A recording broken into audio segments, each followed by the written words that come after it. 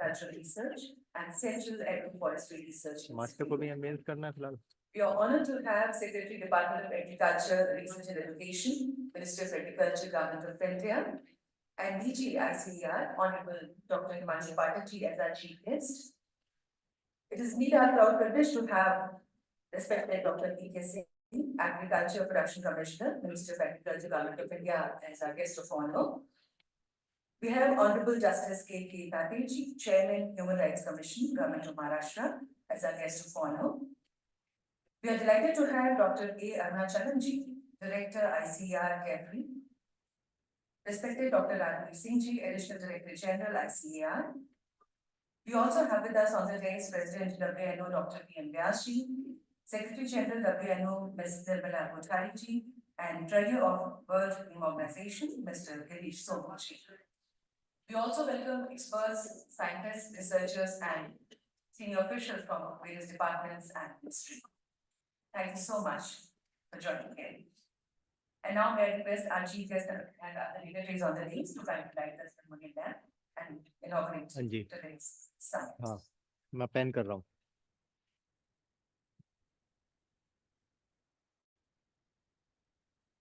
हाँ, ये है.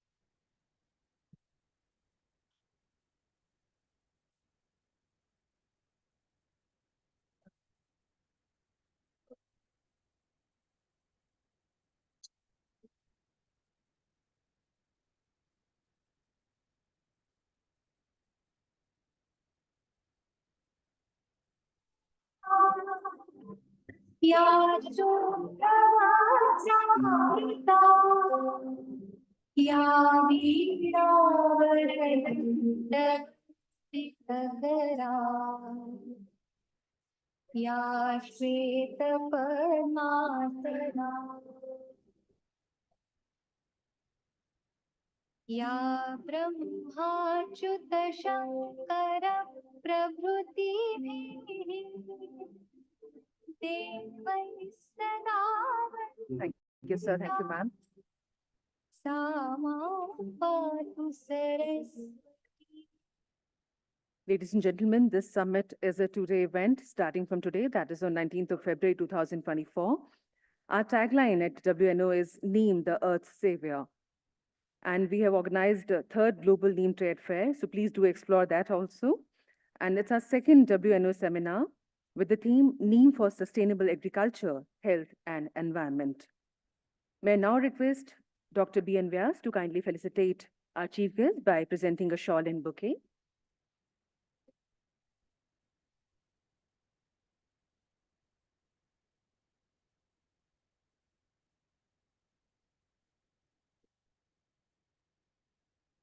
Dr. B.N. Vyas will now felicitate our chief guest and welcome him by presenting a shawl and a bouquet.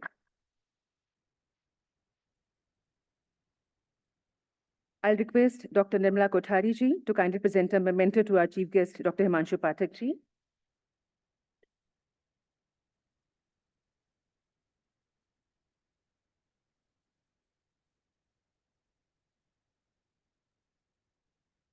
I request Dr. Vyas to kindly present a shawl to our guest of honor, Dr. P.K. Singh.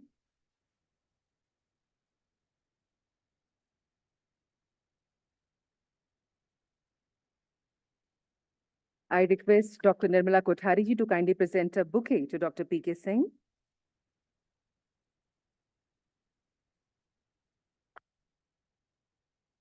And I'll request Mr. Girish Soman to kindly present a memento to Dr. P.K. Singh.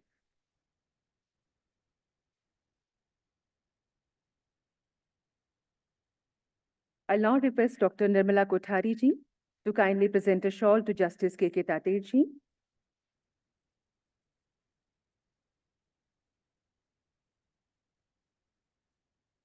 I'm requesting Dr. Vyas to kindly present a bouquet to Justice K.K. Tatir.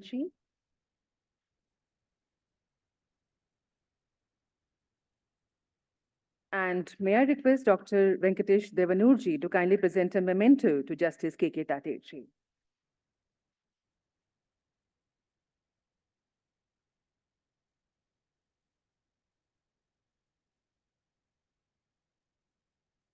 Dr. Venkatesh Devanurji will now present a memento to Justice K.K. Tatir. I'm requesting Mr. Girish Somanji to kindly present a shawl to Dr. A. Arunachalamji.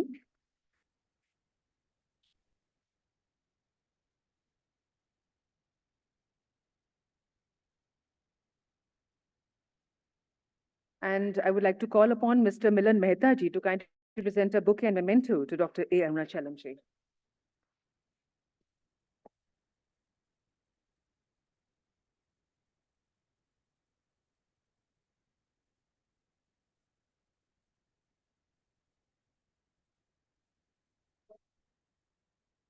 May I now request Dr. Nirmala Kothari ji to kindly present a shawl to Dr. Rajbir Singh ji and welcome him.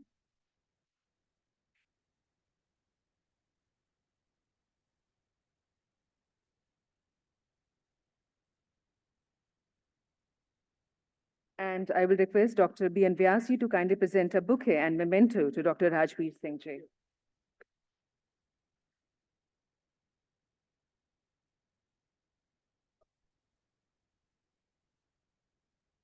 Thank you, sir. Thank you, ma'am.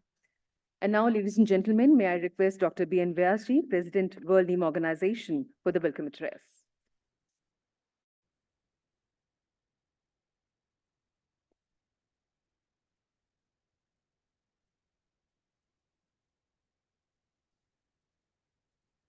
At the outset, I will request your pardon because my very bad throat. Respected chief guest of today's program, Dr. Himanshu Pathak DG ICAR and Secretary DARE, Government of India. Guest of honors, Dr. P.K. Singh Justice K.K. Tater Dr. Arunachalam, Director CAFRI, Dr. Rajbir Singh ADG ICAR, Dr. Kothari, invitees, delegates, members from the press, media, ladies and gentlemen.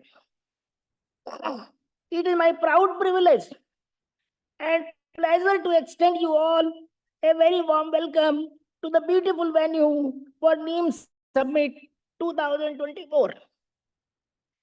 Before I share my thoughts on the conference, I wish to take a couple of minutes to briefly mention about our organization, World Neem Organization, WNO.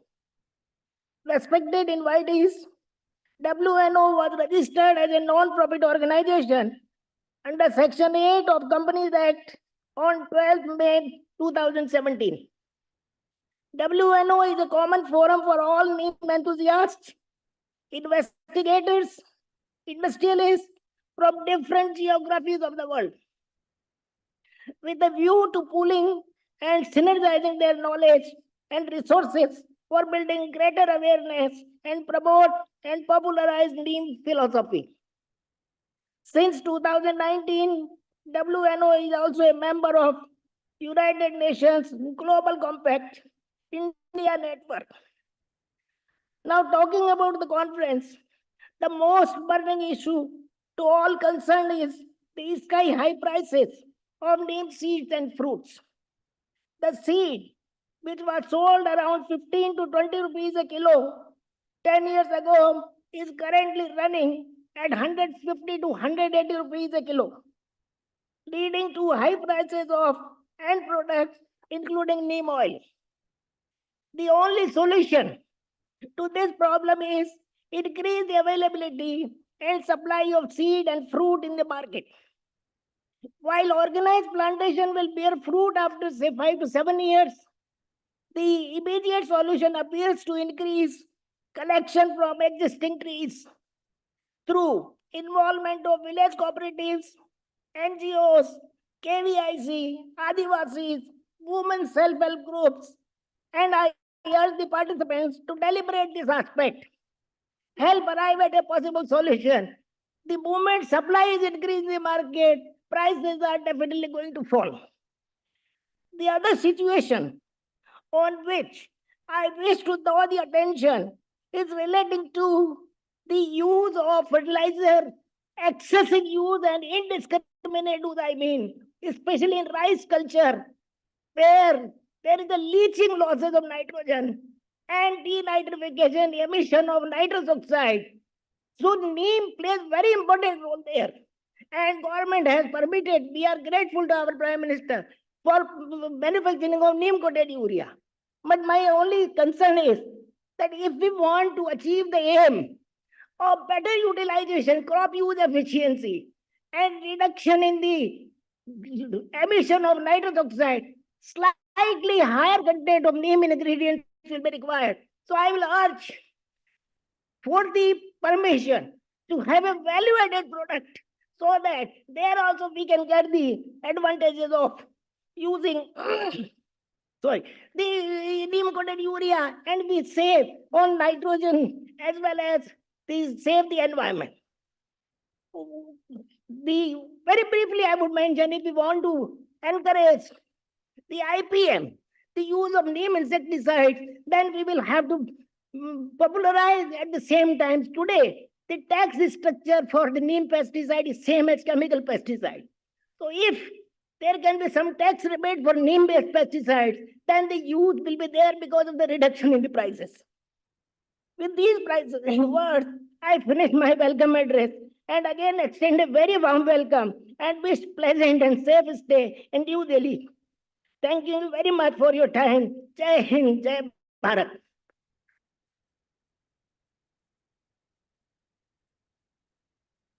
Thank you, Dr. B.N. Vyasji, President WNO, for the opening remarks. And now, ladies and gentlemen, I request Director, Indian Council of Agricultural Research and Central Agroforestry Research Institute, respected Dr. A. Amrachalanji, for their address. Good morning, everyone. Respected Secretary DARE and DG ICR, Dr. P.K. Singh, the Agricultural Production Commissioner of Government of India, and the Justice K.K. Tated, the Chairman of the Maharashtra Human Rights Commission, who are gracing this occasion as Chief Guests and Guests of Honor, respectively, on this wonderful morning, which we pitch in for Neem Summit and also the Global Neem Trade Fair. Welcome one and all to this beautiful occasion. As we all know the importance of Neem, we have read, we mean by that, we stand by that, we follow it, and we worship as Indians. By tradition, we do that as well. This Neem conference has been organized in this August auditorium, gracefully presented to the public of India as the Bharat Ratna C. Subramaniam Auditorium, which is hosting this particular summit. We have international participants from 10 different countries, sir. We have also got 22 companies putting up their stalls, presenting their products based exclusively on Neem. We went to the extent of decorating this stage with the neem leaves, including your bouquet. Yes. And we are also prepared some neem laddus for interested participants, whomever can consume. And sir, when I say neem is a product which we all know, which is bitter in taste. And anything which is bitter is not liked by people normally. So it has to be given along with some sweeteners. So that's what we are trying to do this through this conference mode also. So the number of participants will keep growing because there are more companies coming in, and so their participation is, as we peak into the noon, we might be having a good size of the gathering. I will only say that we have about 18 to 20 million neem trees in the country, and which counts by say 1 tree for every 50 Indians roughly. And that is the scenario. But we need to increase this plantation of neem to establish a subset of data for every one tree per every 10 Indians at least. So at the moment we have 1 tree per 50 Indians. We need to increase the neem population to have a data of 1 tree per every 10 Indians. That's the goal of the country. And that is how the plantation activities are happening in this country for more credibility, both in the carbon side as well as in the nutraceutical sides. So this scenario calls for more and more plantations, and I believe when we all go back from this landmark occasion, we all will go at least plant one tree in our own name and then take care of that plant to its adulthood. That will contribute to the Neem population in the country. So with this connotation and note, I would welcome once again all the participants and delegates from all stakeholders side. And then thank you, WNO World Neem Organization, who came in touch with the Indian Council of Agriculture Research for this organizing this wonderful summit here. Thank you so much. Thank you, Dr. A. Arunachalamji, Director ICAR-CAFRI, for your address. May I now invite, ladies and gentlemen, respected Dr. Rajbir Singhji, Additional Director General, ICAR Headquarters, and request him to kindly address the August gathering.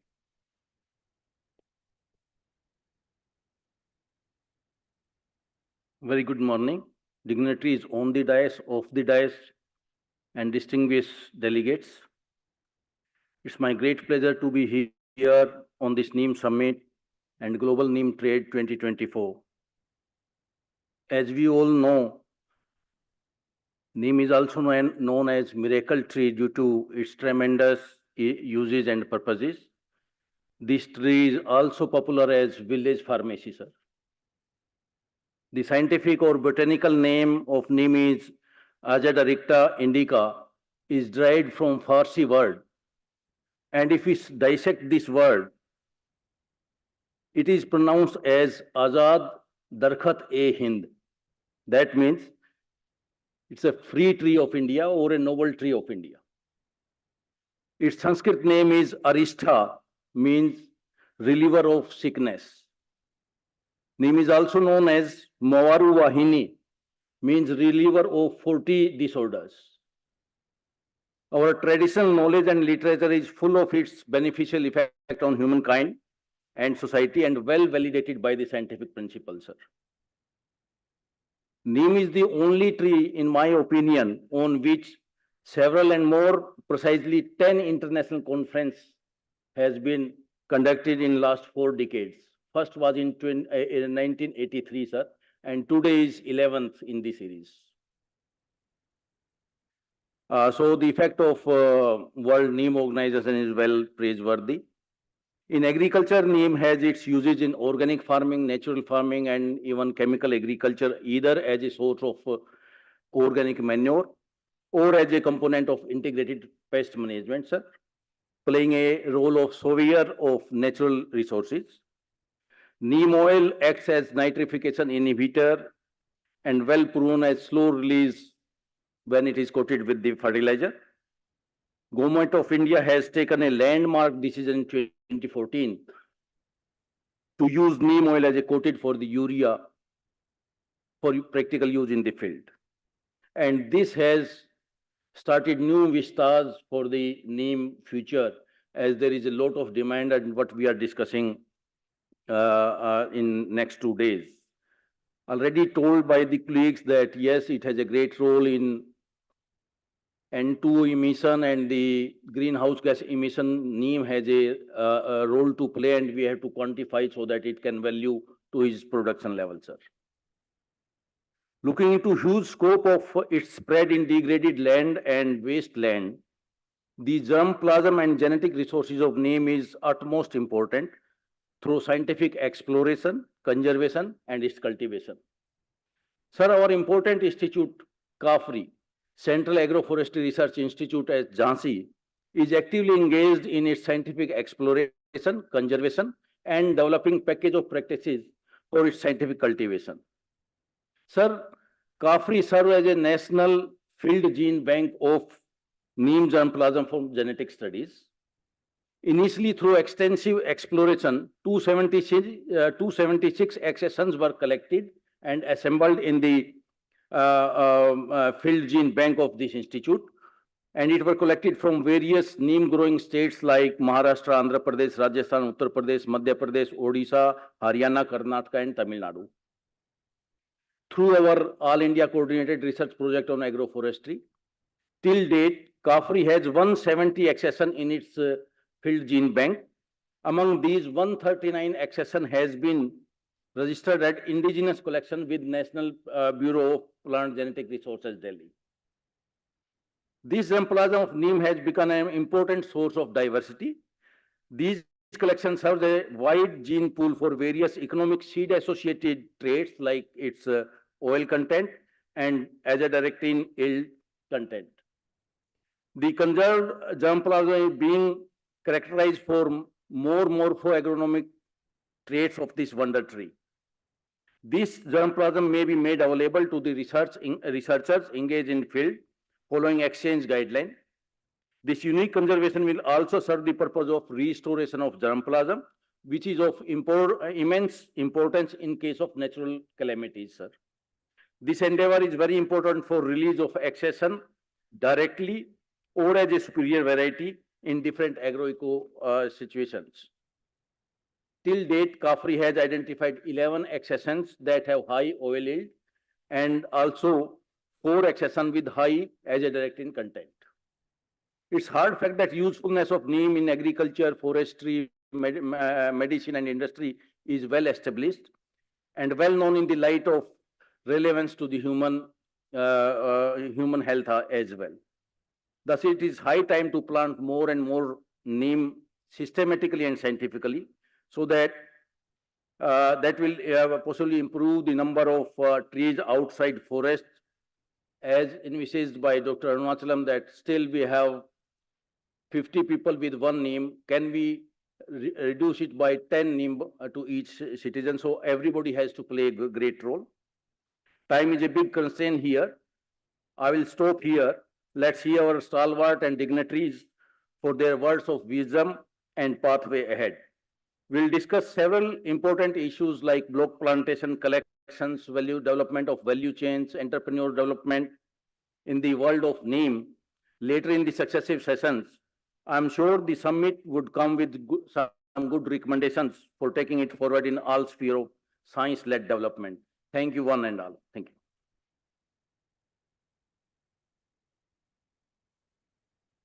Thank you, Dr. Rajbir Singh Ji, Additional Director General ICR, for your address. Moving forward, ladies and gentlemen, we'll now have the release of souvenir, WNO calendar, and also technical bulletin. So may I request our chief guest and other dignitaries on the dais to kindly release the souvenir, please.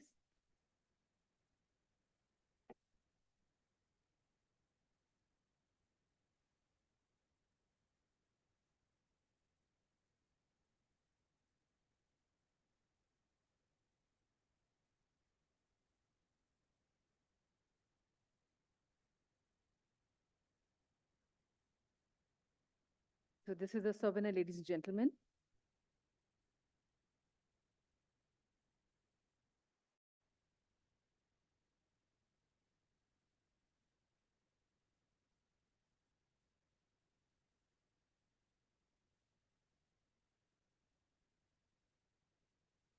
May I request Honorable Chief Guest to kindly release WNO calendar.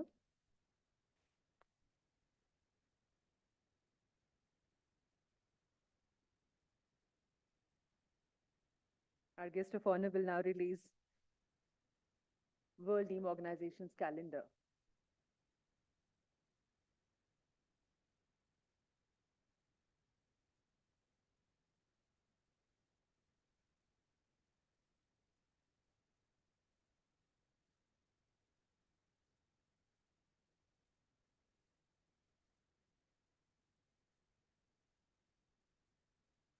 This is the WNO calendar, ladies and gentlemen.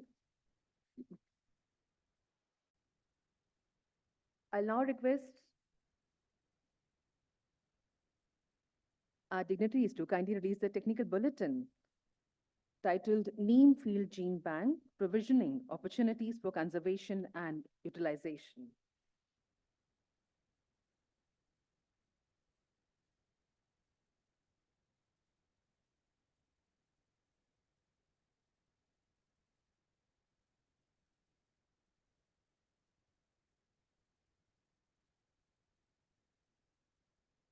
So this is our technical bulletin.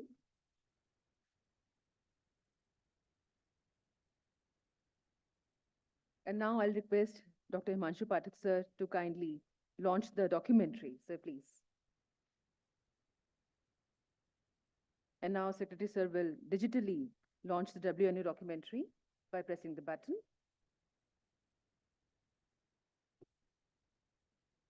This is Neem. As a director, Indica AHS, it has been recognized as having the most potential of any tree of the globe. The benefits of Neem are well known, but it is still not known by many how to obtain high quality and quantity of raw material.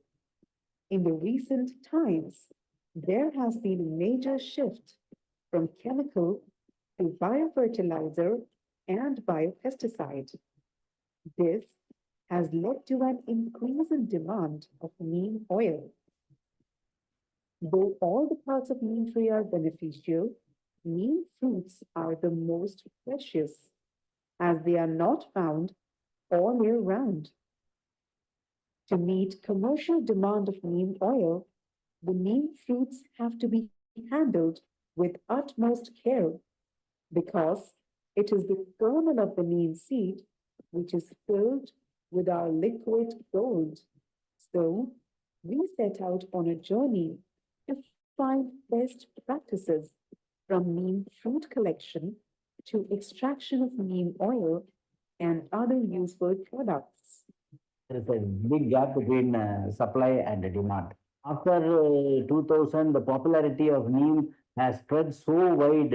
A day may come when Indians will not have neem for their own use. Any wasteland can be converted into a neem plantation. If anybody is there to develop neem plantation and once they harvest and if they give the neem seeds, there are corporates to enter into a buyback agreement with them and support them in all ways. The raw material should be free from moisture, stones, sticks, everything. So we have to give the respect to the raw material. We lay this net, which is at least 2 feet larger than the canopy, to ensure that all the fruits fall onto the net and not on the ground. Handling of raw material is most crucial part of the neem industry. It is saved from rainwater. Okay. And it is coming with a lot of moisture at the time of fresh arrival. Immediately it has to be dried. Green or biscuit color. This is a fine quality. We buy fruits at 20% moisture and then we dry them further to 5% moisture before processing.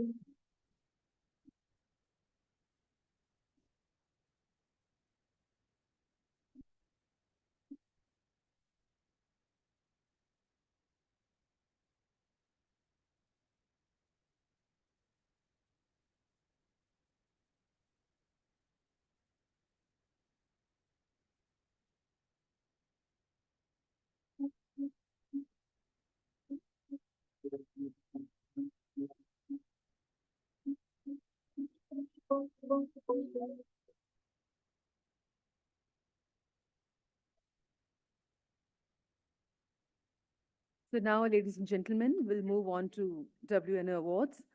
Those who have done outstanding work and have contributed immensely will be felicitated by our chief guest and other dignitaries on the dais.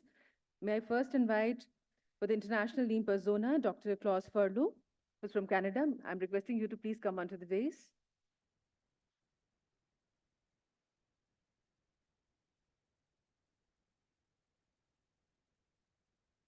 For International Neem Persona, we are first inviting Dr. Klaus Furlow, who is from Canada, and our chief guest,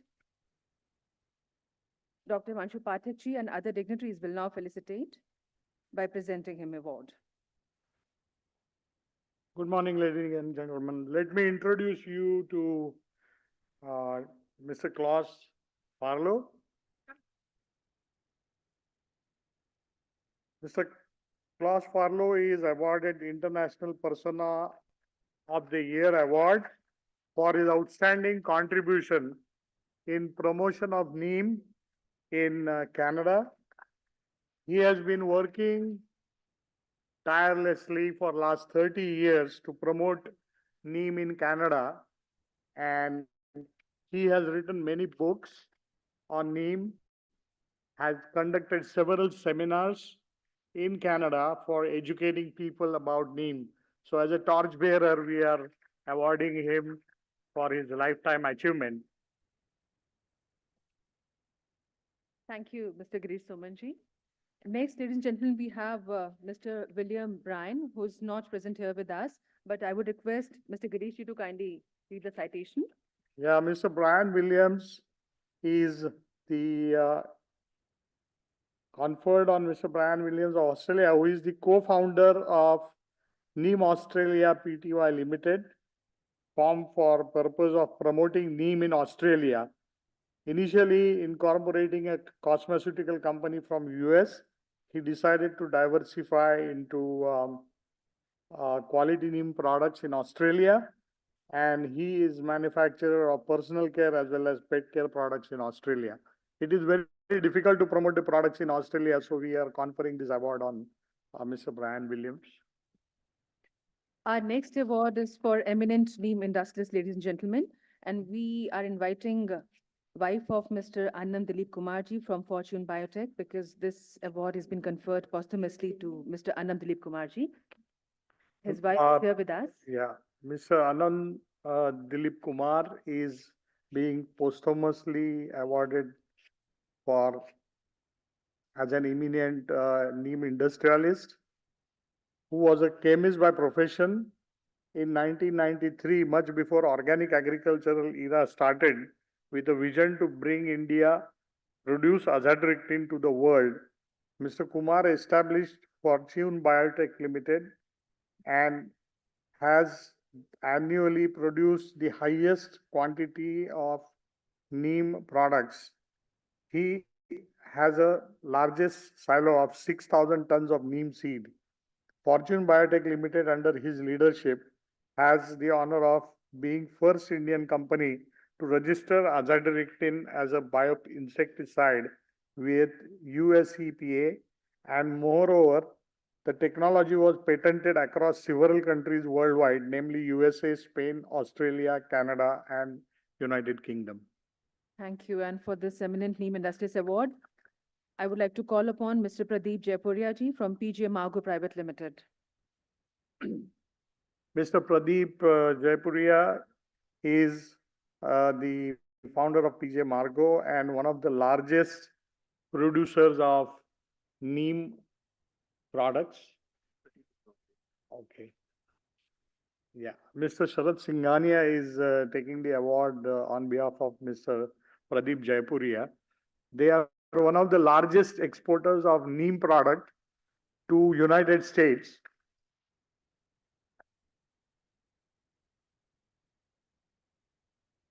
Next award is for eminent Neem scientist, Dr. Ratindranath Baral ji. Dr. Baral is a Neem scientist who has worked extensively on cancer research.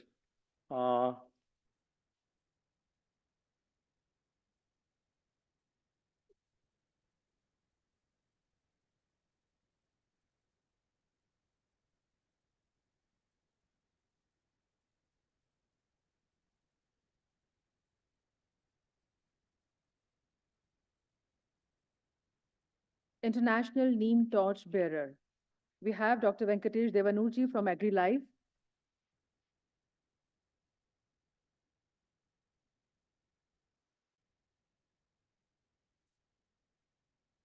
I would like to introduce Dr. Venkatesh Devanur, who is one of the leading manufacturers and exporters of technical Neem product, and he actually travels all around the world and participates at least 10 to 12 different exhibitions around the world, propagating Neem everywhere, wherever he is going. Our next award is Valiant Neem Warrior, and Dr. Mrs. Nirmala Kothari. No,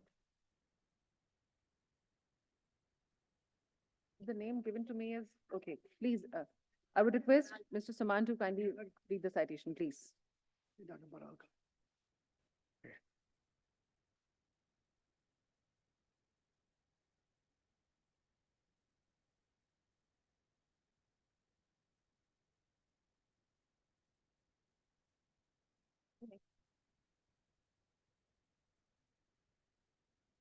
The next award is for Dr. Nirmala Kothari as the Warrior of Neem.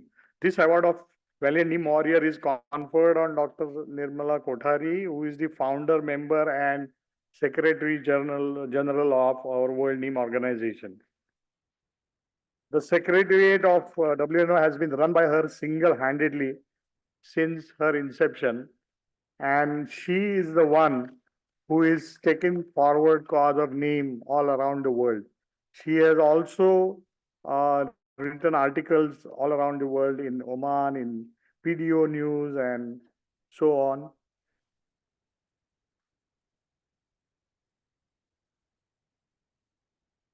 And finally, we have a lifetime Neem commitment to Dr. B.N. Vyasri.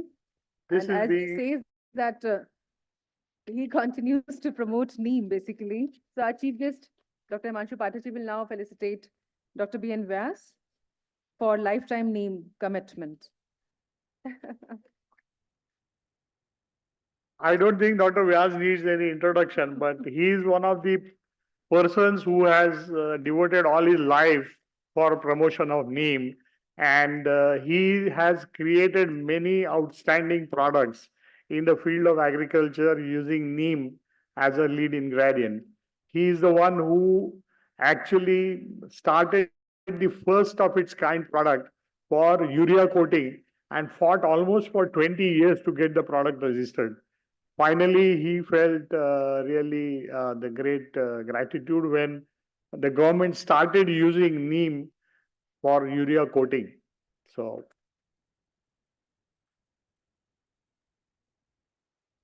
Right. Thank you, sir. I would thank all our dignitaries, and may I request you to please be seated? Yeah. Yeah, thank you so much, Mr. Girish. We have one more award to be conferred. There is a Society for Science of Climate Change and Sustainable Environment, New Delhi, which unanimously conferred the award, Lifetime Achievement Award, to one of the reverend persons who is amidst us today and who will be conferred. And I take the privilege of announcing the awardee's name, who is none other than our Honorable DG, Dr. Himanshu Pathak. And as you all know, Dr. Himanshu Pathak,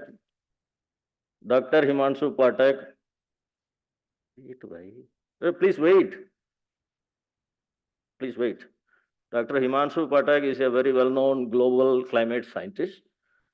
Although his fundamental discipline is soil science, his heart and soul is embedded into the climate change science, which is very much talked about these days in various global forums, and the Society of Science of Climate Change and the Sustainable Environment is feeling proud today to confer this Lifetime Achievement Award to Dr. Himanshu Pathak. I take the privilege as the General Secretary of the Society. On behalf of the President of the Society, I will give away this award to our Honorable DG today. Thank you so much. Thank you, sir.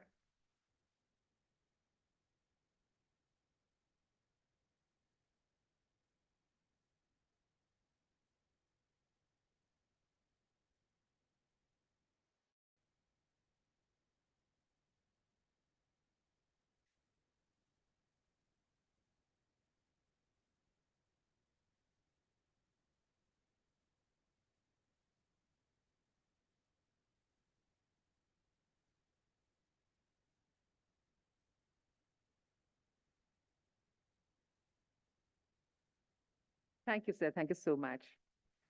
And now, ladies and gentlemen, I'll request a guest of honor, respected Dr. P.K. Singh ji, Agriculture Production Commissioner, Minister of Agriculture, Government of India, to kindly grace us with his address. Please, sir.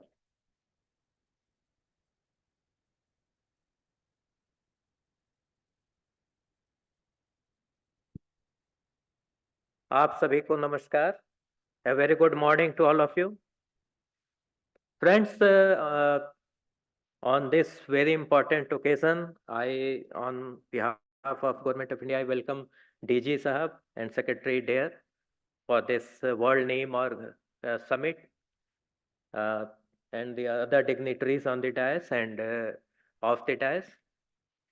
This is a very important occasion because when I sat here, I saw a pencil made of neem, and if you maybe most of you must have grown up in the morning. We used to in the morning that kind of stick to clean our teeth with neem stick, that is daton, what we call. So all of us, so I just thought that this is datun, but when I saw that was a pencil, so that is the development from datun to pencil in the neem leaf, this stick. That's how that was the time when only 2 or 3 toothpastes were there. Something like Binaka, which was very famous, and they have to compete with neem to this kind of datun. And then Binaka Geet Mala was very famous at that time, which later changed to Sibaka and all those things. And Four Hands and something like that, some more toothpaste were coming. But now this development is very encouraging that we are now getting neem toothpaste and all those things in the market. So such kind of development is there, and that's a very good initiative by these private entrepreneurs and how they are growing in with the natural products. Friends, when we are now moving in this uh, what we call as Amrit Kal, that is the time between this period to 2047 when we will be 100-year democracy that is independence. In this period, there are several things on which we are working on. That is, one is the Atmanirbharta on different things. So Atmanirbharta on pesticides, Atmanirbharta on other production and agriculture products, everything we have to work upon. And in that, Neem is to play a very important role, because by another, if you see, another 23 years after 47, that is by 2070, we have to be net zero for carbon and all those emissions now. So if we have to work in that direction, yes, a large number of degraded land masses are to be covered with something like agroforestry, which Neem will have a very important role to cover that area. And then for that, again, we have developed this protocol for carbon credits. Then we have developed protocols for the accreditation of agroforestry nurseries, so that the quality planting material can come in the market, and that too with carbon credits can be accumulated. We are also working on the development of some portal and platform for the sale and purchase of those carbon credits also. Director Clifford and ADG is here. They are working on this one. So in the next few years, yes, then our Honorable PM has a dream that Sarve Bhavantu Sukhinah, Sarve Santu Niramaya, Sarve Bhadrani Pashyantu, Ma Kasyat Dukh Bhag Bhavet. That is, everybody should be disease free, everybody should look good, and there also Neem has a very important role to play. That is, so many products, these health products, then the cosmetics, everything is coming up which are made up from the neem. And for that, we need a lot of raw material to produce those products. And in that also, in that direction also, the importance of neem is there. So there are many other things which are to be spoken on this, but time is a limiting factor. We are in touch with this World Name Organization for last 1 year when I joined here as Agriculture Commissioner. So since then they are in contact. They wanted this workshop or this summit to be organized in India. So I really I'm thankful that they organized it in Delhi so that we all can take part easily here. So I'm thankful to them. Thank you all. Thank you. Thank you all. Thank you, sir. Dr. P.K. Singh Ji, Agriculture Production Commissioner, Minister of Agriculture, Government of India. And now for the address, ladies and gentlemen, may I humbly request our guest of honor, Honorable Justice K.K. Tatir Ji, Chairman, Human Rights Commission, Government of Maharashtra.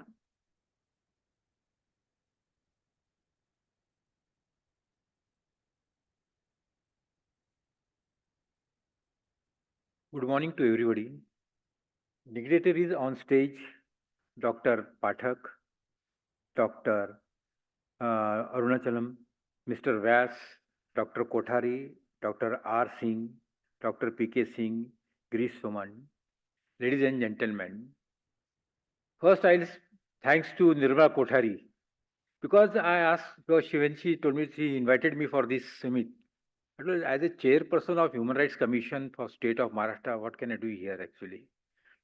Then she explained me the way in which I agreed for that. Because as a chairperson of Human Rights Commission, we are also holding each month we are holding one workshop and conferences at villages, some taluka places, some district places to explain the human rights.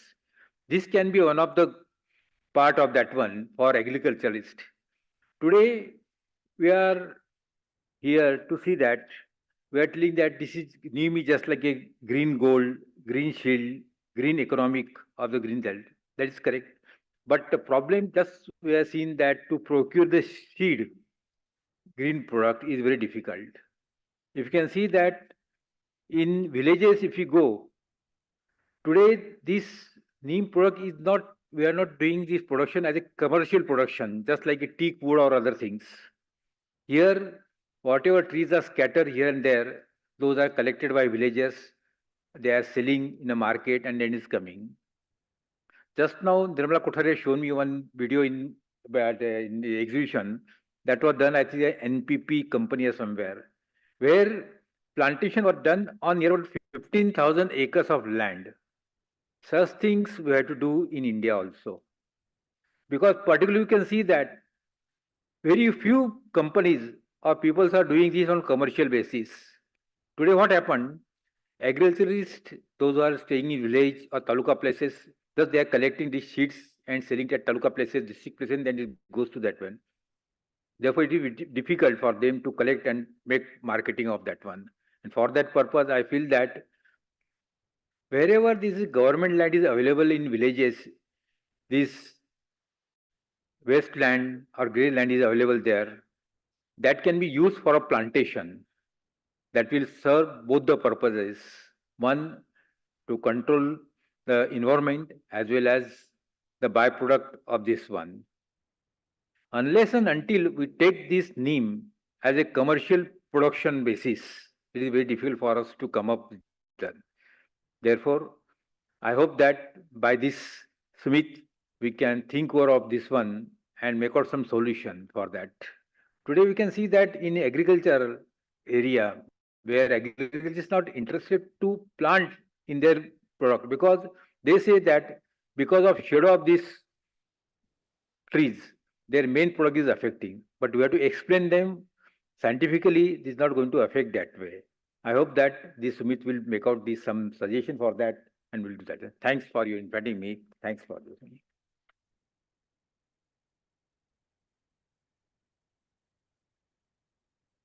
Thank you, sir, for your address. Ladies and gentlemen, Justice K.K. Tatir, Chairman, Human Rights Commission, Government of Maharashtra.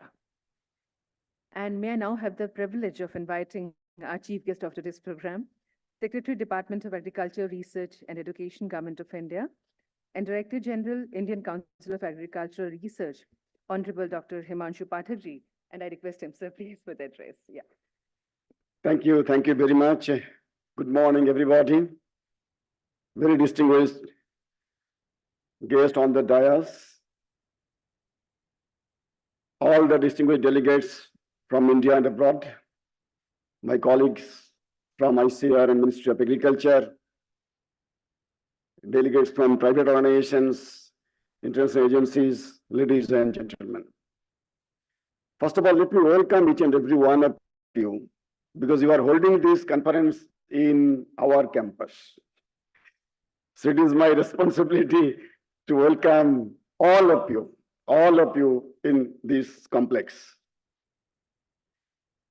Friends, while I was discussing with many of you, by now I know that all of you are so knowledgeable on this particular subject. And probably I have got the list of the knowledge.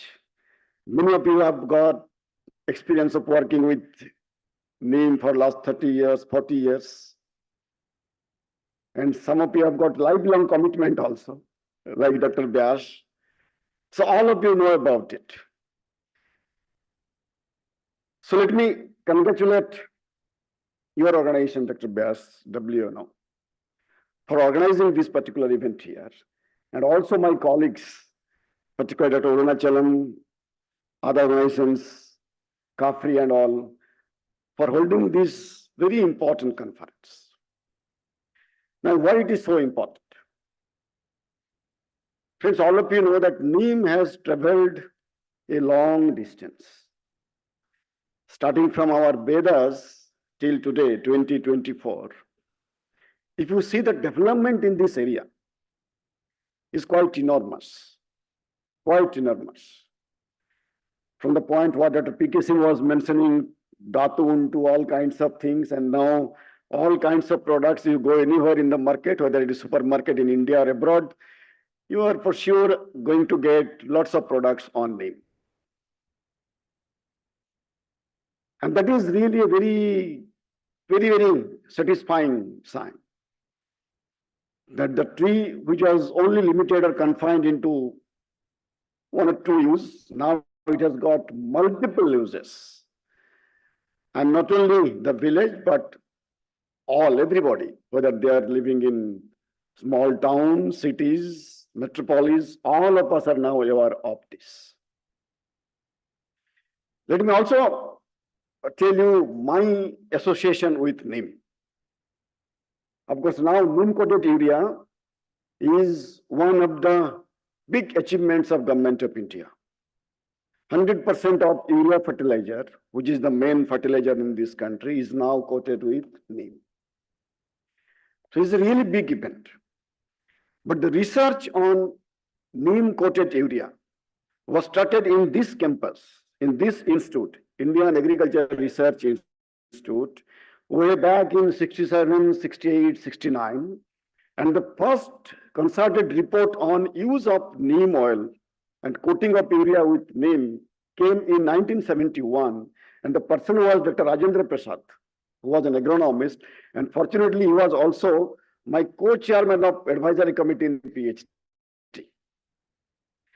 So when I started doing my PhD, by that time, all other properties of neem were known, that it can inhibit nitrification, it can increase nitrogen efficiency by at least 10% or so. But then as Dr. Arunachalam talked about, we added another dimension for the use of neem-coated urea, that it can reduce emission of nitrous oxide to the tune of 10 to 15%.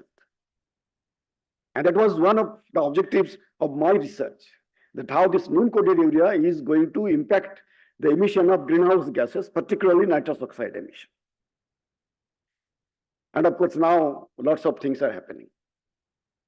But then when good things happen, there are several constraints also coming. And some of those were mentioned over here. Dr. Vyas mentioned a few, and Dr. Taja also mentioned some of others. What we now really need to do is to find solution of all these constraints and limitations which we are facing in this particular area. Constraints come from research, identifying the germplasm which are good for oil content, good for azadictin content, and so on. Then, of course, it's processing, value addition. So the whole research and development area, in spite of several developments, there are gaps. So that is one. And then the major problems, what Dr. Vyas mentioned, is the availability of seed. till now, neem cultivation has not come like big way in plantation. So you can see big plantation areas for other plants, but not for neem. Though there is scope, Government of India has got a plan of converting 26 million hectare of degraded land into some kind of plantation. And neem could be one of those plants. But which trees, what varieties and so on, that of course remains one of the challenge areas. Agroforestry, for which our institute, which is now headed by Dr. Arunachalam, is another. And as Dr. Rajbir Singh ji mentioned about all the activities and achievements of CAFRI, Central Agroforestry Research Institute, related to neem, but we really need to strengthen all of those in collaboration with all of you who are present here. Starting from identification of germplasm, multiplication, and the whole value chain process. But then, until and unless the whole society, through our self-help groups, through APOs, through other non-government organizations, can reach up to the farmers level, the amount which we require now is not going to come. So how to link the farmers so that they'll be more and more interested to grow this particular tree? How to link them so that they'll be benefited out of it? So not only these neem-based products, but then few other dimensions of neem and its advantages also need to be included in our overall plan of promotion. So one is carbon farming. We all know that neem trees have got a good carbon sequestration potential. Now, how to transfer the benefit of carbon farming to the farmers if they go for growing neem trees? Second is the benefit in terms of soil health improvement. Now, how to again translate all these things and convince a farmer that this is going to help you in soil health aspect also. Friends, let me tell you, today the whole world and particularly India and its agriculture is more concerned about which we call as nature-friendly agriculture. We really want to reduce application of chemical fertilizers. We really want to reduce application of chemical pesticides and of course all other substances which are going to create problem for the nature, for the environment. Now for all of this, starting from fertilizer to pesticides, neem has got a big claim. It can reduce use of fertilizer, and neem-coated urea is one of the best examples. Integrated pest management with neem products is another very good example.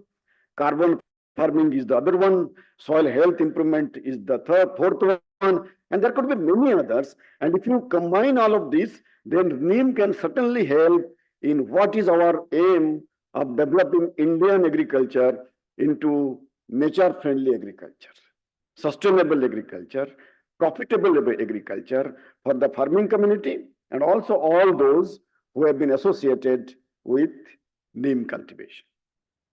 And your organization, WNO, of course, our own organization, CAFRI, which are already playing big role, but then suddenly have got a much bigger role now.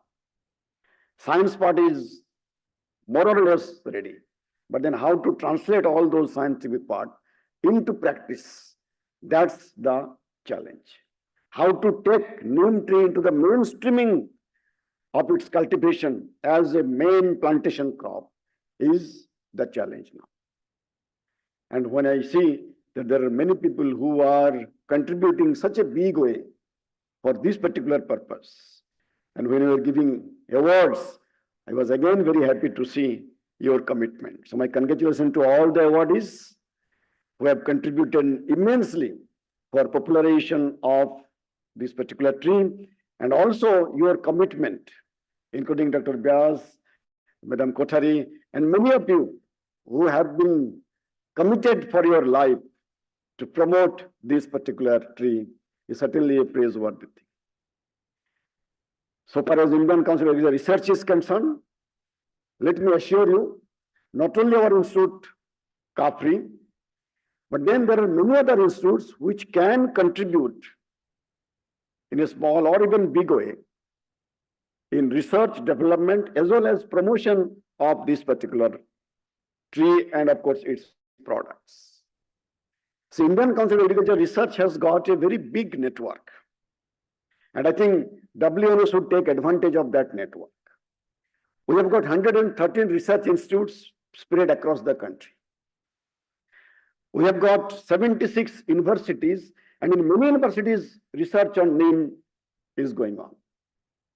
And then we have got 731 Krishi Vigyan Kendras, farm knowledge centers. Again, those KVKs can really play a big role. So every district has got at least one Krishi Vigyan Kendra. So if we can take their help for promotion of these products, again, it will help in reaching to the farmers. And on behalf of ICAR, Dr. Vyas and all the organizers, let me assure you that ICAR and Ministry of Agriculture will be supporting your endeavor in whatever way you want to promote this noble cause, to promote Neem, its cultivation, its popularization, its products for achieving what we aim for, nature-friendly farming. Today, before coming to this place, I was going through net and then I saw one very small but beautiful poem in Hindi. I thought I shall just, probably it has been written by somebody, but then it says that, "Nahi मैं doctor, नाही मैं ओझा, नाही वैद्य हकीम, मैं तो एक पेड़ हूं, मेरा नाम है नीम। पेड़ ही हूं, लेकिन मैं डॉक्टर का भी काम करता हूं, ओझा का भी काम कर लेता हूं, हकीम वैद्य का भी काम कर लेता हूं, रिसर्चर के साथ भी काम कर लेता हूं, लेकिन असल में मैं हूं एक पेड़ और मेरा नाम है नीम। और ये नीम का पेड़ एक बहुत अच्छा नोवेल भी है, नीम के पेड़। एक गांव के घर में आंगन में एक नीम के पेड़ है, and then there are lots of things are happening under that neem tree that depicts the entire journey of life. How life in a village, small home, I mean, goes from childhood to death and then all these under that particular tree. So that also depicts how neem tree is associated with the society of India, whether it is village and of course small towns and so on. So once again, I congratulate all of you for organizing this particular conference here, and let me assure that we will be very, very happy to provide all kinds of supports.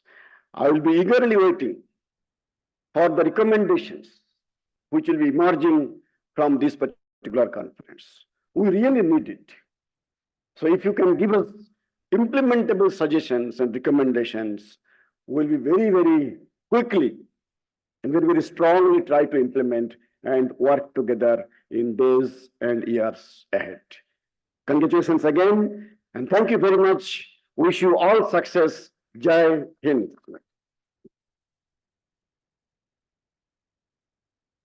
Thank you, sir. Thank you so much for your support, for your words of wisdom and sharing your experiences with us. Thank you. Ladies and gentlemen, Secretary, Department of Agriculture, Research and Education, Government of India, and Director General ICR, Dr. Himanshu Pathak ji.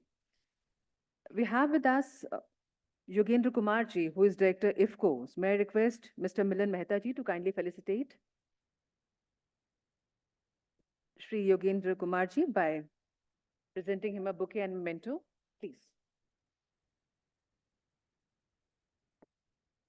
No, sir, please.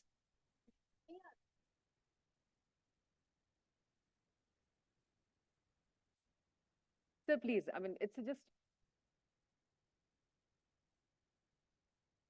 Ladies and gentlemen, Mr. Yogendra Kumar ji, Director IFCO, our guest of honor. Mr. Milan Mehta ji is felicitating him with memento and a bouquet.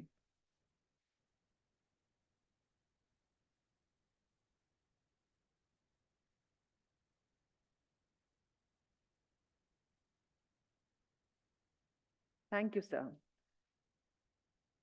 Ladies and gentlemen, it is indeed my honor to invite respected Mr. Klaus Verlu, who's from Canada. May I request you, sir, for the keynote address, please.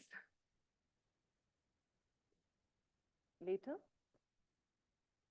Okay, no, sir, we have word of thanks actually, sir. Okay, as I've been told, I'll request Secretary General WNO, Ms. Nimla Kothari ji for word of thanks. Ma'am, please. Hello, everyone. Neem greetings to all of you. I would like to thank Dr. Himanshu Pathak to accept our invitation to be a chief guest of this summit. And then I would like to thank Dr. P.K. Singh, Agriculture Commissioner, to accept our invitation for guest of honor, Justice K.K. Tate, to accept our invitation for guest of honor, Dr. Rajbir Singh, to accept our invitation to be on dais and guest of honor. And I would like to thank all invited speaker, all dignitaries, Dr. Arunachalam, because of his support, we could plan this summit. And all of you to come and attend this, our sponsors, Diamond sponsors, PG Margo, ITC Limited, Nisarga Herbs, then Indian Association of Plant Growth Products, then our gold sponsors, Ozone Biotech, Sun Bionatural, then Coromandel Limited, Fortune Biotech, and then I may be missing some names, then silver sponsors, SS Biochem, NPP, and I think Terramera. Then our kit sponsors, SJS Biotech, and support sponsors, IFCO and Sri Ram Solvents. So I thank all of you to come and make a success of the summit, that we can do something about Neem together in the future. And this will be a good thing to do for next generation. We need carbon-free environment and carbon-free or the pollution-free environment and so many other things. Thank you. Thank you so much.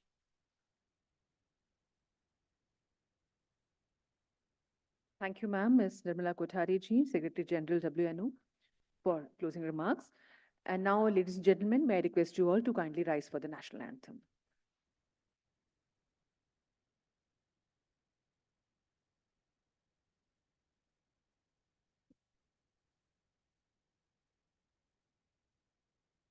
जनगण अधिनायक जय हे भारत भाग्य विधाता पंजाब सिंध गुजरात मराठा द्राविड उत्कल बंगा विंध्य हिमाचल यमुना गंगा उज्जल जलधि तरंगा तव शुभ नामे जागे तव शुभ आशीष मांगे गाहे तव जय गाथा जन गण मंगल दायक जय हे भारत भाग्य विधाता जय हे जय हे जय हे Jaya Jaya Jaya Jaya He.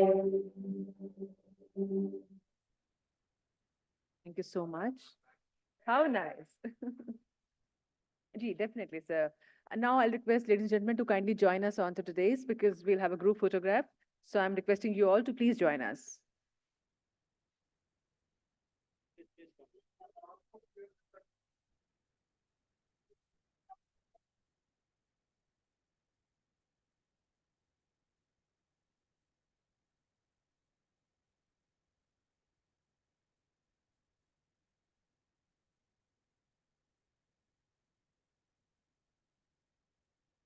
And with this, ladies and gentlemen, we wrap up our inaugural session.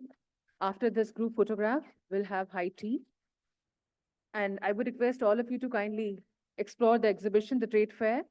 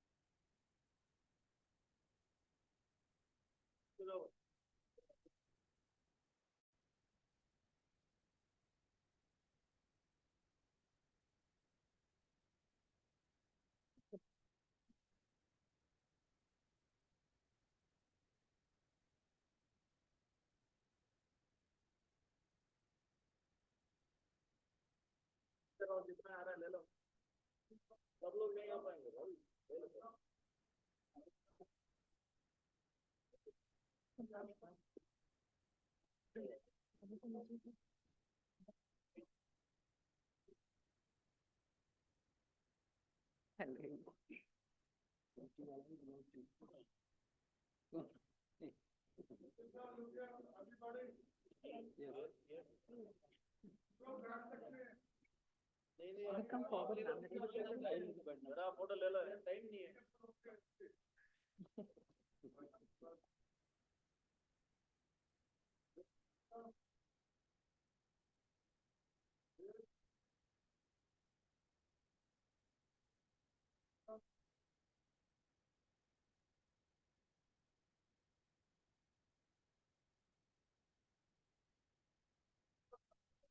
Thank you so much. With this, we sum up our inaugural session. And I would like to thank all, especially our dignitaries on the days. And as you know, ladies and gentlemen, it's our two-day event. So we'll have presentations, meetings, conferences, and seminars. So please do join us. And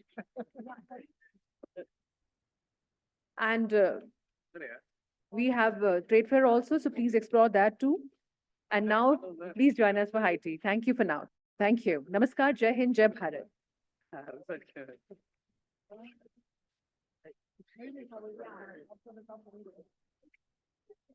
And thanks to our technical team. Thank you.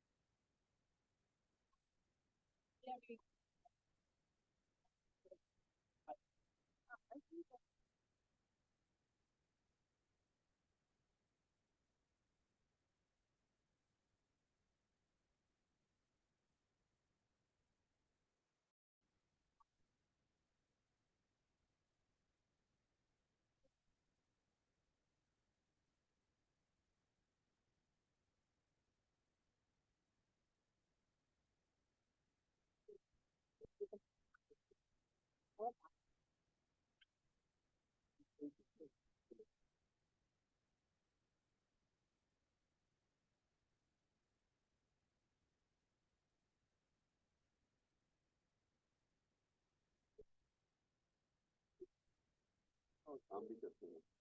We are working on this development since 1991. So then I was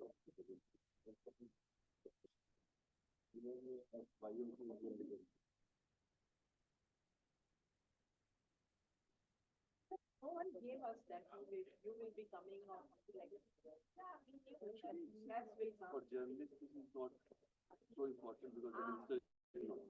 The minister is not. I'm telling you, Then within this time, then WNO should also have tried to contact journalists directly.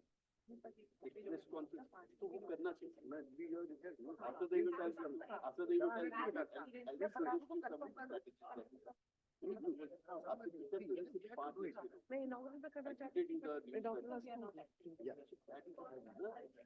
Facebook, Instagram, we are, but not on because it's very important issue and I was looking at it. That's what I'm saying. मैं पढ़ रहा था इतना बढ़िया schedule है आप आज के काम. That's why I came. I thought कि दूसरा प्रोग्राम नहीं है. So you can solve many problems. 7 8 sustainable development goals solved around half. when I was in Oman, I used to write weekly work. I started this week because my PhD is in engineering and I'm a naturopath also.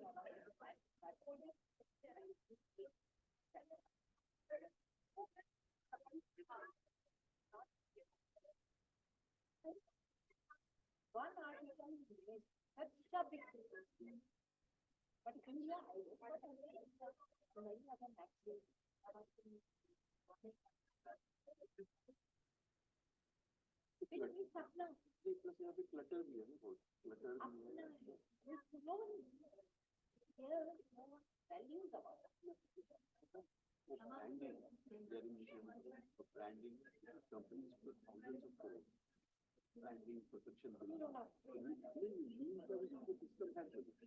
Because it is of thousands of billions.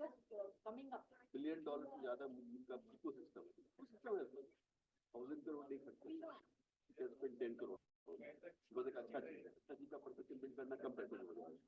जो चीज की उसका perception build करने में ज्यादा पैसे लगते हैं. It's like आपसे मिलेंगे इसके बाद. Try to help you whatever. Because तो I use Neem Datun 15 days a month. जब मिलता है तो एक बार जाता हूँ दोस्तों लोगों से. Yes, it's the best thing. Yes. एक आर्टिकल तो मैंने डाल दिया, अपलोड कर दिया. डाल दिया.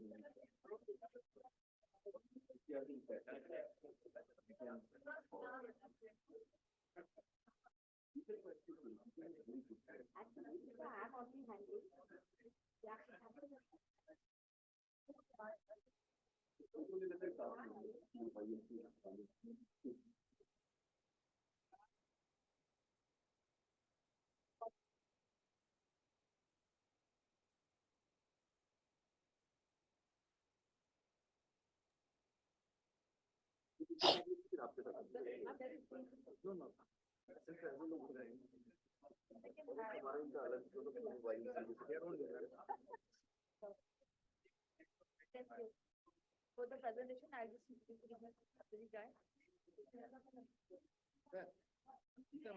My duty, sir. My duty. I will do it.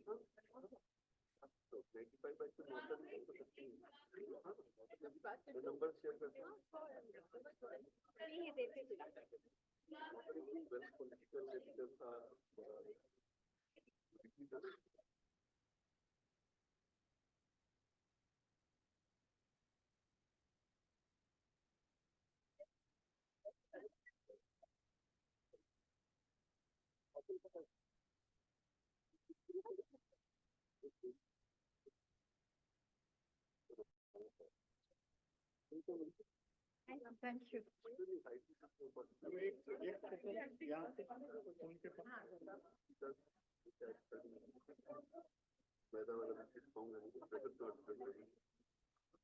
ज्यादा होगा तो आपको खा लिया तो इस तरह का डिफाइंड बेटर.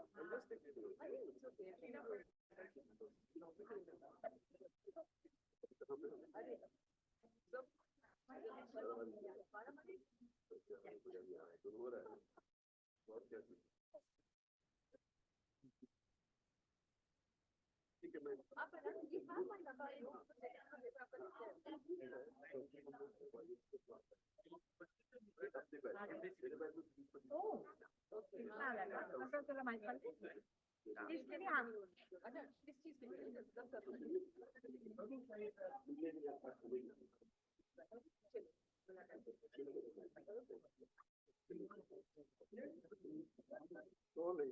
सर अब तो मैं देख रहा था उधर से अब बता रहे तो मैं सुन रहा था. हाँ आपका वो नीम का साइंटिफिक मैं बताऊँ चलिए हम चलते हैं. हाँ राइट इधर चलते चलते ही बात करते हैं. तो आपका फिर मैन जो है नीम के पेड़ दी जाता है. मैं वो लेकर आया. Thank you for accepting our notice. At short notice. बस से मैंने टब में डाल दिया. अब मैं सोच रहा था इसको कैसे खड़े हुए थोड़ा पानी बहुत पत्ते बच गए. आपका सर कब है? मेरा सबसे पहले सबसे फर्स्ट आपका है. पहले शुरू में सबसे पहले मेरे. क्या अभी प्रेजेंटेशन के लिए अरेंज करके आ जाता है. I'll take care of it. Let me ensure that it is working, sir. No, it will work. Okay, I will take it.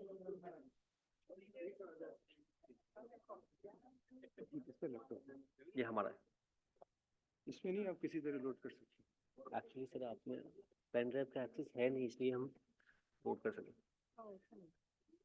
Sanjeev ji इस लैपटॉप को कनेक्ट कर दीजिएगा, स्विच कर दीजिएगा.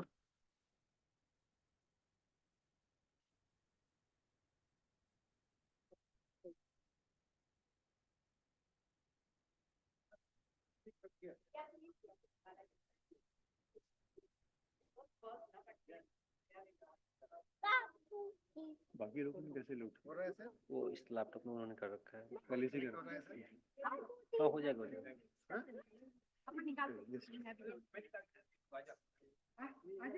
अगर सब लोग ब्रेकफास्ट करने से करते हैं, ऐसा ना आईटी पे चले गए। अगर मैं उनको भेज दूं, किस उनका कोई है यहाँ मेल आईडी में कुछ नहीं आपका लैपटॉप है। इसमें आपका मेल, अगर इसमें आपको लॉगिन करना पड़ेगा सर। मैं लॉगिन करके भेज सकता हूँ, मेल आईडी है इसका। Hello Sanjeev ji, control room में हो क्या? कंट्रोल रूम में हो क्या आप? अच्छा वो नहीं, एक लैपटॉप यहाँ दरअसल स्विच करना था, पोडियम वाला। मैं अगर आपकी मेल आईडी है तो मैं स्विच भेज दूँ। Podium podium.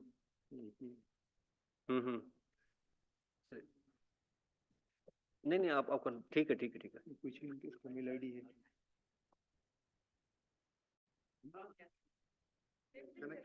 नहीं दैट पर्सन सर अगर आप लॉगिन कर सकते हैं इसमें अपना मेल, इसमें से, हाँ इसमें, हाँ तो आप इसमें लॉगिन करके आप कनेक्ट जीमेल इसमें लॉगिन कर सकते हैं। हाँ हाँ वाइड।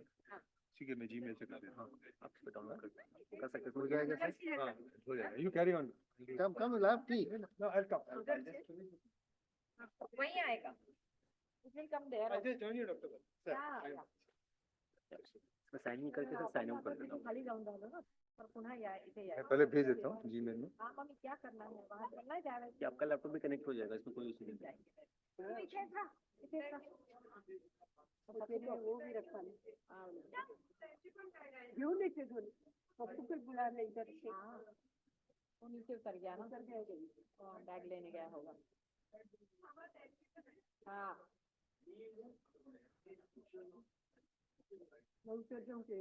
काहीच नाहीये, वहाँ से पकड़ के उतर सकेंगे ना, ये डेंजरस है। मेरी एक थैला भी है वहाँ पे, वो जा रही है ना, वही तो लेने जा रही है। मैंने बोला था थैला मत लो आप कोई चीज। चलो अपन उधर से आते हैं, अब मालूम नहीं वहाँ पे।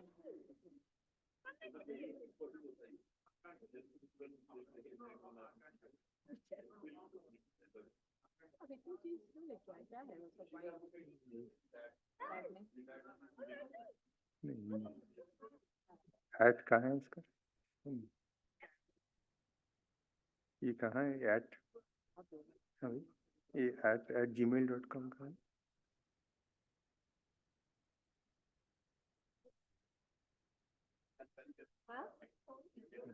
हाँ वो फिर चल जो ऊपर चढ़ा, लेकिन मैं मालूम नहीं ना वो कहाँ जाता है, क्या जाता है। Right sir.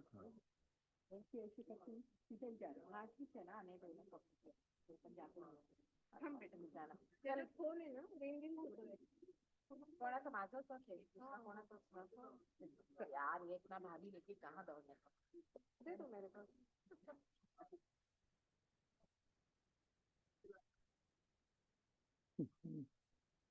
ये क्या कैप्स लॉक ऑन है क्या? नहीं क्या हो गया?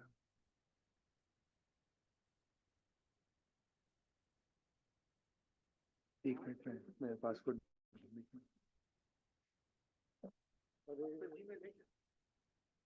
इसमें सर मेरा जीमेल लॉगिन नहीं है।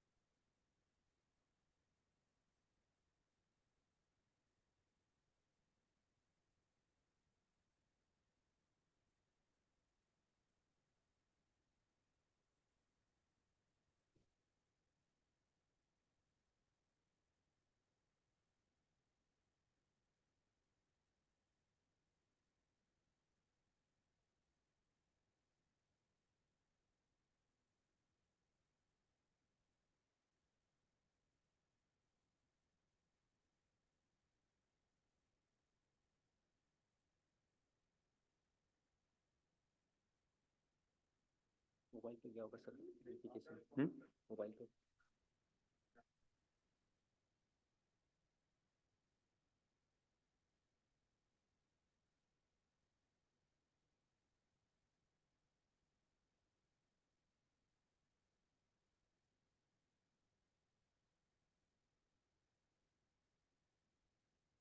नहीं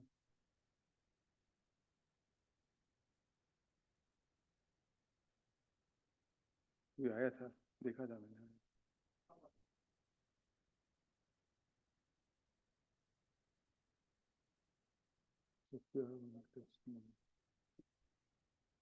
वन सेकंड सर, मैं वापस से भेजता हूँ, अभी आएगा सर, ओके करोगे?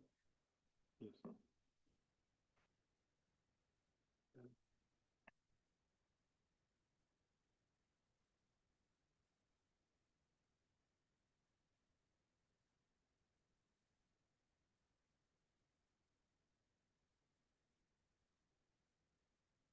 ये वाला, हाँ, ये वाला प्रेजेंटेशन लीजिए।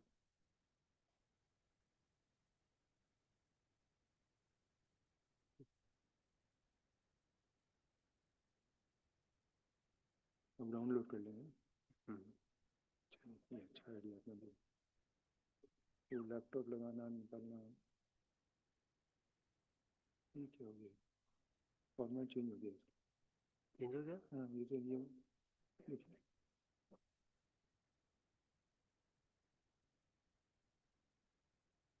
ये मैंने हमने ये जो फॉन्ट इसका चेंज हो गया। ओके, इसमें इसका मतलब आपका सर फॉन्ट डिफरेंट है इसमें। मेरा ये फॉन्ट अलग है मेरा। आप फॉन्ट मत चेंज करिए। नहीं एक्चुअली फिर आपको इस पे ही खोलना पड़ेगा फिर। गूगल सर्च मत करिए, खाली डाउनलोड कर दीजिए, तो गड़बड़ हो जाएगा सब कुछ। बट डाउनलोड करने के बाद वो ओपन कर रहा हूँ, देखो इसमें फॉन्ट नहीं है ना। तो क्यों ऐसे क्यों? खाली कॉपी पेस्ट नहीं कर सकते? कॉपी पेस्ट करने का एक्चुअली कुछ इसमें डिफरेंट फॉन्ट यूज हुआ होगा, सारी चेंज हो गया ना। पूरा गड़बड़ हो जाएगा पूरा। ये देखिए अलग है, इसी से करने को नहीं ये कर सकते हैं, बट इससे फुल नहीं आएगा। नहीं पूरा नहीं।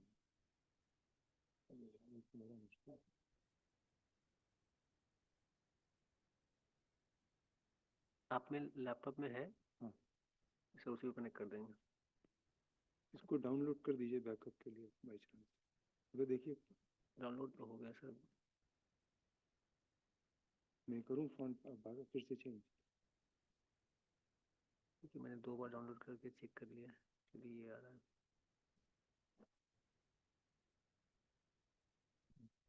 ये क्या हो रहा है ना, ये बाहर जा रहा है सब, ये पूरा पढ़ नहीं पाएंगे ना।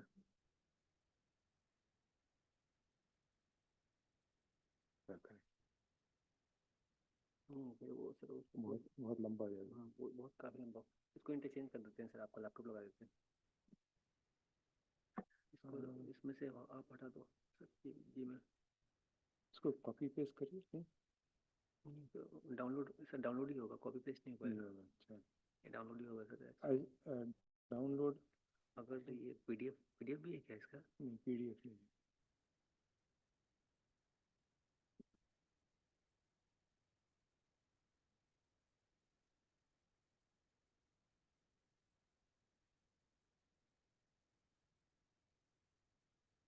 अगर आप गूगल इससे डाउनलोड करिए। डाउनलोड का ऑप्शन है इसको,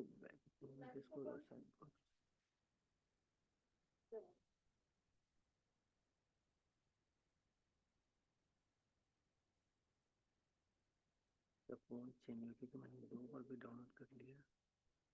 वो फिर बाहर जाना है। या तो इसको स्क्रीन पे प्रोजेक्ट करके देखें एक बार।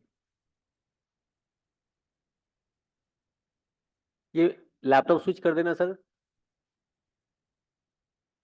ये वाला हाँ, वो स्विच हो जाएगा सर।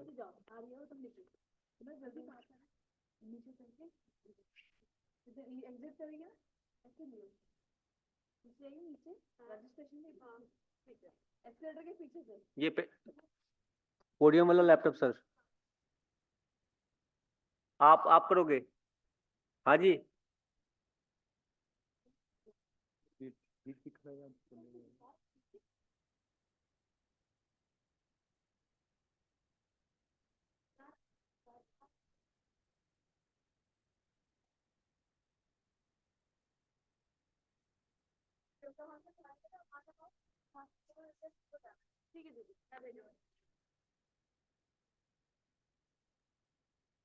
Podium sir, podium.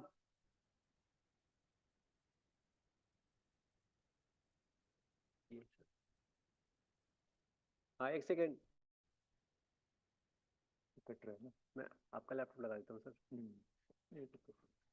एक होल्ड रखिएगा।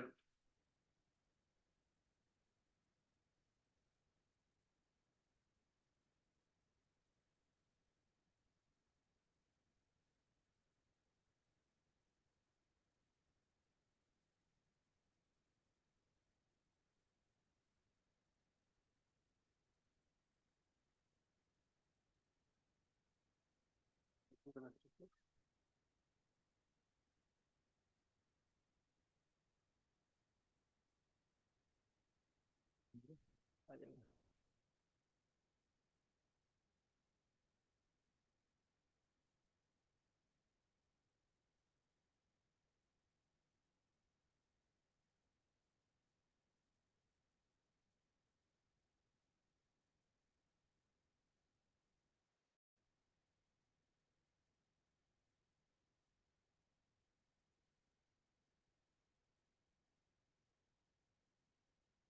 स्क्रीन मोड चला गया, आ जाएगा वहाँ फुल स्क्रीन आएगा सर।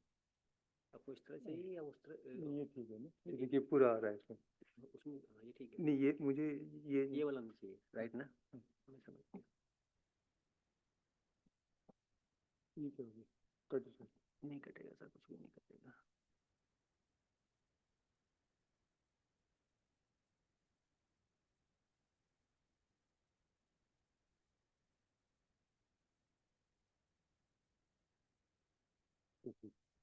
ये बिल्कुल ठीक। मैं चार्जिंग पॉइंट है भैया? चार्जिंग सर, ये मेरा वाला चार्जर लगेगा इसमें? मैं चार्ज कर लेता हूँ, नहीं तो खत्म हो चार्जर है। ये चार्जर का निकालो सर, का चार्जर लगा दो। ध्यान रखो। इसमें अभी लग रहा है? लगा ना? मैं स्विच करवा देता हूँ, उस समय मैं स्विच करवा दूंगा सर। अब मेरा स्विच कर दो सर, नीचे वाला।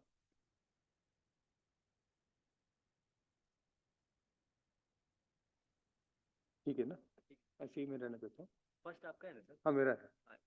नहीं तो फिर प्रॉब्लम क्या होगा कि फिर इन लोगों का लैपटॉप जो नीचे है उसमें भी कई सारे लोगों का है। हाँ, नहीं मेरा तो मैं निकाल कर चला जाऊंगा। हाँ राइट, नहीं उसके बाद तो फिर ठीक है ना? हाँ, मैं यहीं रहना, अपना लैपटॉप यहीं रहना, कोई प्रॉब्लम तो नहीं नहीं, कोई ना? Thank you. मेरा वाला स्विच कर दो सर।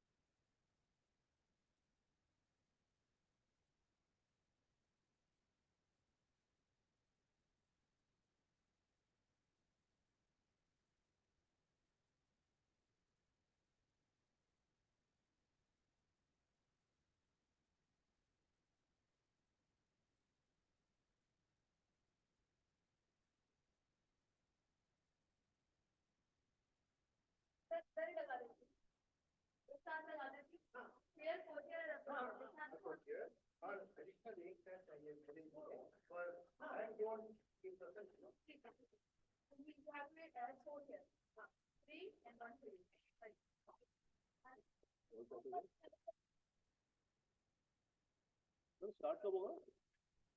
अभी 15 मिनट में चालू करेंगे। नहीं, 15 मिनट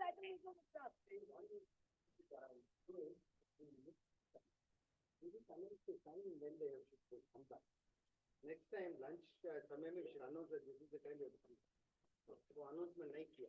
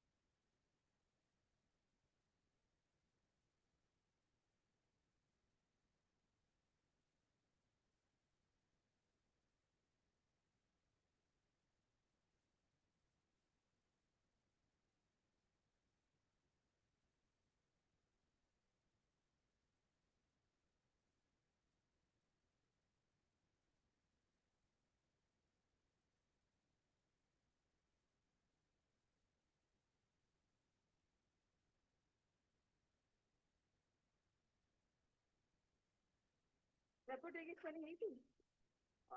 हाँ आए हुए हाँ पहले आपकी एक बार चेक कर लो आर ए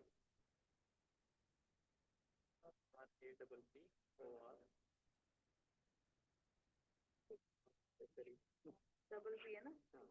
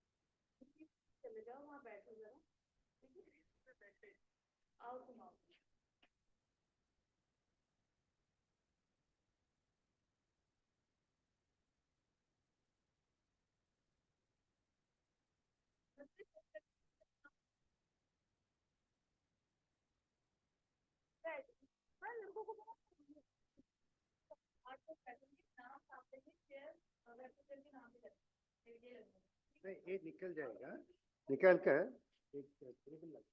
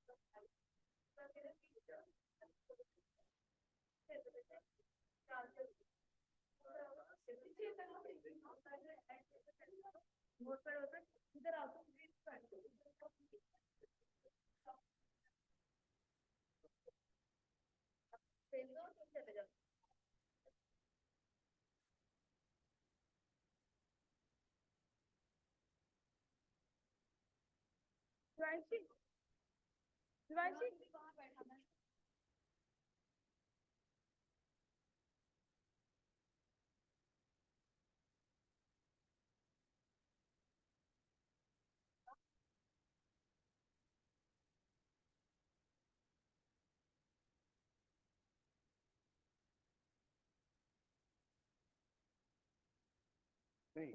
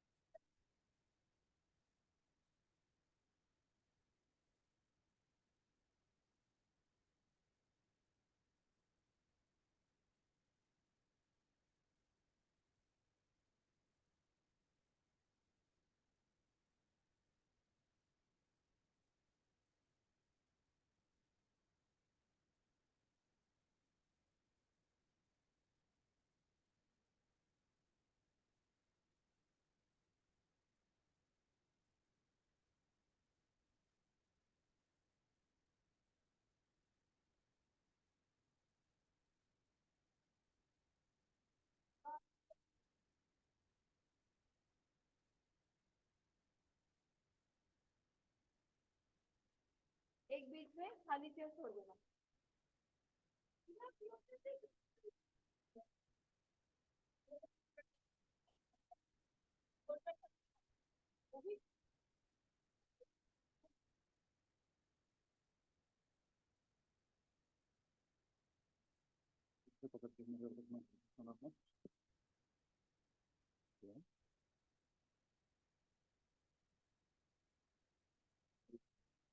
करेक्शन भी करना है तो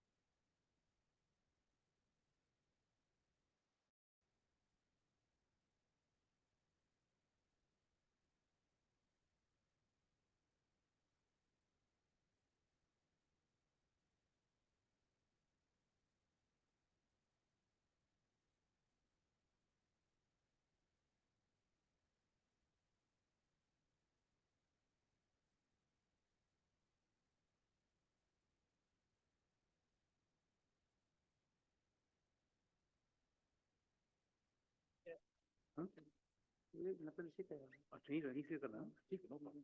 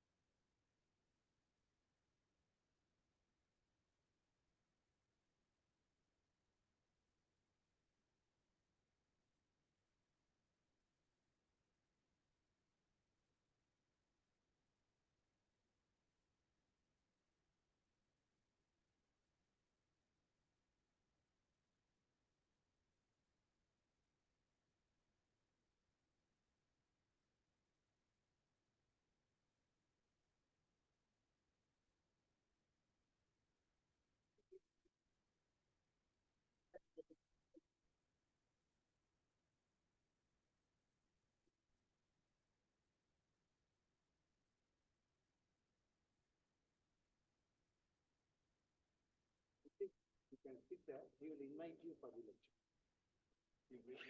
You can sit in one of the VIP area. The VIP post. He'll invite you.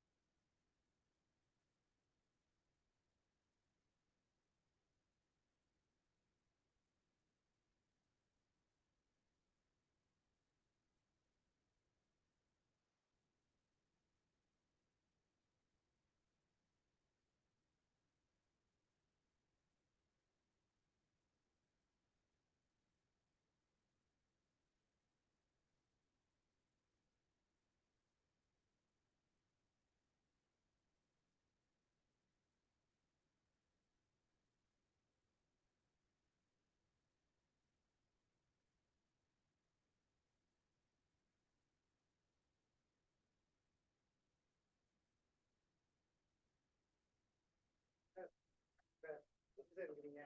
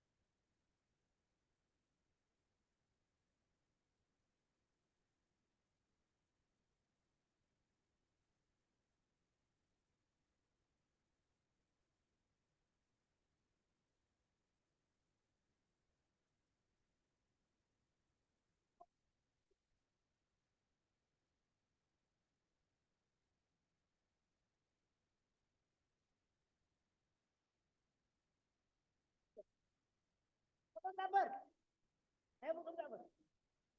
Photo.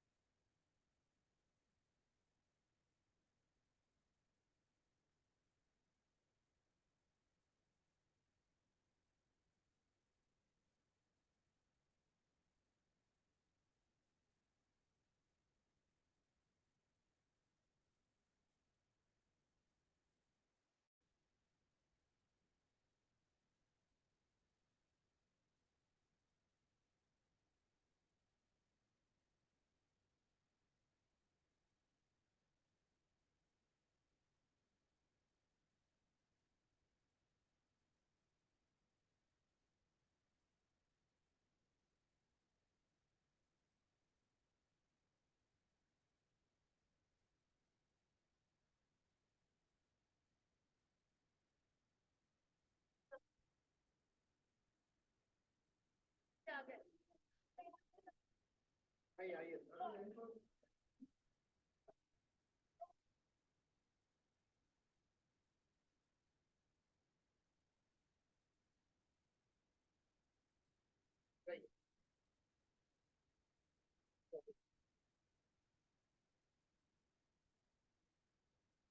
afternoon, ladies and gentlemen. May I request you all to take your seats? Abhijit, may I request you all to take your seats?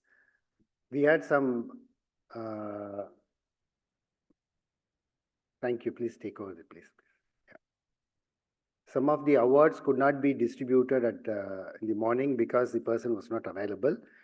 We request Mrs. Deepak Annam to come to the dais to receive the award on behalf of Mr. Annam. Yeah. Sir, Via sir. Please.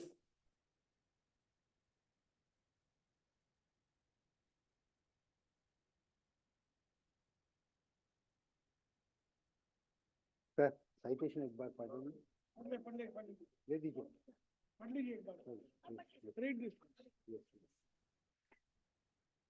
This award is being given to Mr. Annam Dilip Kumar posthumously. Mr. Annam Dilip Kumar is a chemist by profession. In 1993, much before organic agriculture era was started, he started producing azadirachtin and he introduced azadirachtin to the world. He was one of the largest manufacturers of azadirachtin in the world, and he got the product registered in US EPA also. And later the product was registered in various other countries, and the product is patented across the globe. We miss Mr. Annam today because he is one of the biggest stalwarts of the Neem movement across the world, and we are awarding this great award in honor of Mr. Annam to his widow on a posthumous basis. Thank you.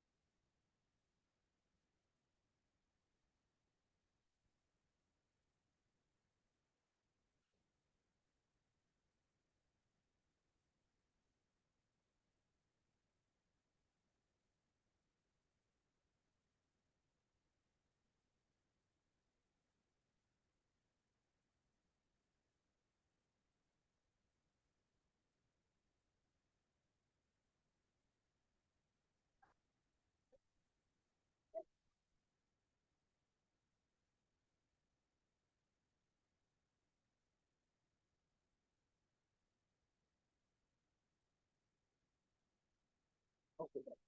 Yeah. Yeah. Ladies and gentlemen, due to paucity of time, we could not take up the keynote address by Mr. Klaas Verlo. Now I request Mr. Klaas Verlo to deliver his keynote address.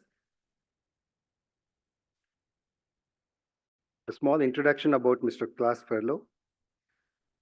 Mr. Klaas is from Canada. He is an author. He is a master, honorable master herbalist.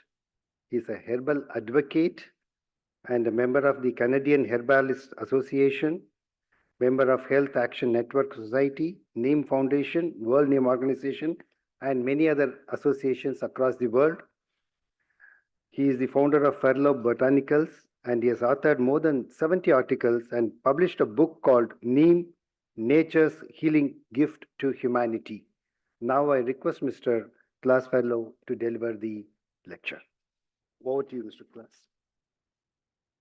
You have to tell me how to take to the next picture there, these slides.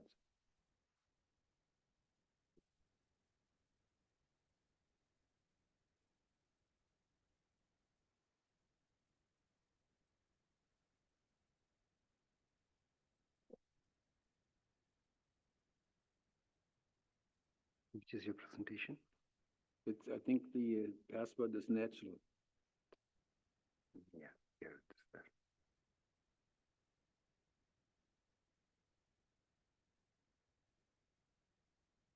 Which presentation is the only password is coming? Which is the presentation?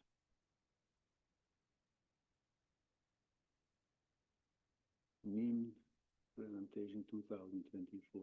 Okay. There is one update.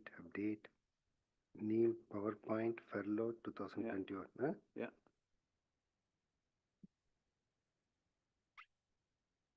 Yeah. Natural, no? Natural.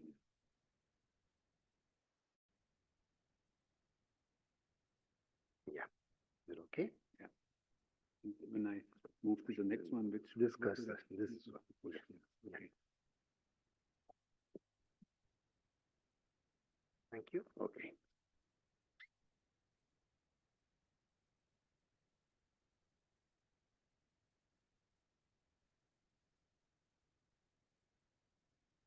First of all,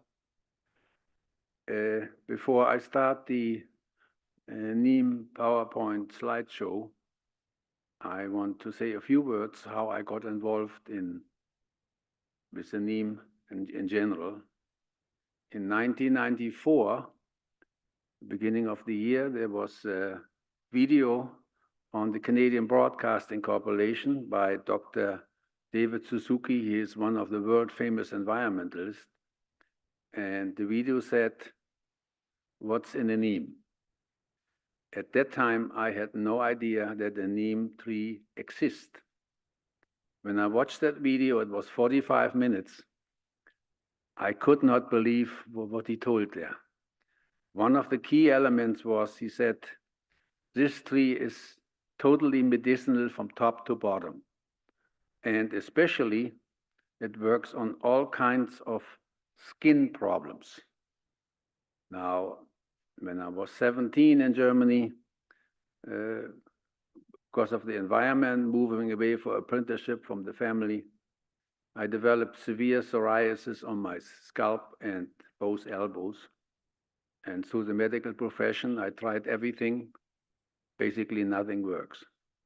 In the meantime, we know that psoriasis, the cause is unknown by any professional medical association, naturopathic doctors, you name it, inclusive Ayurvedic doctors. And it's inherited. So my mother had it, my father had none, my brother had not that, my sister didn't have it, I have it, very severe. My oldest son, Peter, who is now running the company after I retired, our family business, he has a little bit, my second son has none. So it doesn't matter what kind of diet you have. Psoriasis is something that flares up, especially when you are under stress. If you come down with your nerves, it can happen that it disappears temporarily. So after 40 years, basically, I'd given up because the medical profession told me you have to live with this for the rest of your life. Now, when somebody tells me you have to live for this for the rest of your life, I say, no, not me. So when I saw this video, I said, wow, maybe there's a solution there. So fortunately, we had a German friend, a chemist. He had developed some herbal creams and lotions, shampoos, and so on. And he said, I'm retiring now. Would you like to take my company over? And I told him, I said, I know nothing about how to make these products. He said, I'll train you and your family, which he did. Then we started 30 years ago, and it took maybe 10 weeks. At that time, we had only a neem cream, and my wife put it on my scalp. And within 9 weeks, all these buildup on my scalp disappeared. And I couldn't believe it. I just was shocked. Then I used the neem oil on my elbows. Within 3 weeks, the psoriasis disappeared. And the miracle is, to me, as of today, the psoriasis on my elbows never came back. The psoriasis on my scalp comes back when I'm under stress.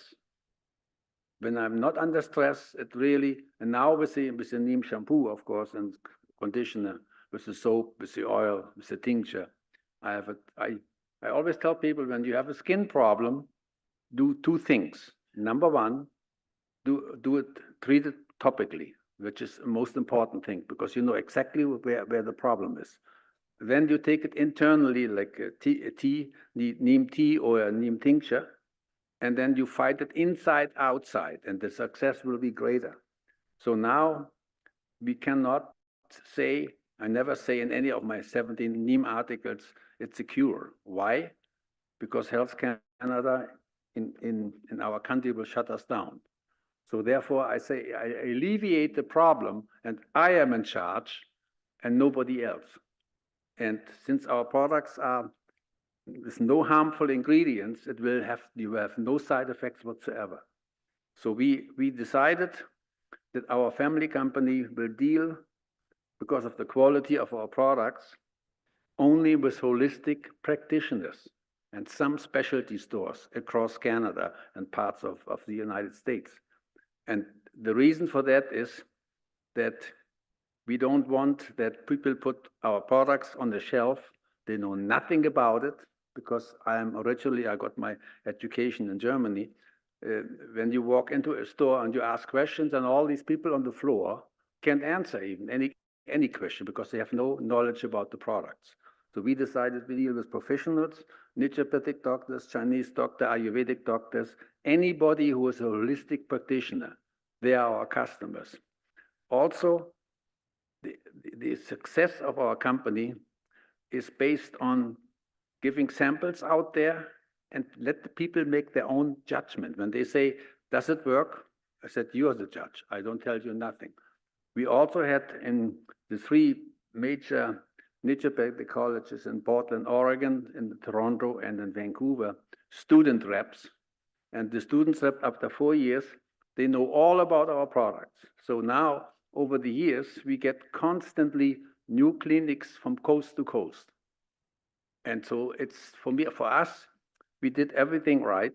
We are the only manufacturer of Ayurvedic Neem products, in total 10 in Canada since 1994. So we have no competition. There are products from India or somewhere else coming to the market, but you don't compare apple with pears. Our quality is second to none. The prices are, because of our distribution system, manufacturer to the holistic practitioner to the clients, period. There are no agents in between, no distributors in between, who all want to make money, and that's why we are successful. So then, of course, after many years, customers of us said, you need to write a book about Neem. And I said, what? What? I have no idea. How does it work? How do you write a manuscript and so on? So I spent in total basically 14 years to write my first book that was published in 2015, Neem, Nature's Healing Gift to Humanity. Now, the 3rd edition will come out this spring, and the new one is called Neem, the Tree That Heals Nations. And in this one, there are 10 companies from around the globe who started from scratch, mostly 2 people, in the belief what Neem can offer their company, never gave up and succeeded. And I want to get these stories out to the public at large and also to professionals. Never let a dream die. If you convinced that something works, you work on it and you work it right to the end. My mother told me as we were growing up, if you start a job, it doesn't matter what kind of job, you finish that job. And I put it behind my big ears. So all in all, I'm happy. Neem changed my life. It changed the life of my family. It changed the life of tens of thousands of customers who are buying now our Ayurvedic Neem products. Besides, we have also a complete other herbal products in our program, but Neem is our top line. It's a top selling line since 1994. And now that I have these two books out there, they're coming out this spring. Again, I'm an educator in the first place. When it comes to selling products, it's at the bottom. And I want to tell, especially young people, I have done lectures with young people in colleges, universities for almost 28 years. And I tell them, make something out of your life, and you live only once. And look at your health, look at diet, look at exercise, and try to achieve something. And by most of my lectures, at the end of their lecture, I give them the advice: don't dream your life, don't dream your life, live your dream. And people say, oh, can you repeat this? They want to put it in their iPhone. I said, no, put it in your mind. So all in all, I have done also approximately 90 educational articles about health, healing, herbs, nutrition, inclusive 17 different articles about the neem tree. And I work on another 2 or 3 at the moment.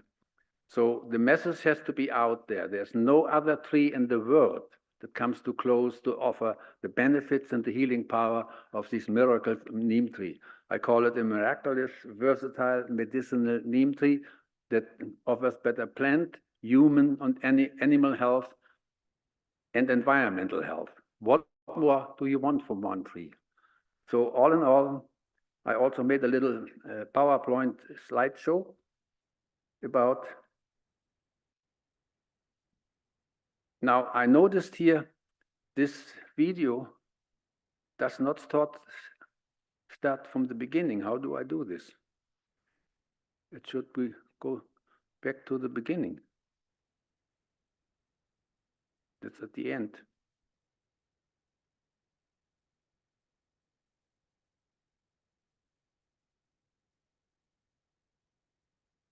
I need to start it in the beginning. You want to go back? Yeah, it's.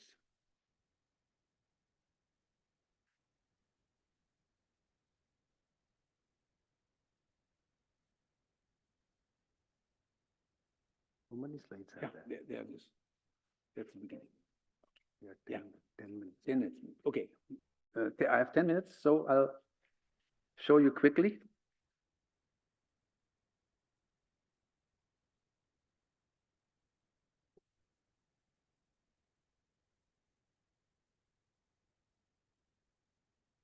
This is Dr. Suzuki who had this video there.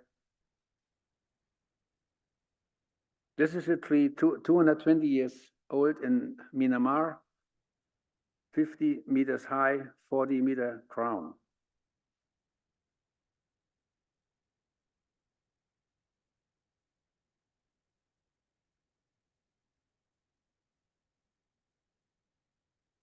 It's not large. Which video?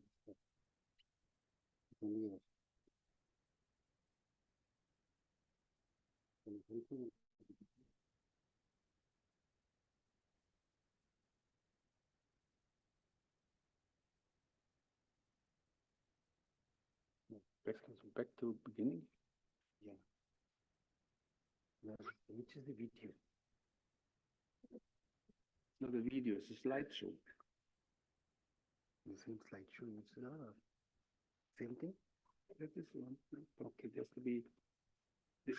There are some pictures in the beginning there, or okay. Okay, good. Make it very quickly. You can just push it down. Yeah. And you can see here, same thing is getting displayed there also. But I thought this is This button. this one. Okay.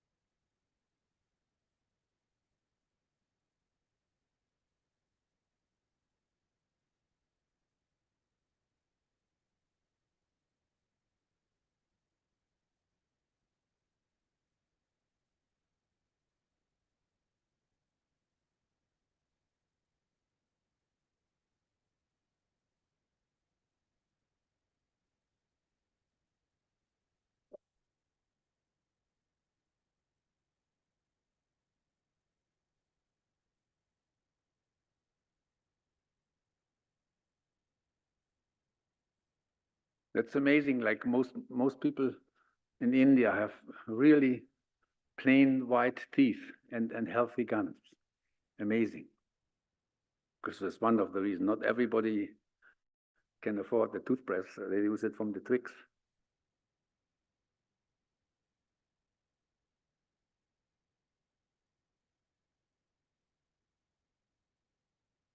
Now, Professor Dr. Shmotra, he is really the guru of, he rediscovered that locust in 1959 in Sudan, cleaned everything up and they didn't even touch the neem tree. Then he developed a research lab, University of Gießen, and devoted 65 years of his life to research neem. Then he wrote a book, 2 books, 1995 and then 2002, which is mainly on the agricultural business, but talks about the whole other aspect of neems.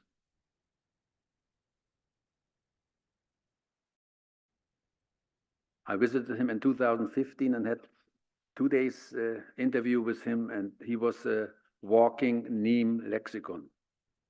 He passed away, unfortunately, 2022 at the age of 96. The other key person was Dr. Ramesh Saxena. He also passed away in March 2021, but he was, especially in the agriculture business, he was a pioneer there.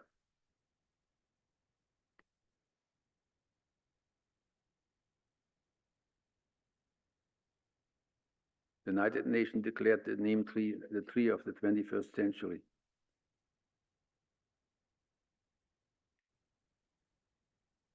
I was at 2 Neem conferences in 2012 and 2018. Unfortunately, I forgot to put some information in about the 2018 seminar, but however, it's in my Neem book.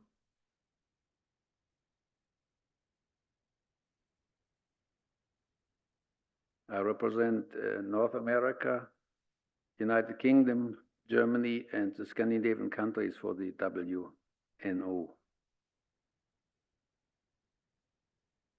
Everybody knows about the controversy with patents. Fortunately, they won the court case against this American company. And as we know, our skin is the largest organ on our body and the most sensitive one. And if you don't treat your skin right, you got a problem there.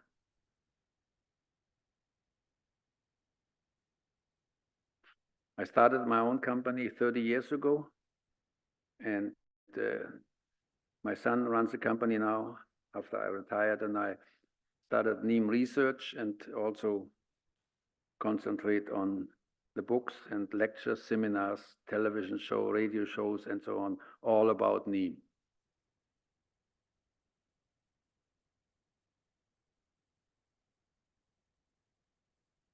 We decided that our products have no harmful chemicals. That's why we deal mainly with holistic practitioners.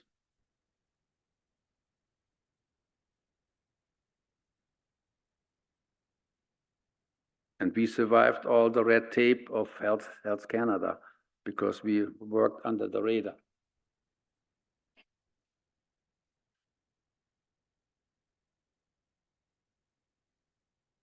I myself use my neem tincture, neem tea, neem soap, neem oil, and neem capsules from our friends Nick and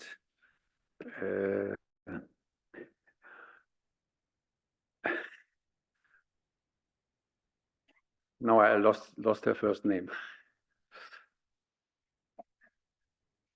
But they have the only certified organic neem farm in the world, and their capsules are second to none. And their neem oil is the only one in the world you can take internally.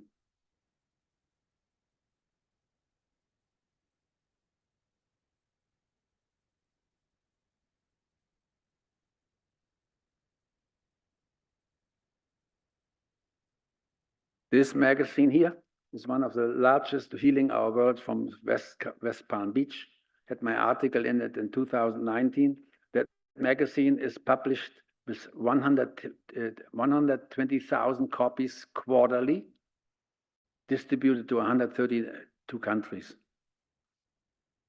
The other one that was published in 2019 about my Neem article in Hindi. In 2017, also in Canada, we have a number of publications who publish in Hindi in Canada. So my articles, around 80 of them worldwide for health, healing, herbs, nutrition, as well as 17 Neem articles have been published nationally and internationally since 1995.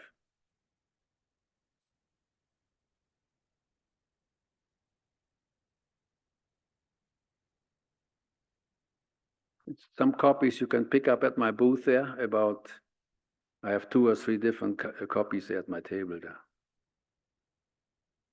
This is one of the nicest posters there. Tells you everything about the life of Neem. Then I wanted to contribute to the World Neem Organization that Dr. Kothari has done a superior job over the years, and we really have we are happy that we have her.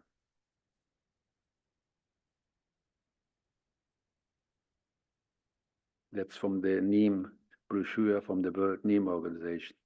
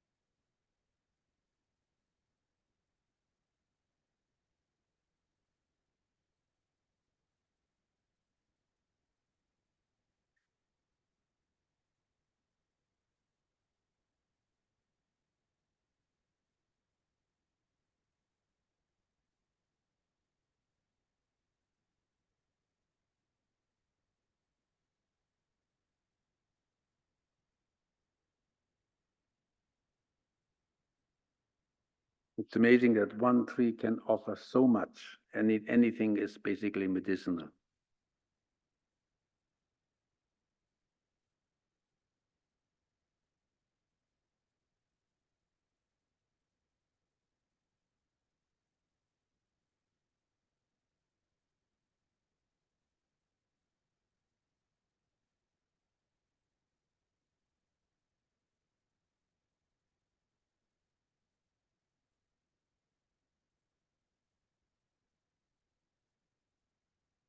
And there are, of course, a number of challenges ahead.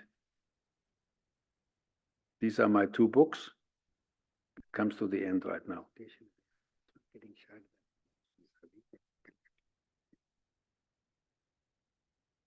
Nick and myself, we have 60 years experience. That's just quickly some words of wisdom, and then I have a conclusion.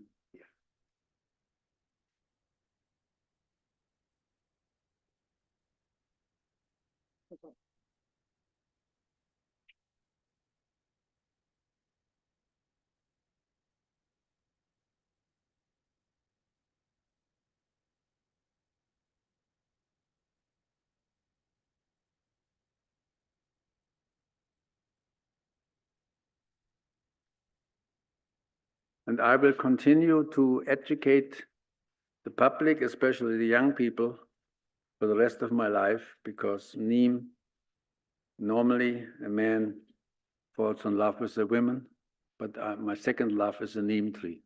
And it will be for the rest of my life. And when you educate young people, then so they can make their own positive choices for their life and how to live a happy life and so on.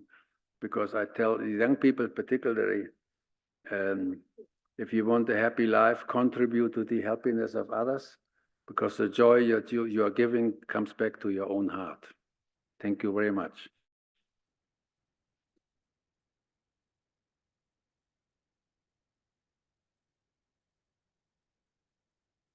And then there's some links to some of my articles.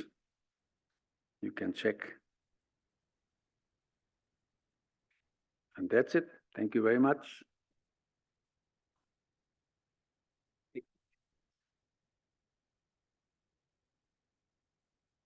Thank you very much, Dr. Carlo. It was a very interesting journey. He is a hardcore supporter of Neem and Neem movement. He personifies that whole movement. Thank you very much, Mr. Carlo. Now we will start our technical session.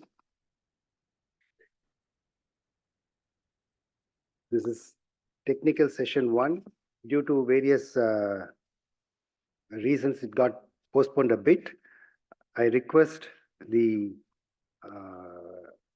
eminent speakers, Dr. Amit Rastogi, Dr. Martin, Dr. Tarun Kant, and Dr. Rajarajan to come to the dais. And I request Dr. Manoj Srivastava and Dr. Yadav also to come to the dais as chairman and co-chairman for this session. And I request Dr. Abhishek. Dr. Abhishek is, no, I'll request Dr. Neetu Singh. Neetu Singh is available. Neetu Singh to be the rapporteur for this session. Neetu Singh, you can come.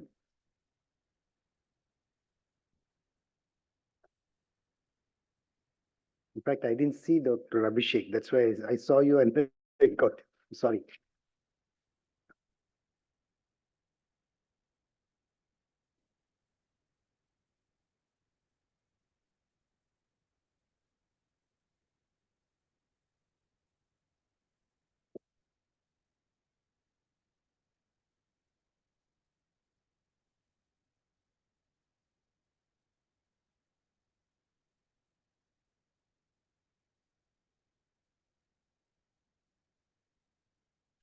The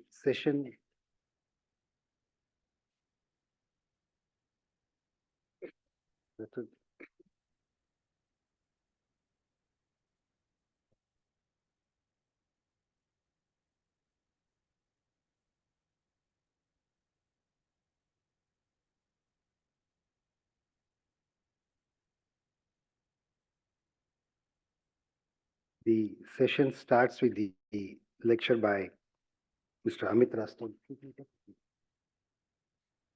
Mr. Amit Rastogi. He is the Executive Vice President and Chief Technology Officer of Coromandel International Limited. He is a BTech degree holder from IIT Kanpur and a PhD from State University of New York at USA. He has worked in various multinational companies like Shell and Unilever, and he heads the whole R&D and product development functions of Coromandel International Limited. Sir, I request you to come and deliver a lecture, sir.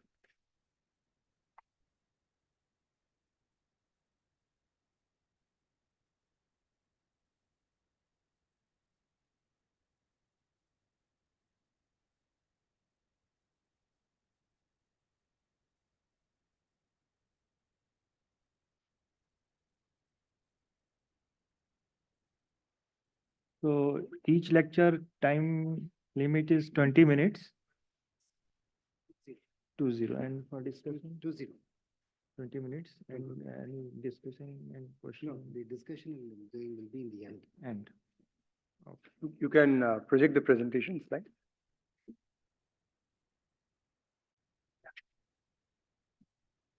Good afternoon. Respected Chairman, Co-Chairman, Dr. Balaji, my fellow speakers on the dais, distinguished delegates, I would like to thank the World Neem Organization for giving me an opportunity to present today at this event. I'm in the midst of scientific experts on Neem and industry stalwarts from the Neem industry. I cannot claim to be either a scientific expert or an industry veteran.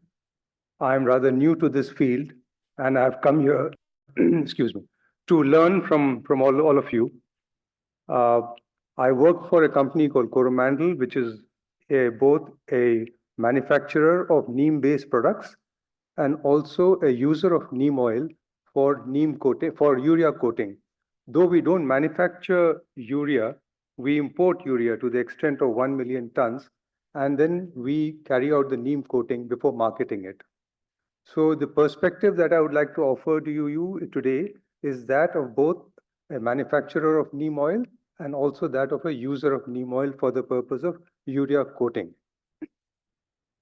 So the topic of my presentation today is nimbin and salinin as markers of neem oil called neem oil for urea coating. So the structure of my presentation will be basically I will follow the chronological order of how the specifications for neem coated urea have evolved in the country. And since morning we have heard a number of speakers talk about how India's, what in India has done pioneering work in the introduction of neem coated urea. And it's one of the largest consumption, one of the largest areas where neem oil is consumed. So first, I'll just briefly mention about the introduction of neem-coated urea in the country, the current specifications and the new specifications for neem-coated urea, and how the proposals, what are the proposals presently there to amend the specifications. And we have a fertilizer industry association called, which is referred to FAI, which has expressed strong concerns about the specifications, the new specifications for neem-coated urea, and which has led to a lot of intense dialogue between the fertilizer industry and the Central Fertilizer Committee. So the Central Fertilizer Committee is the main regulating body for all fertilizers in the country, and they actually define the specifications for neem-coated urea. And in the morning, we had Dr. P.K. Singh, who was on the dais. He is the Agriculture Commissioner, and he is presently the chairman of the Central Fertilizer Committee of India. And excuse me, I'd like to briefly mention about the actions that have been taken by the Central Fertilizer Committee and briefly talk about the analytical developments, make some suggestions, and then conclude with the talk. So the specifications for neem-coated urea, the specifications for neem-coated urea were notified by the Department of Agriculture on 10th August 2010. And the neem oil in the neem-coated urea was to be analyzed as benzene-soluble content, whose minimum value was specified as 350 ppm. In the year 2015, the Department of Fertilizers made it mandatory for the fertilizer companies to manufacture 75% of the urea production as neem-coated urea. And this morning we heard the Director General mention that's 100% now. So all the urea that is produced and sold in the country, marketed in the country, is all neem-coated urea. And in the original specification for neem-coated urea, there was no mention about the quality of neem oil. And in the year 2017, in February 2017, the neem oil specification was included in the specification for neem-coated urea, and the ASA content was specified as 150 ppm. And the demand for neem oil for urea coating is currently estimated to be 20,000 metric ton per year. I've used the figures from an article in Down to Earth in April 2019. And as the current production of neem oil is below this number, there are concerns that spurious or adulterated oils are being used for urea coating, again from the same article. So this is the original specification of neem-coated urea from the year 2010.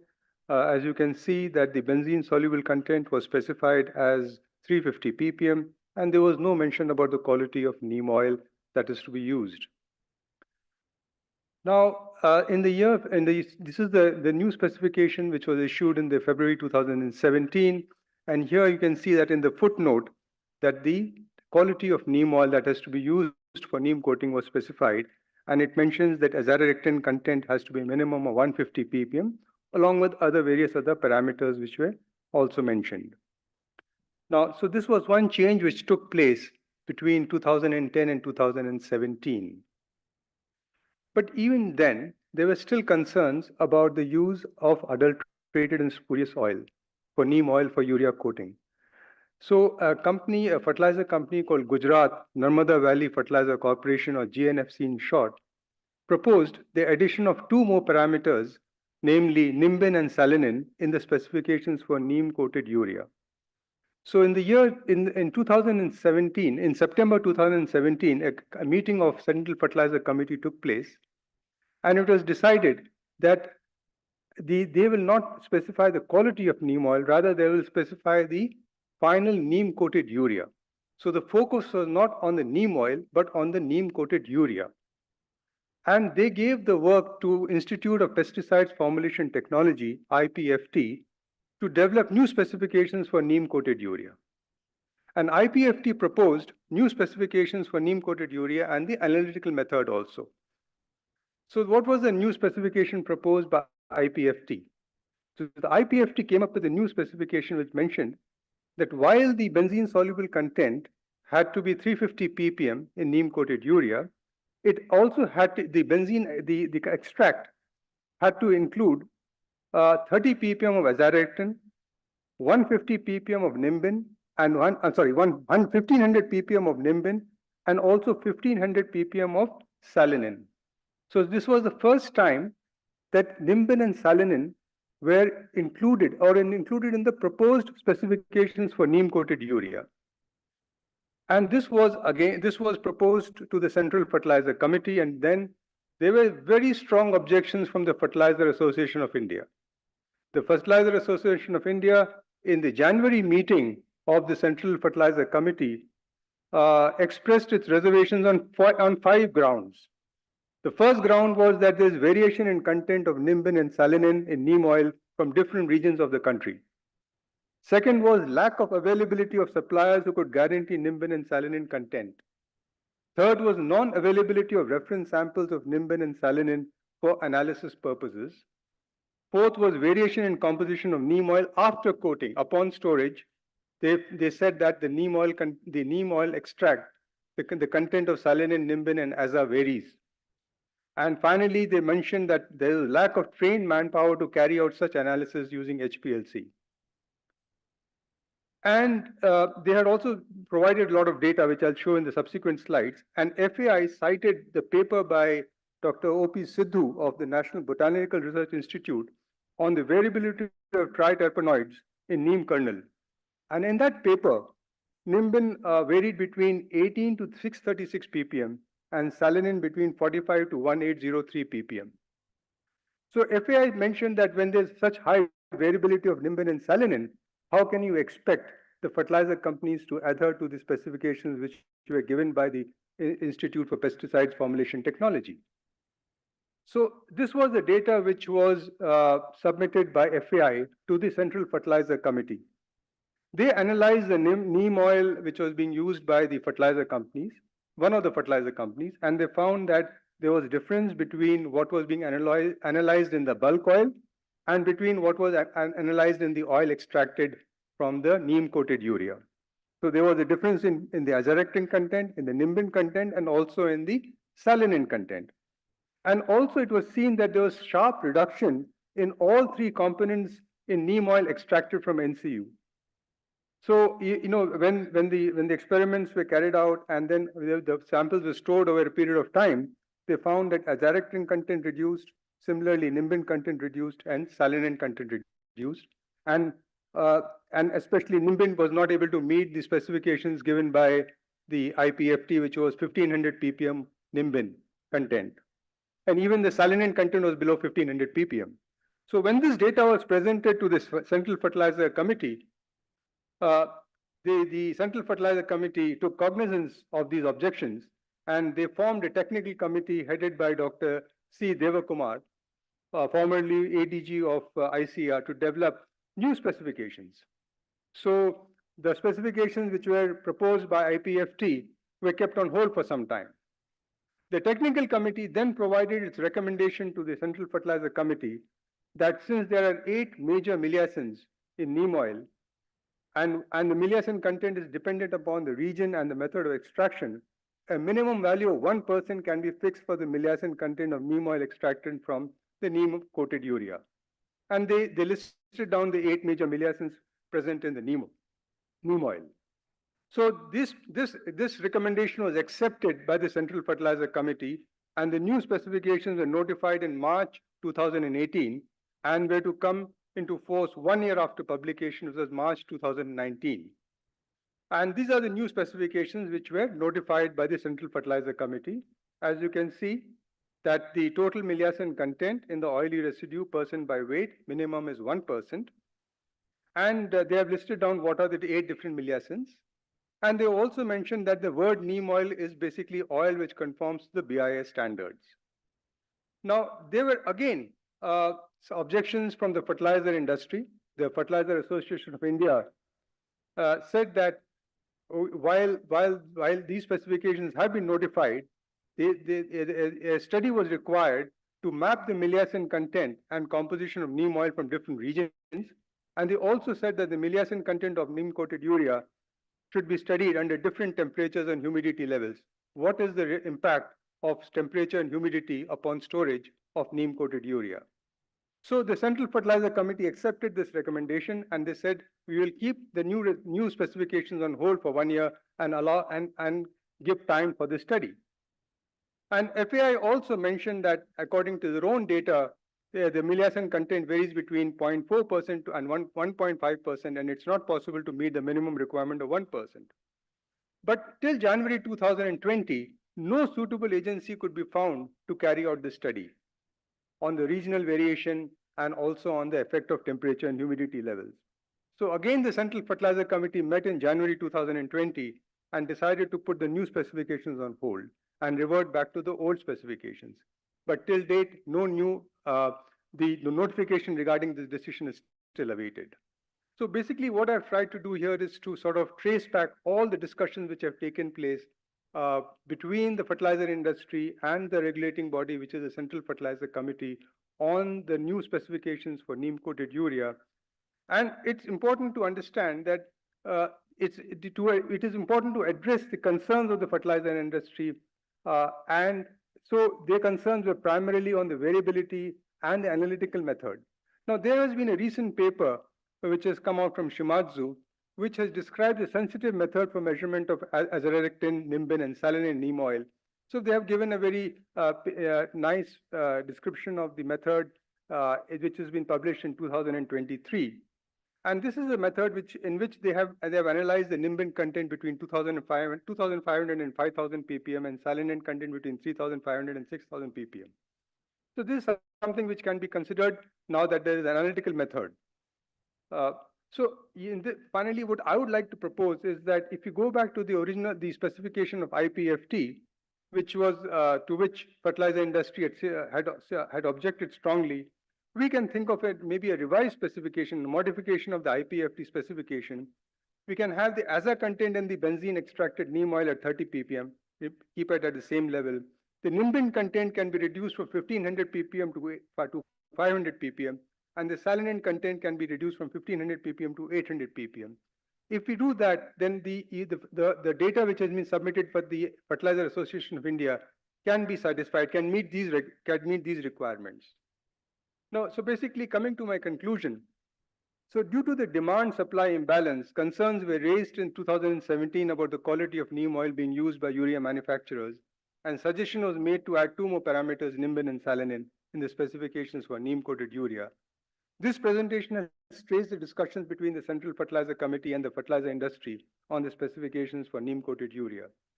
And since then, the specifications have been amended twice, once in 2017 and once in 2018.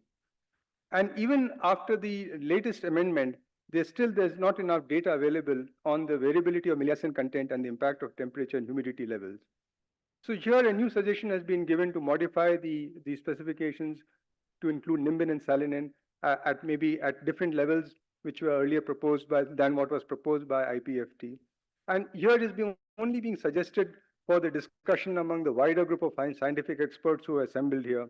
So this can be debated and discussed within this group here. And the purpose of including azadirachtin, nimbin, and salinin in the specification of neem-coated urea is basically to ensure that good quality neem oil is being used for urea coating, which will benefit all the stakeholders, including fertilizer industry, genuine neem oil suppliers, and farmers. And these are the references for my presentation. And that brings me to the end of my talk. Thank you very much. Thank you, Dr. Amit, for completing your talk in time. Now, I request Dr. Tarun Kant for his presentation on the wonder tree, Neem, scientific research and its assessment, improvement, and value addition.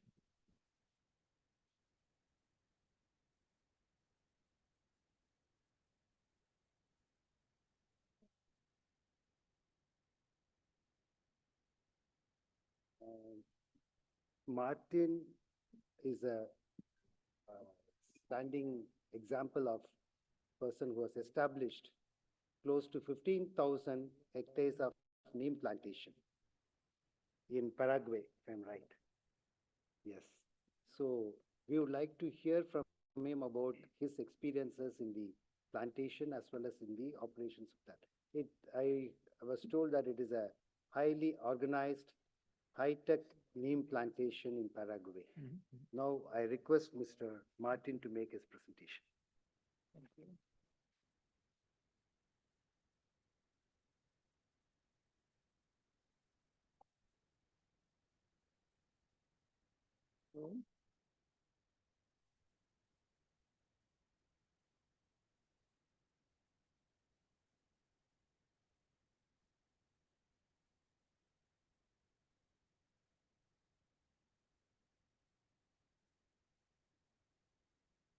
Let's see how to connect, otherwise we have a backup option.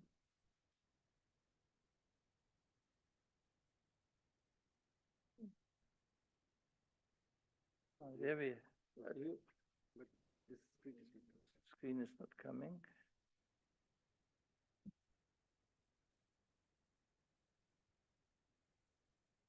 No.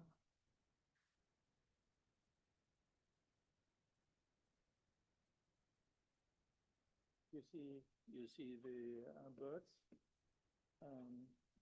You see how beautiful it is in Paraguay. Not related with Neem, however. So otherwise we play from the.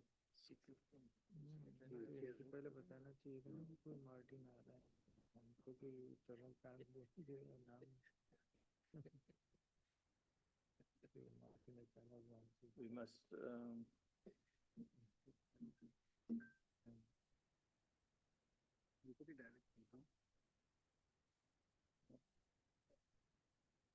Oh, now we have it. Now we have it. Yeah. Okay. No, some of the slides coming. Oh, no, this is from the gentleman above. Okay, fine. Oh, okay. We can start. We don't do this. We don't do this. Okay. Dear friends of the neem tree and esteemed scientists here in the room, it's an honor for me to talk about our neem plantation in Paraguay. Next slide. Now where is Paraguay? What is Paraguay? We are here in Delhi, you recognize this one. And now we close our eyes and fly over. Sir, you must hit the key. Yes, we fly over the ocean, over Africa and the Atlantic, and then we land in the middle of South America. And there is our area where we plant our trees. Next slide. Why? Why do we do this? Well, I don't have to explain you that the neem tree is a beautiful tree, and I had the idea to plant the neem tree in South America. And the first person I contacted and asked about his opinion was Professor Schmutterer. I have the privilege that at that time he was still alive. As you have heard, he is very much the person who knows everything about the neem tree until he passed away recently. And he encouraged me, he said, Martin, do this. It's a great project, and he gave me the heads up. And then we started. Next slide. And I would guide you a little bit to our now 9 years of Neem adventure. As you see here, we have until now 200,000 of living trees. If you have some knowledge about tree planting, you know that not every tree survives, especially in dry climates and in challenging climates. But we have actually 200,000 living trees, and we have a plan to plant 800,000 more trees in the next 5 years alone. And then even we want to continue planting on adjacent land. Next slide. And this is a little bit to give you an impression on how tall this plantation is. So the length of this is 20 kilometers, roughly 20 by 15 kilometers in rectangular form. And if you look very closely, you can see this project is called the Paraguayan Chaco Neem Reforestation Project. So we're talking about planting trees on degraded land. We have heard this morning how important it is. And it is the idea is also the carbon capture aspect of this. So this is a project that is registered to become a verified carbon project. And we expect that we get the first certified carbon units in the next weeks. After a few weeks, we worked on this project since a few years. And the idea is that we can refinance our planting and our growth just with these carbon credits. So carbon credits, CO2-based planting is very much important to us. Because as you can imagine, planting 1 million trees costs a lot of money, and we have not received a penny of grants from any government or institution. Next slide. We start with our greenhouse. So we have an own greenhouse where we employ in the greenhouse alone 12 people, mostly from indigenous tribes in the country. So it's also very much about getting the local population involved. And this assures us constant supply of saplings that we can then plant out in the field. Next slide. The whole area is completely remote. There are no roads. Sometimes we are cut off for weeks and weeks. That is not at all accessible, only dirt roads, and also no electricity grid. The beauty of this is it's absolutely pure nature. There is absolutely no pollution whatsoever. And we rely for our electricity production completely on solar panel. These photos have been taken 2 weeks ago, and we have now 3,000 solar panels brought up so that we can, and the corresponding battery capacity. So day and night, we rely exclusively on solar power. Next slide. The social aspect is also very important. We heard about human rights and this kind of things. So we employ, our people are all fixed employed. They get free housing, free food, social insurance, holiday leave, free school. We have our own school on the ranch that we pay for. The kids and in the school get free school uniforms. People get their uniforms. And we think this is a very good basis that all our clients all over the world can rely on socially responsible and very clean Neem products. Next slide. So this is our goal, and here you see a little bit how this looks in reality. Each of these quadrats or rectangles that you see is 1 by 1 kilometer, and we plant 150 trees per hectare only. So this is not a very dense plantation, but a plantation that allows also room for agricultural use. And we must not forget that we are in a very hot and very dry climate in the middle of South. It's the hottest part of South America. And temperatures can very easily be 45, 48 degrees, 50 degrees even. 40 degrees is the absolute normal temperature Celsius. And the rainfall is very, changes very much. We have, let's say, around 700 millimeters this year. However, it's a super drought. We have to suffer through very low rainfalls, although, again, these photos were taken 2 weeks ago, and it looks quite nice. But it's the best season of the year. So the conditions are challenging, but the neem tree gets along very well, as you see here. Next slide. And then neem harvesting. The neem harvesting we do with our own employees. We don't really cut down any trees, of course, but we harvest the neem branches in the way of pruning, because we have to prune the trees that they don't grow as bushes. We have built a factory. We have machines that we imported from Germany for the washing and for the drying and for the milling and for the packaging. And so we try to assure consistent quality that is constantly, so we go rather for quality if in doubt, and we are using a lot of technology. Each tree, for example, is planted using RTK enhanced GPS technology. RTK means you get a precision of 1 centimeter.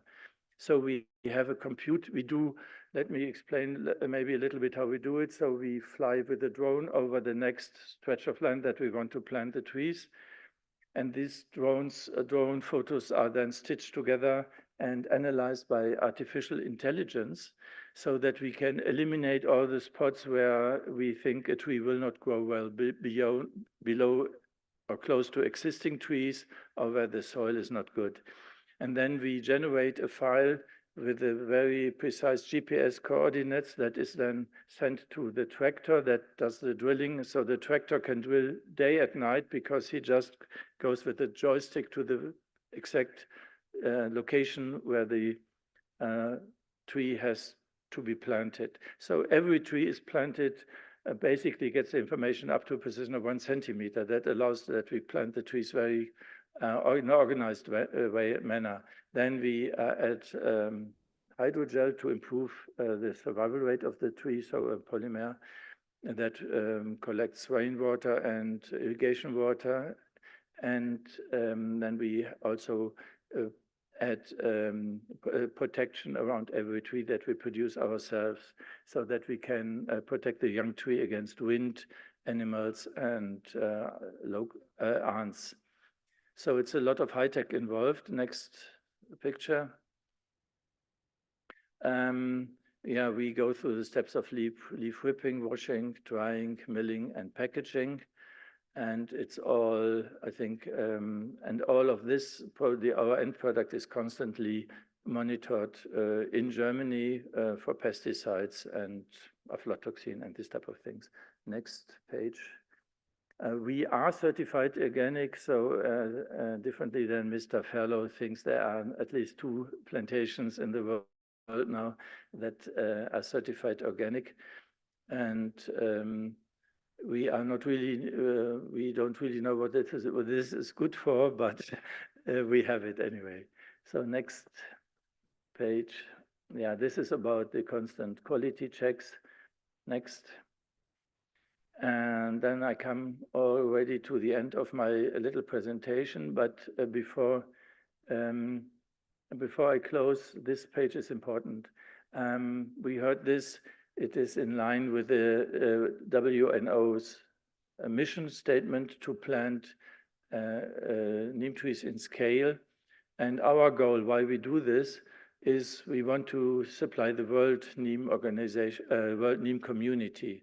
It's not about Paraguay. Paraguay is where we have the land and where we have the good climate conditions and the workers and the infrastructure, because there it is a vast open land. Here in India, we see it's a lot of people and not so many possibilities to really establish a large scale plantation.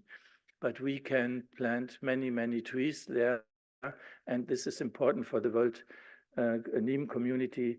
In the future, in the next years, we will scale up our production in both leaves and fruits and oil. And we want to ship quantity. We think quantity is important, that the Neem community can rely on more suppliers with a degree of confidence in that quantities are available. And also we talk about quality, as you have seen. So we want to achieve both assured quality, but also quantity, not a small scale, but big scale. That is important for us. And we think the world needs enough supply so that all the research that is currently done can base itself on the possibility that these projects would be available. Tomorrow, my son will talk a little bit about nimbolite and the extraction method that he has developed actually to produce pure nimbolite out of our neem leaves. And nimbolite is the product of choice for the neem research, very much in cancer medicinal use. So far, we sell to agricultural as well as cosmetic uses.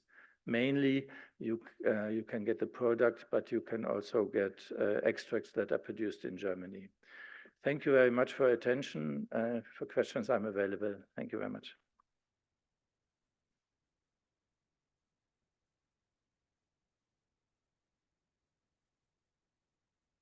Thank you, Mr. Martin. Now I invite everything. Tarun Kant. Okay. Dr. Tarun Kant is a scientist with the ICAR-CAFRI, Government of India in Jodhpur. He's the head of the Genetics and Tree Improvement Division also. And he has published a number of articles, a number of journals, and he has guided many students in various universities also. Now I request Dr. Tarun to make his presentation.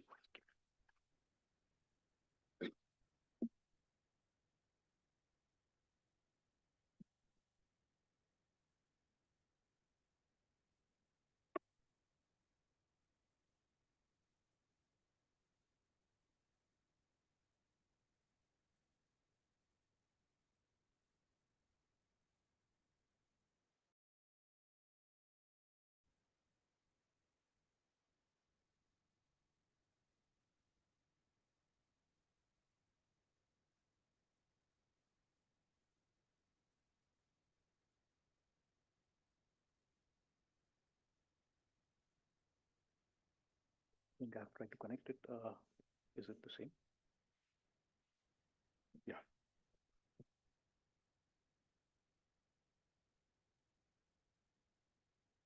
A very good afternoon. First of all, it is a great pleasure to be part of this World Neem Organization's Neem Summit. And I thank the organizers, particularly Dr. Nirmala Kothari ji, for inviting me to be part of this great Neem conference, Neem Summit. I am Dr. Tarun Kant, and I work at Indian Council of Forestry Research and Education's Arid Forest Research Institute in Jodhpur. And we have been working on Neem since a very long time, around 30 years now, since the time our institution came into existence. So I'll be talking about Neem, what ICAR-CAFRI as our institution has been doing. I'll try to put in and what we are trying to do in the backdrop of the fact that, as I think it has been discussed by so many of the past speakers, there is, as we know that right now, Government of India has mandated neem-coated urea. And as you may know that around 600 grams of neem oil is required for 1 metric ton of urea to be coated. And if we talk of India's needs, it is around 22,000 metric tons of neem oil to coat 32 million tons of urea. And there is a big gap in amount of neem coated urea that can be produced because the oil is not there. And I think Dr. Rastogi has also, in fact, highlighted those things that the quality neem oil is not available. The fact is, neem oil is not available because neem currently the neem collection, the fruit collection is around 3 lakh ton of neem seed is collected annually in India, and that produces around 3,000 tons of oil, and there is a big gap. Now, how this can be solved? Of course, plantations of neem has to be taken up in a big way, but not just plantations. We have to think about quality planting material, or the QPM. The quality is important because quality will make sure that by growing a certain amount of neem trees, we can achieve the targets. So I won't go into the overview of Neem because I think it's a Neem summit. Everybody knows about all these things. Will not go into these details. And the time is short, so I'll just skip through all these slides, and I'll straight away go to the work that AFRI Jodhpur is doing. AFRI started working on Neem in early 90s, and we had our national Neem trial of accessions collected from around the country. And then came the International Neem Network under the aegis of the FAO and the Danida Forest Seed Center, Denmark. They together established the International Neem Network, or the INN. And the main aim of this was to bring together 23 countries from Asia, Africa, Latin America, and Europe to come together and do large-scale survey globally of the neem germplasm that is available in these different countries where neem is found. And these countries came together, and the INN also took some shape. And over the years, in 1993-94, they documented, they surveyed different germplasms, and then they developed SOPs for how we have to do selections. A workshop was held in Coimbatore in our sister organization, that is IFGTB. They organized one of the workshops. And then later on, there were several rounds of discussions that took place in different countries. And finally, provenance trials from identified seed sources of 27 seed sources were there, and distributed in 12 countries across the globe. And the provenance trials were established in 15 countries at a total of 20 sites. And then these results were collected, the data was collected on the different parameters. Initially, it was basically growth only and the survival percentage. And then finally, it was the data all got collected over several years. And then this data was discussed. There was a INN data analysis workshop that happened in AFRI, Jodhpur. And there, a lot of discussions took place on the fate of the way these things were going on. And just before that, there was a mutual exchange of seed material between all these countries where the seed sources were selected. And AFRI has also got its, in India, we have got these sites with us. There were 6 trials were established, the international network trials, having germplasm from around the world. And these 2 were in Jodhpur. We still have them. There has been mortality over so many years have passed by, but now these are naturally selected plants that we have. 2 of the trials were abandoned early, but still the 4 trials are going on, and we are in fact working on these further. Now trying to work on the ESA estimations. Oil analysis is being done under some ongoing programs on these beautiful germplasm that we have. Then just talking about the national provenance trial, we had 39 seed sources from around the country. And these seed sources, these were established in 1992. And at that time, it was only, we just did some study on the growth characteristics, but not on aza and oil at the time because it was too early at that point. But now this work is underway on these old germplasms that we have since 1992. Then came 99. Then 99, the NOVOD board was established.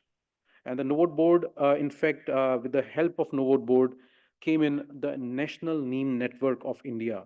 And in this, there were, in fact, 6 institutes came together in India. AFRI was one, CAFRI, FRI, IFGTB, TERI, and NBRI. And from TERI, actually, we have Dr. Nutan Kaushik Madam sitting here with us. She was also part of this program. And CPTs were selected. Variation in azadirachtin content was explored, and it ranged from 200 to 16,000 ppm. And it was found that there was a lot of variation in terms of climatic factors that play a role in these metabolites of neem. So this project, in fact, what it led to was these are some of the CPTs. In fact, 437 CPTs, the candidate plus trees were marked, and out of which 100 were also plus 100 winter flowering also, and from different agroecological regions of Gujarat under the NOVOD project. And the analysis showed that there were some of the trees, 23 in fact, which had very, very high, above 500, between 500 to 9,000, 5,000 to 9,000 ppm. And that was a high range. Anything above 5,000 is considered as really high ASA. So this was done. Oil also, up to 60% oil was also found in some of these selections.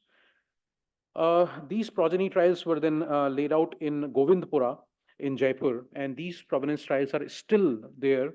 But then this trial, in fact, led to an issue that got reflected, and we came up with another project that we are working on right now. I'll come to it a little later. But this Govindpura trial was based on high oil and azadirachtin-based germplasm that was identified. And this trial was established to see the future, the progeny of how they perform over a period of time. At AFRI, we have also developed tissue culture protocol for Neem. And this technology is essentially for cloning Neem. If we identify high yielding varieties, then they should be cloned so that we can preserve the high aza and oil and other metabolite content in the progenies and the ramets that we produce. This technology was then transferred to the State Forest Department, Gujarat, and the trials were laid at Rajkot in Rajpipla. Now, coming to the other part, as I was telling you just about 2 slides back, that in Govindpura, a trial was established in 1999 onwards. This trial was established, the progeny trial. Now, what happened was, Govindpura is a region in Jaipur where the temperature goes down below 2 degrees Celsius at some times during the period of its growth, I mean, during the year. And this frostbite, in fact, leads to the problem of, neem, as you know, is not a frost-hardy plant.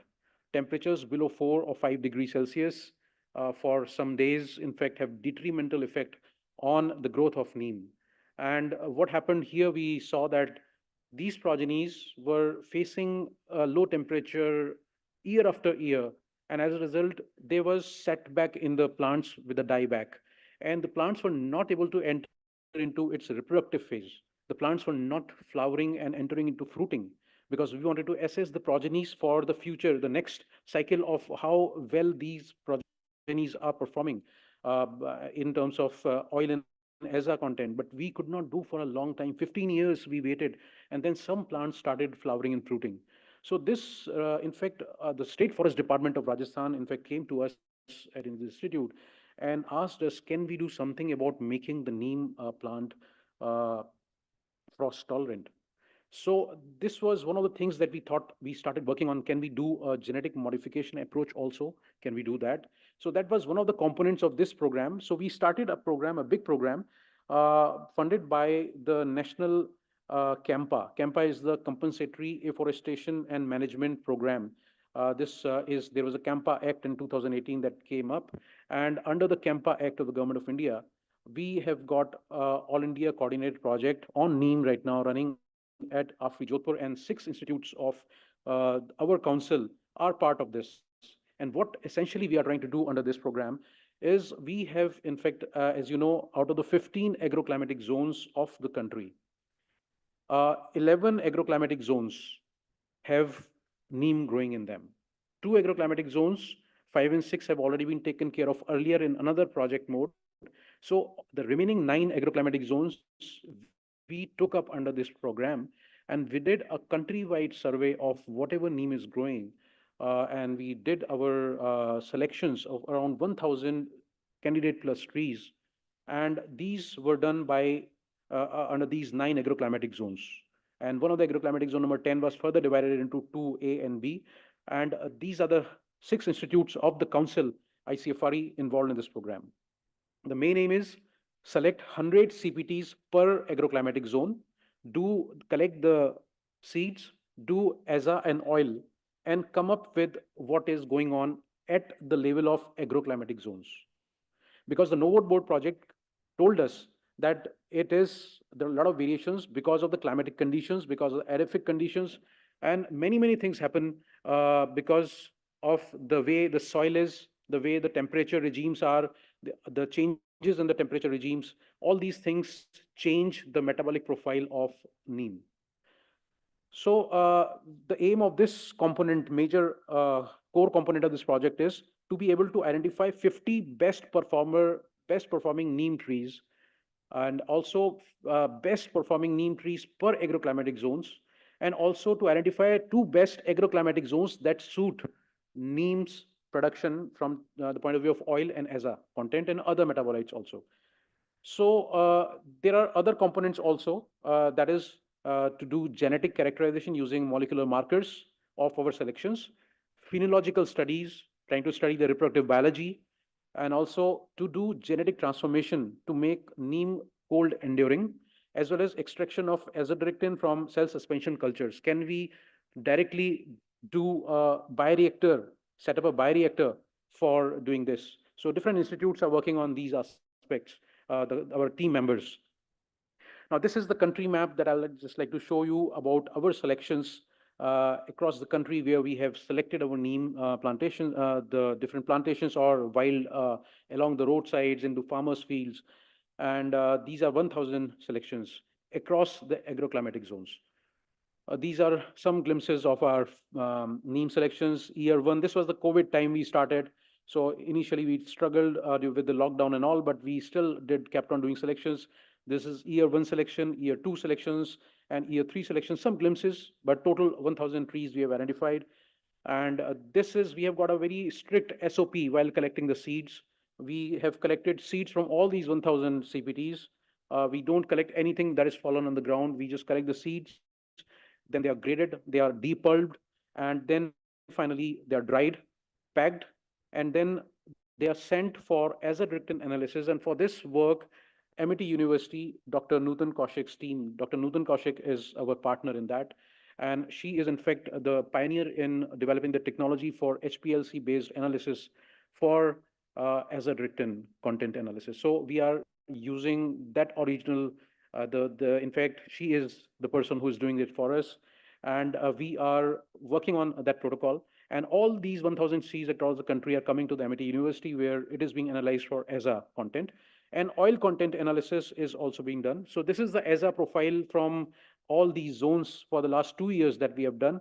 And we have got identified some good plantations giving very high.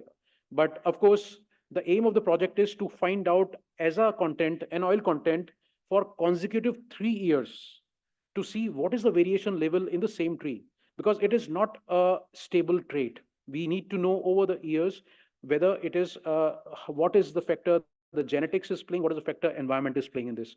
So we are trying to do that, and this work is underway. Then oil extraction, we are doing using Soxalet, and this work is also underway. For all these 1,000, we have done it for twice, and we have got some very high oil yielders with us. In the times to come, we'll be able to release some good variety. That's what her hope is. Then development of, just coming quickly to the next aspect of this work, is the development of the gene transfer protocol for neem using biotechnology. Now, as I've already said, that neem takes a dent when it comes to cold climate.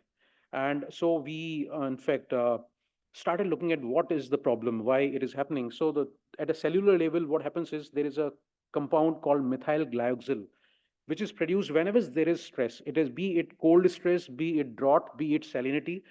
Whenever there is stress, a compound called methyl glyoxyl accumulates in the cell, and this is a toxin. What it does it basically uh, disturbs the enzymatic processes within the cell. It disturbs and hampers the photosynthetic machinery of the cell of the plant, the leaf. It basically also makes the cell wall, the cell membrane actually leaky and damaged. And finally, this leads to the death. So this is happening at the microscopic level, at the cellular and molecular level. But when we talk of the manifestation of this problem at the whole plant level, we are seeing dieback because of cold, the frost attack. But this is what is happening, and that's why the plant is not entering into that phase of uh, getting into the reproductive phase. So we had two strategies. We thought that we can tackle this by two ways. One is by detoxification, by putting in a gene, and we have selected a gene called glyoxylase 3 gene. And the other strategy was to make the cells resilient by making a protective compound. The cell should be able to synthesize a compound to save itself from the cold or even drought or whatever the abiotic stresses are. And then taking this approach by gene pyramiding through gene transfer. And we developed a protocol from Callus, based, as you can see, the glimpse of this protocol of Neem through tissue culture. And then we used agrobacterium tumefacients for genetically putting in the gene. First, we developed the protocol using some vectors, the P-Cambia vector, and later we used the genes. We have already put in one of the genes, the glyoxylase 3, into the system, and the second gene transfer is underway right now, and then we want to bring the two together. And these are the vectors that we have used for development of this program. These are some of the callus, because this is a tissue culture based system. These are the cell lines. As you can see, the blue color is because of the expression of the gene GUS, this is a transient expression. And later on, when we did the stable gene expression after 2 to 3 months, as you can see, the last two pictures where the plantlets are forming, the small microtubes are coming with the leaf. Dr. Tarun, you are having 2 minutes more. Yeah, I'll just conclude. So this is the Neem with the glyoxylase, the GUS gene expressing in it. We did molecular confirmation using PCR, did the sequence analysis. These are some of the datas. And then we also subjected our callus tissues to cold stress. And this, we were able to see that after cold shock also, there was revival of cell lines. That is what we are expecting. And this is the complete protocol in a nutshell, the different stages starting from the callus up to the end of it. Now, AFRI is also working on some, I'll just conclude by showing some last few slides quickly, the Neem value addition that we are trying to do. We have, in fact, we have got around 3,000 Neem trees growing in our campuses. And the leaf always used to fall down. Now we are collecting these leaves and they are then composted. And then we have also value added this Neem leaf compost. And this is really selling like hotcake from our institute. And this is a branded Neem patti khad or Neem leaf compost we are selling. And then we are also extracting Neem oil from our Neem germplasm growing in our campus. These are all our selections, and these are high quality Neem selections that we are using for making this Neem oil. And then we have also tied up with industry. We have carried out a project to see whether we can use Neem wood for making quality Neem products, timber. So some of the quality products produced through Neem, and then some biocontrol measures. Won't go into much details of it. Botanicals for growing Neem and Neem products and this is our future roadmap for genetic improvement of Neem. Won't go into much detail. Those interested, I'll discuss them over lunch or maybe later in the evening. And those who are interested, we have come out with a recent paper that came out in Frontiers in Plant Sciences on deciphering the key pathway for the triterpenoid biosynthesis, because this pathway is not very well understood. We have tried to use the omics tools to decipher what is a pathway of the metabolites being produced. Thank you very much. Thanks a lot. Thank you.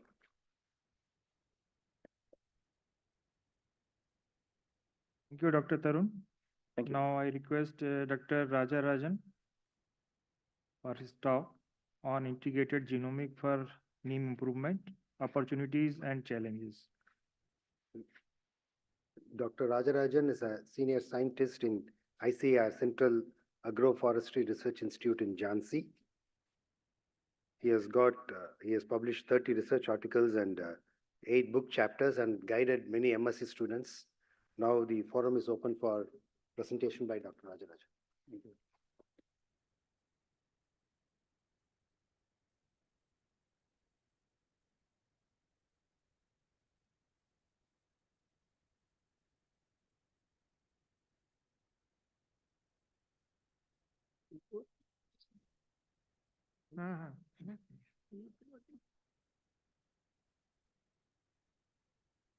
Thank you, sir. And good afternoon, everyone. I would like to thank WNO for this opportunity as I invited lecture. And my presentation deals about how genetic improvement can possible in Neem with the assistance of genomics.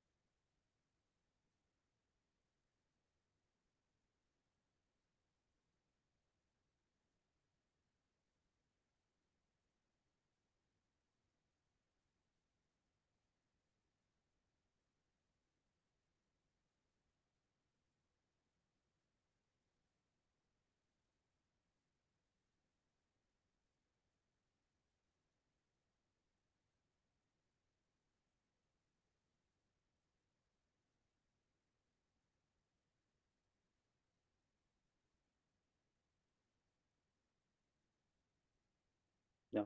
So my presentation is related with integrating genomics for Neem improvement opportunities and challenges. Um, we all know about Neem, but still I would like to give some introduction about Neem. Neem, botanically called as Azadirachta indica, basically it's a diploid species native of Burma and India. Also, it is introduced into many countries like South Asia, Southeast Asia, Australia, and it is a predominantly self-pollinated species. So we also know why Neem is important because we are directly or indirectly, each and everyone is living with Neem. We are availing the benefits of Neem in multiple ways as it holds multiple uses. Almost all the plant pots of Neem are being used as various medicinal purpose, and it is called as many names like village pharmacy, miracle tree, and village dispensary, so on. And also it has biopesticidal property. As we know, the major component is azadirachtin, and also it is being used as fertilizer and fertilizer industry as well as neem coated urea. And also it is used as cosmetics, various cosmetics. Apart from all, neem leaves also used as animal feed. And mainly, my presentation is what are all the challenges we are facing in neem genetic improvement and how these challenges can be addressed by the next generation technologies such as sequencing and genotyping. So if you see the challenges in genetic improvement of neem, it has a long gestation time and high heterogeneity, difficulty in selecting parent selection because of heterogeneity in nature, and altogether causes uncertainty in results which demands continuous experimentation. Apart from all, as we know that as of now, we have very less improved neem varieties available. So it is a need of the hour to develop more neem varieties with high oil yielding property as well as quality and other secondary metabolites as well. So, coming to the genetic resources for trait discovery and utilization in Neem, we all know that tree genetic resources are crucial and it serves important assets for selection and improvement for basic, fulfilling basic needs of human.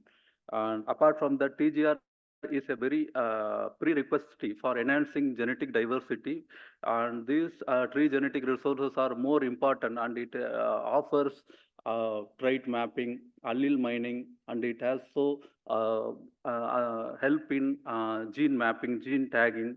So because of these reasons, when developing a variety, breeders require a large scale germplasm.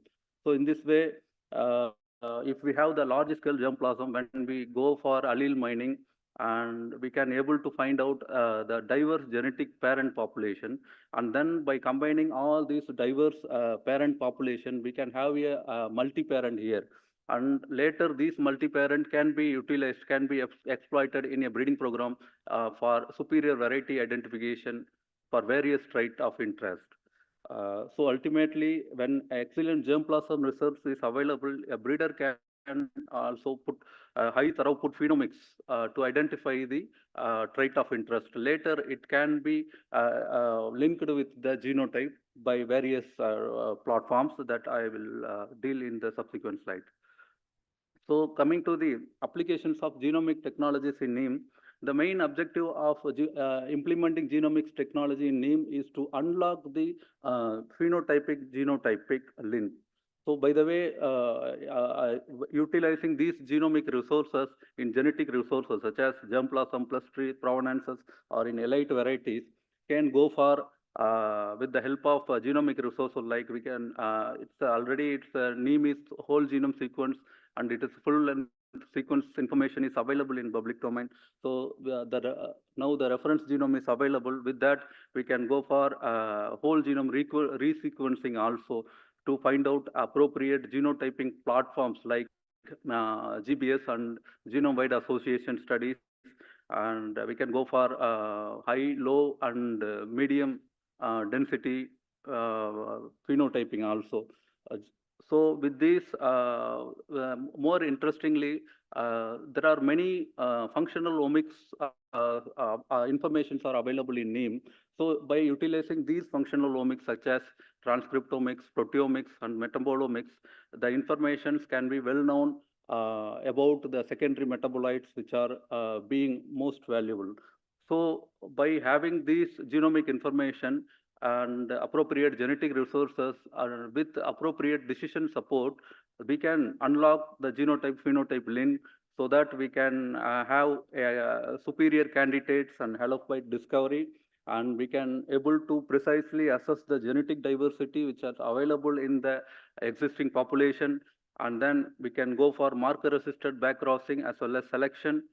And these all will enhance or the speed up the breeding process, so that this application of genomics assisted breeding in Neem can lead to make a fast track breeding mode in Neem for climate smart varieties development without compromising the yield. Yeah. Coming to the Neem genomics, in Mediaceae family, Neem belongs to Mediaceae family. We all know that in this family, Neem is the first plant to be sequenced.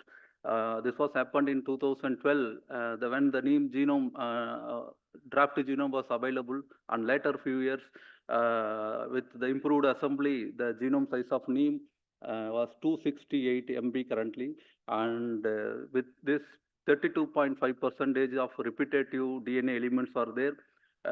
This Neem, phylogenetically, it's related with sweet or citrus sinensis.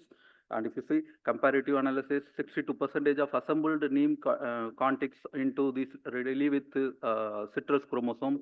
And also the organellar genome information is available in Neem, in which if you see 77 unique genes are present in chloroplast alone, and 39 genes were present in mitochondria. And coming to the functional omics approach in Neem, this is the first work in Neem regarding the functional omics approach, that is de novo sequencing and assembly of Azadirachta indica fruit transcriptome. In the fruit, the transcriptome study was happened, so finally they have identified 11 allergen 11 globulin precursor mRNA appears to the most expressed transcript among others, followed by 26S ribosomal RNA, alpha tubulin mRNA. These are seed proteins. When these are upregulated when the seed endosperm development process, and also they have identified genes involved in terminate biosynthesis pathway in Neem. And they also had a conclusion that in Neem, longer introns are available as compared with other species like model species like Arabidopsis thaliana or Rhiza sativa, Vitis vinifera, and Citrus sinensis. And then later, in 2015, a comprehensive analysis of genomes, transcriptomes, metabolite of Neem tree was well studied, in which 44,495 genes were predicted, of which 32,278 genes were expressed in Neem tissue alone. And among 3,008 genes exhibited tissue-specific expression, while 13,711 genes expressed in all the tissues in Neem. So here they have taken tissues like root, flower, fruit, stem, as well. Flower, fruit, coat, and pulp. So 4,320 multi-gene families are available in Neem, and then exclusively 150 genes were highly expressed in developing endosperm they have identified. So later these genes were well validated, in which top two genes, if you see that dehydrogenase and transferase are the most candidate genes which are expressed in developing endosperm. And if you see the heat map also, the azadirachtin related genes are more expressed in matured fruit and followed by developing endosperm as compared with other tissues. And in later multi-tissue transcriptome analysis using hybrid sequencing reveals potential genes and biological pathways exclusively associated with azadirachtin A biosynthesis in Neem. So here 22 candidate genes encoding 2,3-oxidosqualane cyclase, alcohol dehydrogenase, cytochrome, that is P450, acyl transferase and esterase were proposed to be the novel potential candidate genes which are exclusively involved in azadirachtin biosynthesis.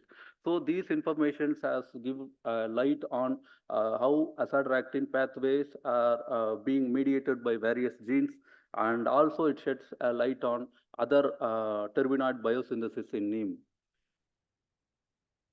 So these are the different transcriptome studies happened in Neem so far, with available of lot different tissues and different assembly approach, annotation approach. And coming to the cost-effective genotyping platform. So with the availability of whole genome information, one can go for a cost-effective genotyping platform.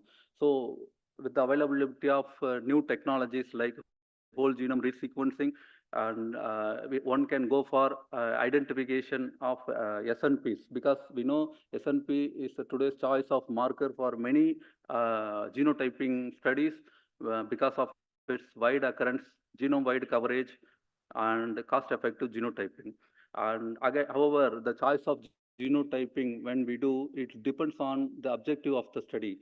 For instance, high-density genotyping platforms generally are used for genome-wide association studies, and medium-density genotyping platforms can be used for genomic selection on genotype by sequencing, that is GBS approach, and low-density for marker-assisted backcross breeding and marker-assisted selection. So depending upon depending upon the objective of the study, one can choose the genotyping platform accordingly. So these are all the informations so far not available in Neem. So with the availability of genomic whole genome information, one can explore these possibilities in Neem in order to make fast track mode breeding to develop a varieties. So this is a sequence-based holistic tree breeding approach. Although it is proposed in chickpea, this model we can follow in Neem as well. So if suppose mapping population or genetic resources, diverse genetic resources available with the assistance of functional genomics, GWAS or GBS, one can go for identification of genes or superior alleles in the population. Then later these identified genes or superior alleles can be fed into the parentals in the breeding program, particular for identifying parental selection. And then we can go for even after parental selection, one can go for advancing generations. And these advancing generations also with the availability of marker-assisted selection and genomic selection, we can do early selection as well. And available as also it is with the availability of high coverage sequencing and multi-location phenotyping data, a predictive model can be used to high genomic estimated breeding value lines, and then later these lines can be carry forward for various yield trials to Dr. develop. Rajarajan, you have 2 minutes more. Yes, to develop climate smart varieties without compromising the yield. So I would like to give some of the highlights about the research which is happening in CAFRI. So as we know that in India we have the largest germplasm bank. When we explored we have collected germplasm in the year 90s. Various exploration trips we have made. Among them, many provenances were collected from different states, and we have assembled those germplasm at Central Agroforestry Research. In today's 170 germplasm are available in our field gene bank. And also we have studied complete genetic diversity of these germplasm with the help of SSR markers. So these germplasms are, we have made it into different populations like North Central, South East and West Central. And among that, North Central had more admixtures. And we have also evaluated these germplasm for oil content, especially oil content, and we in different years. And based on our study, we have identified 4 prominent Neem germplasm which yields high oil yield, and all the 4 germplasms belongs to Madhya Pradesh. And this is a new technology we are following to maintaining our Neem germplasms through radio frequency tags. These are 2 types of tags, are there passive tags and real-time sensors. In the passive tags, we can scan through the scanner, the tags, and then we can manually feed the morphological and qualitative data, and then this will be updated periodically, and the informations are readily stored in the cloud server. So when and there we can require, one can access this and carry forward for the result. And also we have installed real-time sensors. This will protect the tree germplasm resource against various natural calamities like heavy wind, and also if suppose any animal brushing, wood logging, illegal wood logging, all these things. So this animal brushing especially, this will give alert message. So by that way, one can go and address the issue in the field gene banks. And way forward, if you see integrating novel technologies such as NGS technologies particularly will hasten the breeding activity in order to make fast track breeding mode. And also marker assisted selection, GWAS and GS can help in precise tree breeding program for superior variety development with a desirable character. And use of multiplex assay for marker studies could rapidly increase mass and genomic selection breeding program in Neem. and it is highly required to develop a short duration varieties. And also, it is one breeder should know the market and farmer preferred traits, and then accordingly that the demands can be fulfilled accordingly. And also, collaborative efforts among multiple organizations is the need of the hour, because this will give useful information about various genomic resources and genetic resources in order to move further. Thank you very much. Thank you, Dr. Rajarajan, for completing in time. Now the session will be open for discussion, and we'll take question from one or two question for each speaker. Any prominent question if you are having.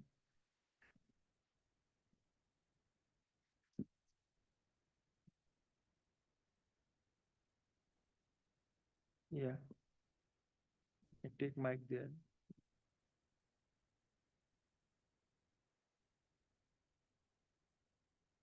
Dr. Tarun, what is the age of the CPT which you have selected? Ma'am, which particular, the current project The or? current project, current. The age is 15 years plus. I mean, they are not even age plantations, but we have tried to select the plants which are 15 years plus. 15 years plus, not. Not below that, yeah.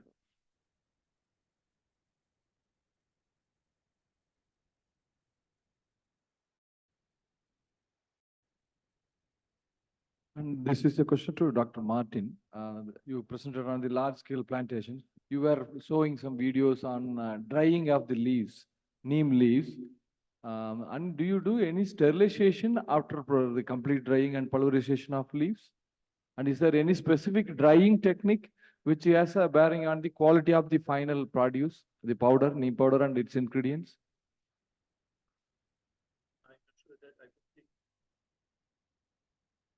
I am not sure that I completely understood the question, but I think it's about harvesting leaves. The processing, yeah, Process. Yeah, the process, we are of course aware that we must manage the tree and the plantation in a holistic way. So the tree needs its leaves and its branches for growth and photosynthesis, but also we plant the trees in a way that they develop in a economically usable form. So we train our people to follow a few basic rules, and we harvest the leaves that we have to cut off anyways for pruning purposes. And these leaves are then brought to the factory, and we have self-developed machines that rip the leaves of the branches, and hours later they are processed, washed, and dried. I'm not sure this was the question. Yeah, Yes. specifically, I wanted to know whether any sterilization is done on the dried leaves, neem leaves. Any sterilization techniques are used for controlling the microbial load in the final dried powder, neem powder. I cannot answer this question Okay, because I didn't okay. understand so well. Right? Okay, we can No, we discuss. don't- things we know- while we in the know- words. no, we, We'll have we- to take some other question from Yes, other. but persons. the sterilization, Thank you. we don't Hello. apply. Yeah. We have To identify yourself before you asking, just mention your name, that's all, thank you. we have looked into this. Indeed, it was one of the questions that we asked ourselves, especially UV-based sterilization, and we did trials, and we came to very good results without sterilization. So we have absolutely no aflatoxin or other things in our leaves, in constant monitoring with the German labs on the whole list of things. So we think as long as we are fine without additional sterilization, we just won't do this. Okay, thank you, Dr. Martin. And now, Yeah, I'm Dr. Ankur Garg from Coromandel. My question is with Dr. Tarun, please. Dr. Tarun, we understood that dieback came from Phytophthora infestation. But now, like you suggested with your presentation, it is because of methyl glycol. So No, how actually, correlate that? Yes. yeah, I would like to just clarify this. See, dieback can happen because of n number of reasons. It can be a fungal dieback. It can be a dieback because of the insect attack also could be there, but it could be also abiotic reasons. These are the biotic factors, the fungus or the insect. There is a phomopsis. There is another tree tea mosquito right now also that is causing a problem. Now, that is a different thing. But the thing is, dieback can happen because of abiotic stresses also, like excessive cold. And excessive cold also makes, I mean, whenever there is fresh flushes, they will die back. And looking at the molecular or at a cellular level, the reason behind all these is methyl glycol that is formed. So methyl glycol is an operative toxin which is happening in other forms of abiotic stresses also. Even under drought, under salinity also, methyl glycol production, it's a marker which increases tremendously on a higher level and leads to a lot of problems. So that was, and I was trying to show that in particularly because we tried to address that problem by neutralizing that through use of a particular gene called glycolase 3. So that was important. Otherwise, it's happening in so many other plants. It's happening the same way. Thank you, Dr. Tarun. Thank you. Now, any other question? We'll take one or two question more, then we'll finish the session. Myself, Dr. Shushmita Shukla from Amit University. So this is again to Dr. Tarun itself. Dr. Tarun, you have shown the micropropagation protocol of the Neem as well. So I just want to know whether only the high yielding azadirachtin protocol has been developed, or you have developed a particular varieties. It means I want to know the whole study which you were going for all the different varieties. Have you developed all the varieties or some specific Neem varieties you have developed? No, see, the tissue culture protocol, in fact, a lot of people across India and I think world over, many people have tried doing tissue culture of neem. What we have done is we have developed two kind of protocols. One was using the shoot, that is basically the auxiliary bud based proliferation protocol that was developed by ICAR-CAFRI. And that is not specific to any variety of neem. It's a universal kind of protocol, can be used for any neem growing anywhere.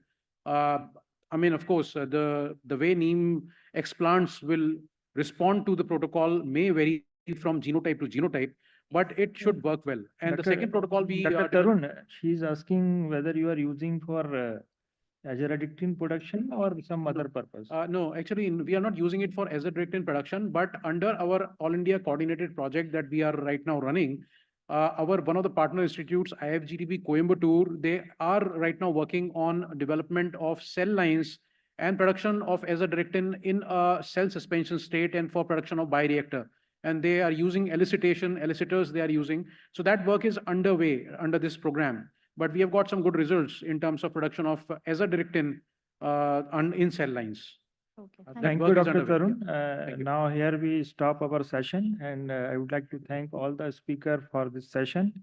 And I know you all are waiting for the lunch, so we'll start the next session after 45 minutes. Before the closure, I would like to invite Mr. Sharat Singhania and Dr. Venkatesh Devanur to the dais to felicitate the invited speakers.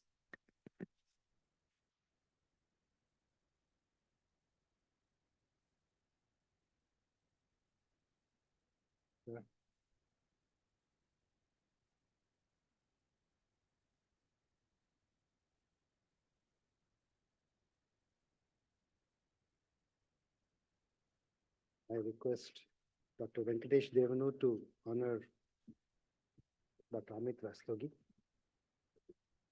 Sir, we'll go. Yeah. We'll come out.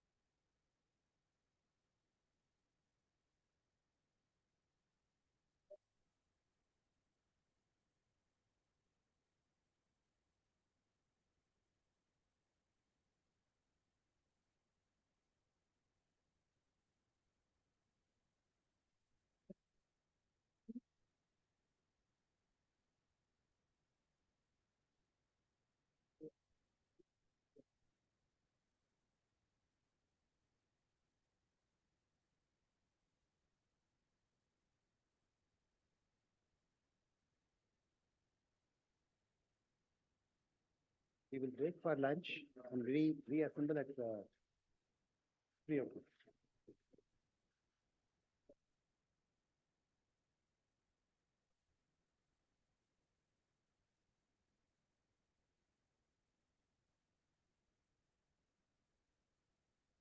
Then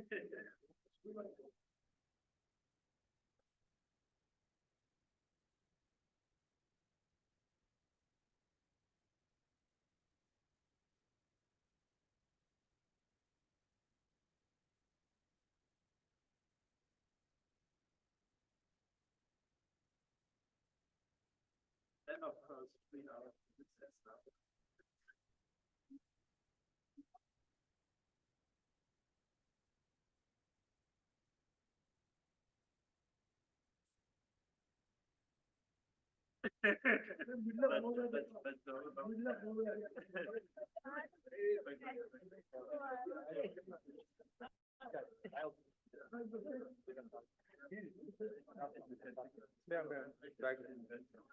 हाँ कुछ press वाले कुछ लोग हैं जो आपसे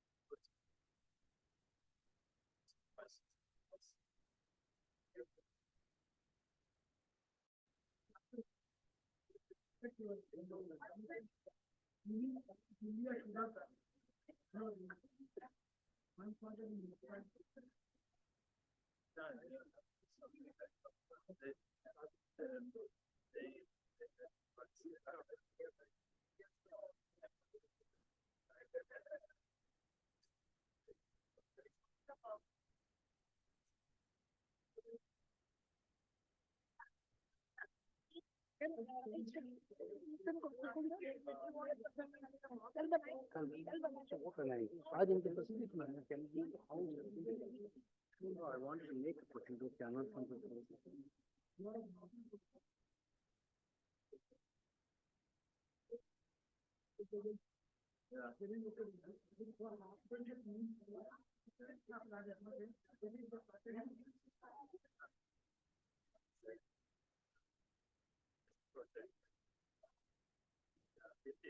in China and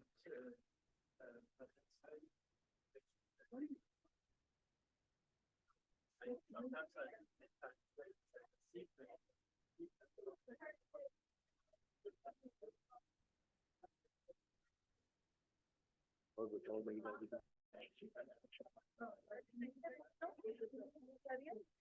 वो चले जाएंगे तुम उनकी जगह ले लेना सामान का जाओ हम किसी को भूख लग रही है तो वो दो चले आएंगे तो तुम वहाँ रुक जाना एक लड़का एक लड़की चलाएंगे ठीक है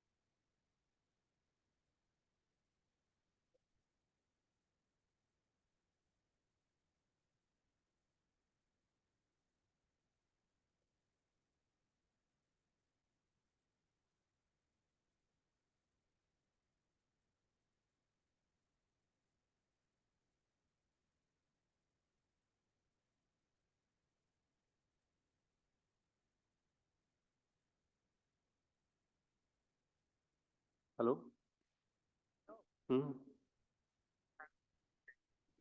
क्या दे रहे हैं? वो कहाँ है? अच्छा, एक मिनट रुको।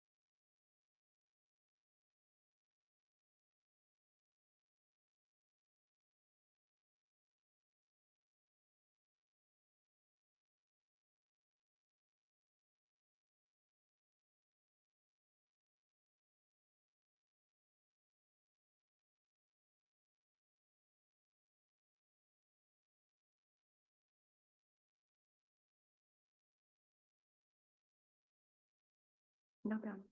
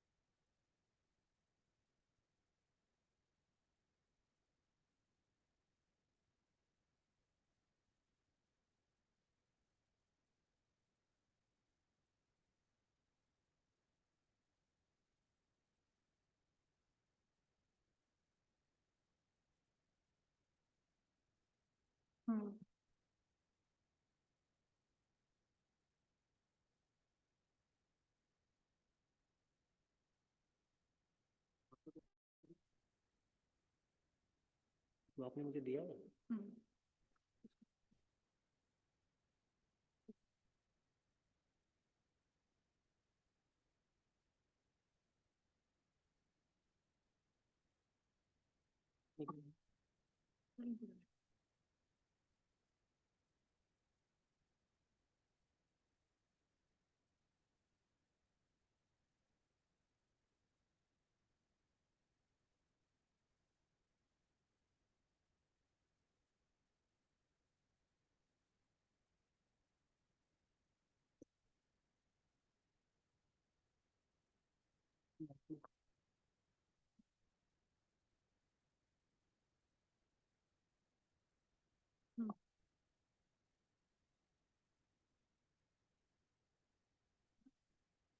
मेरे पास भी वही मिला है।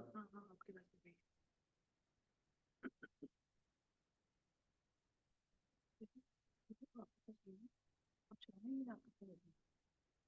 मैं चला गया नहीं मतलब जब आप ये नहीं करेंगे ना आपको तो यहीं से चलाना पड़ेगा ना। मैं वहाँ से नेक्स्ट कर दूंगा। ठीक है, और नहीं से करेंगे। ये ब्लैंक है बनेगी।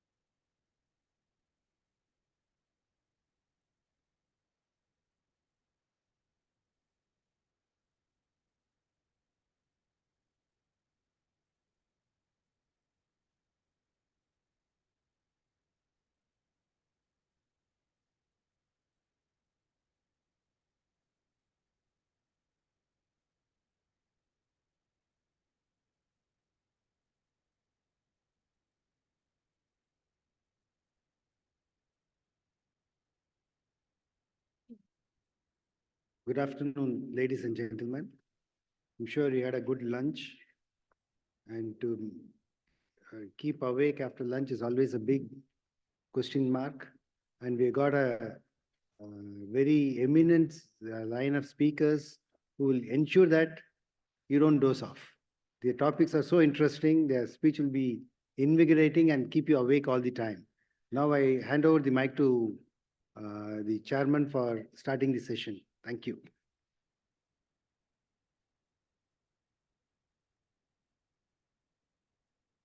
Good afternoon to all of you. We can start now sessions. First speaker for this session is Dr. Nutan Kaushik. Topic on the topic azadirachtin oil and fatty acid availability in the neem seed collection of India. So I request Dr. Nutan Kaushik. Dr. Nutan Kaushik is the Director General of Amity Food and Agricultural Foundation. She was a PhD in Soil Science and Agriculture Chemistry from Indian Agriculture Research Institute. She has collaborations with various national as well as international organizations.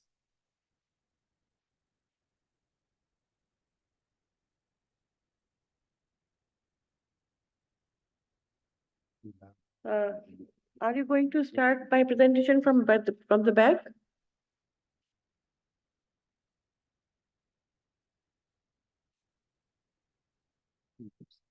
Yeah, good. A very good afternoon to all of you. Since the time is short, I will try to justify shorten my talk as far as possible, but I cannot guarantee that if I can finish within 15 minutes. Sorry, sir. So it is about the azadirachtin oil and fatty acid variability in neem seed collections of India. As Dr. Tarun has already set the pace for this one, the neem plantation, I will just skip. Before I go to my topic, the biochemical composition of any fruit or any seed or any material like plant material varies due to various factors. One is the genetic factor, another is the environmental factor, third is the time of harvest, at what time of physiological maturity you are harvesting the produce, and the quality of the seeds, whether the seeds are infected or not infected, or how clean the seeds are. So individual trees varies in composition, and studies suggest variation in individual trees. So there was a National Neem Network program, which Dr. Tarun has already informed you, has mentioned that in 1999, Novote Board had launched a All India network. And before this network was launched, there was a need for this network because very few studies were carried out in India and abroad on studying like the variability of the azadirachtin content, the oil content, and the fatty acid composition. So, and there was a lot of like talk about the variation in the efficacy of the different teas. Some says the neem works, some says neem doesn't work. Why in some cases the neem work? Why in some cases the neem doesn't work? What is the reason behind that? So that was another reason that we took up this network. So highest yield of azadirachtin content per seed was not restricted to a specific country, but distributed in a single trees of different origin. This fact was established by as early as in 1986 by Arbel. And the azadirachtin content was found to be affected by climate, soil type, and altitude. And this was established in my division of agrochemicals by this Dr. Parmar's project, and for which I was also the part of it, this Rangaswamy et al. In 1993. So a large variation in the azadirachtin content was reported prior to this network, and the variation was from 2895 to 7525 ppm. But the claims were that some people claim that they have 3.5% aza. But whenever we asked them, where is the 3.5%, they were never able to produce that. So that is the whole story behind this network. So this network was, there was 11 partners in this network. AFRI Jodhpur, Kazi Jodhpur, FRI Dehradun, HAU Hisar, IFGT Coimbatore, IIT New Delhi, NBPGR, NBRI, Neem Foundation, TERI, and TFRI. So from TERI, I was the coordinator for this project. So this project, in this project, the collections were done all over the India. If you really see, the entire India is green. The green part is from where the collections were done by various partners. And this is the status of the neem seed collected, and which Terry analyzed for the azadirachtin content, oil content, and fatty acid variability. So Tamil Nadu, 300 around 300 samples were collected. Karnataka, Chhattisgarh. So like almost all part of the country was covered. So we did the azadirachtin analysis by HPLC. This method was established in my lab, and by PDA, because PDA, by which PDA we can also ensure the peak purity. So, and then fatty acid analysis, we did by by GCMS, and this is a method like established in my lab. This is a quick method, methylation method, where you don't have to extract the oil, you don't have to hydrolyze the oil, you don't have to trans-esterify the oil, the fatty acids. Esterify the fatty acids, you can directly, in whatever form the fatty acids are present, whether it's triglyceride, whether it's diglyceride, or whether free fatty acids, all the fatty acids get directly converted into fatty acid methyl esters in a single step. In 1 hour, you get the methyl ester. Otherwise, it's a 2-day long procedure to get the methyl esters. And this was done by GCMS. And this is the fatty acid profile of the neem. It contains 4 major fatty acids. And then we determine the oil content. Oil content we determine by the conventional succinct apparatus. And this is the overall variations which we observed. By seeing this observation variation, you can like imagine how much is the variability which we have in our germplasm. Azadirachtin from 0.02 to 1.6%. Like imagine if you have the collecting the seeds from 0.02%, are you going to get the efficacy? No, you are not going to get any efficacy if you are preparing the extract from 0.02% seed containing azadirachtin 0.02%. Whereas at the same time, say if the seed is coming from 1.6% azadirachtin content, you are going to bound to get the efficacy. So this variable is very important to know how much is the aza content in your seed. And then oil content 24 to 56%. I think today I saw 65% also in from Dr. Tarun's slides. That's very interesting that we also have up to 65%, but this was then oleic acid 32 to 68%, palmitic acid 6 to 46%, as the range is huge. Linoleic acid 3 to 36%, and stearic acid 0.05 to 26%. So now coming to the azadirachtin variability, this is the state-wise distribution of the different azadirachtin content. This is the average of each state. So Maharashtra, highest was, if you can really see, is from the Tamil Nadu, Karnataka, and Andhra Pradesh. And so this is the order in which we got, and the least was from the Orissa and Rajasthan, and also Haryana. So this is the order in which the azadirachtin content varied. AP is more than the Karnataka, then the Tamil Nadu, then the Delhi, then Haryana, then Chhattisgarh, MP, Punjab, Maharashtra, UP, Gujarat, and Haryana. Then azadirachtin content was found to be greatly affected by the seed quality.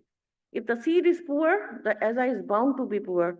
The seeds having very poor quality, that is very high fungal infection, showed very low azadirachtin content. But we did not analyze the fungal. This variability is not because of the fungal infection. We didn't analyze the fungal infected seeds. But this is just to say how the fungal infection can also impact, even if your seed is high aza. If it is infected by the fungal infection, the aza content will be low. So this is says the top one is a pure, very good seed. It's if you relieve from the outside, the kernel is low, the seed looks very good. But if you open the same seed, you see the seeds are fungal infected. So if you are extracting the whole seed like this, without even removing the shell or without even removing the kernel, and you think that your seed is of good quality, but inside you do not know what kind of kernel quality is there. So it's very important that we should we should go for the extraction of the agar from the kernel itself, so that you are sure about the quality of the seed which is inside the kernel. Because from looking at this picture, you cannot make out whether this is a fungal infected or not fungal infected. And then sample having more than 1000 ppm, these are the samples which had more than 1% azadirachtin content, about more than 6, 7, 8%. You can see they had around more than 1% azadirachtin content, and they were all coming from the Deccan Plateau. And this is the containing from 1% to 0.75%. And again, there's a good list of the accessions, and these accessions are cryopreserved at NBPGR. Anybody wants, they can go for these accessions and they can get it from the NBPGR. And then these samples, these are again the sample containing 10,000 to 7, the list continues. And then oil content variability. You see the oil content was also high in this average oil content was high Uttar Pradesh, Gujarat, Punjab, Maharashtra, and all this, but not in Odisha and Madhya Pradesh. And then this is the distribution of the accessions. Oil-wise, majority of the accessions had 45 to 50% of the oil content, and few had 55, more than 55%, and very few had more than 60%, around 8. So this large number of samples recorded high content between 45 to 50%. Seeds having high moisture content recorded poor oil content. So moisture content is also reflection on the seed quality. So these are sample having more than 50% of the oil content, lot of accessions from different origin. They had this oil content. Now coming to the fatty acid variability, we had this good amount of fatty acid variability coming from different states. So samples from Maharashtra, Delhi, Haryana, Chhattisgarh, Rajasthan, and Gujarat have very high oleic acid, more than 50%. And seed collected from Tamil Nadu and Andhra Pradesh have comparatively higher palmitic and lower oleic acid. So this is a distribution of the oleic acid. So majority of the samples had 50 to 55% oleic acid. And then stearic acid varied from 5 to 10% majority of the accessions. And then palmitic acid around 20%. And then if you really see this linoleic acid, it from 20 to 30%. So this variability can be used to study the diversity and can also be exploited for industrial purposes, which we are discussing today in this conference, how to utilize the Neem for the industrial purpose and make it profitable. So performance over the year, because it's very important to know whether this character is stable over the year or not. So for that matter, we studied for 2 years, because there was no time in that network. The network was for only for 3 years. So we studied for the 2 years variability, and you can see the high performance remained the high performer in terms of the percent oil content was not at all affected, as far as the this oil content was quite stable, is very stable character. We have also seen this from progeny, from mother to progeny also, it's very stable character. Whereas the azadirachtin content, if you really see in the first year, the accession having 1980 was having 5223, and then average. So we have taken the average of this year. So azadirachtin content is variable, it depends on the mostly on the environmental condition. So if there, and particularly on the precipitation, on this temperature, it's affected by the temperature, but it is very relative. If your tree is high this year, it will remain high in the next year also, because all the accessions will contain, if it in the first year, if the aza content is higher, the second year the aza content is lower, it will be lower for all the accessions. It's not that for one particular accession is having low this year and high next year, and another is becoming low and high in the first year is becoming low in the next year.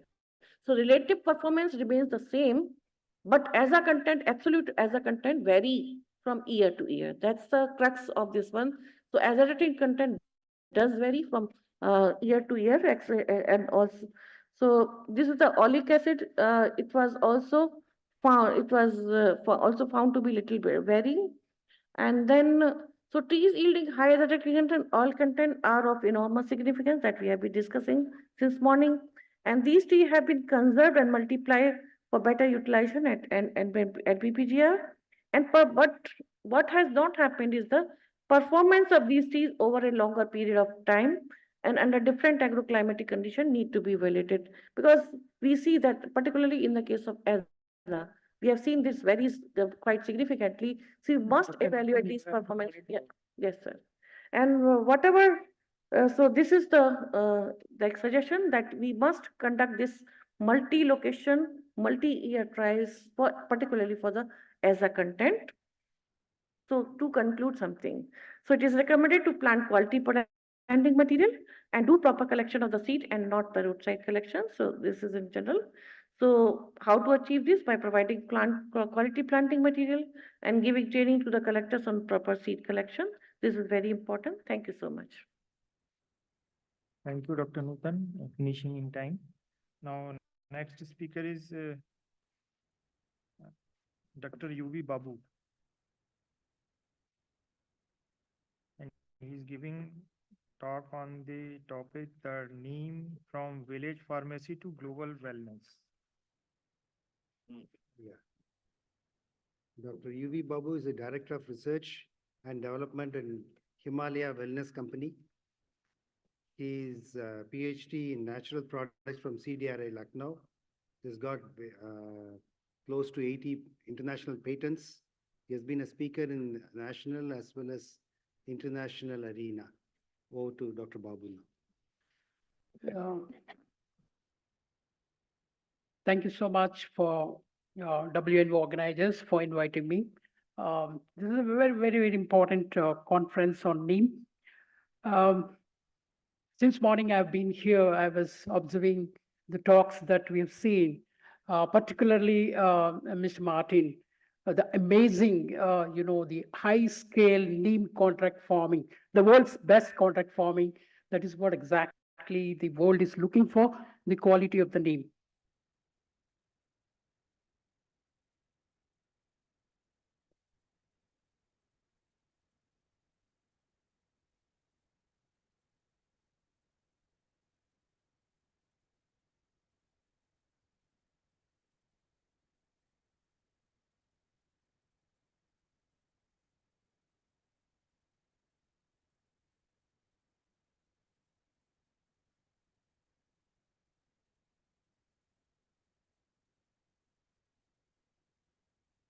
Yeah.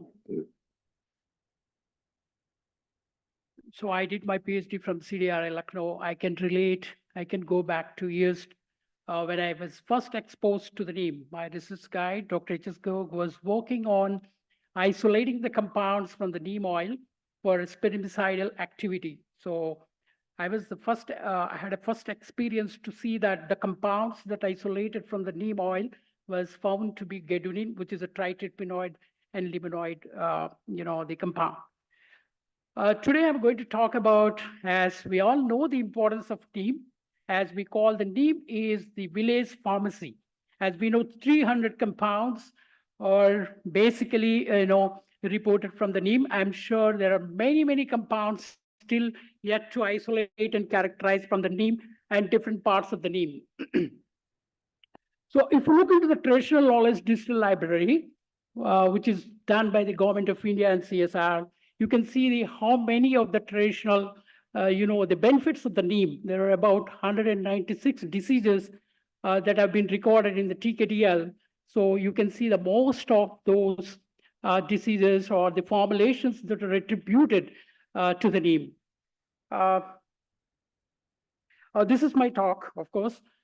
If you look into this, the 150 years of science that is called modern medical profession today, the questioning the 5,000 years old of traditional medicine of this country.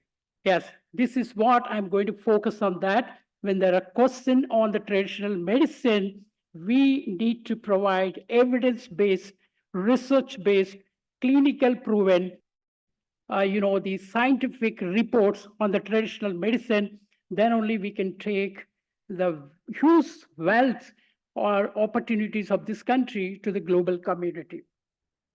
Yeah. Before I start, quickly, I will say my story. I belongs to Himalaya Wellness Company. Our story is the founder chairman of this company. Mr. Manal was visiting the Burma and he found some of those, herbs were feeding to the agitating elephants. That's how he picked up those herbs and started working in the 1930s. And we end up with in 1934, we are the first company in the world coming up with the anti-hypertensive drug. Okay, this is the years of our transition. If you look at originally the branding was like that, and then we moved to Himalaya Herbal Healthcare Wellness and Himalaya since 1930, and then now from July 2022, our brand is changed to Himalaya since 1930. We are present in more than 100 countries. If we talk about Neem and research development, it's a huge talk, but I'll try to put it in a very, some of those highlights that we're doing on the Neem. And today we are doing the Neem research. We have more than 84 products that we have developed from the Neem, from the different parts of the Neem, across the pharmaceutical, cosmeceutical, and animal healthcare products. And these products are available more than 100 countries across the globe. So the biggest challenge for us is to ensure the quality and the global regulation, and also meeting the consumer expectations when we talk about natural products with reference to the Neem.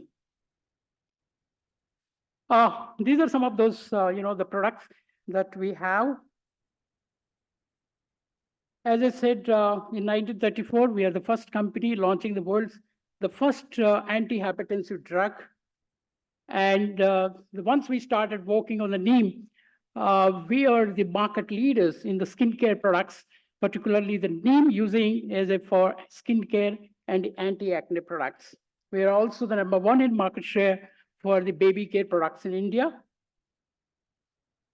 We are the first company, again, exploring the herbals, and we have launched the first company for the anti-hypertensive drug from the natural products, from the anti-hepatitis drug for the natural products.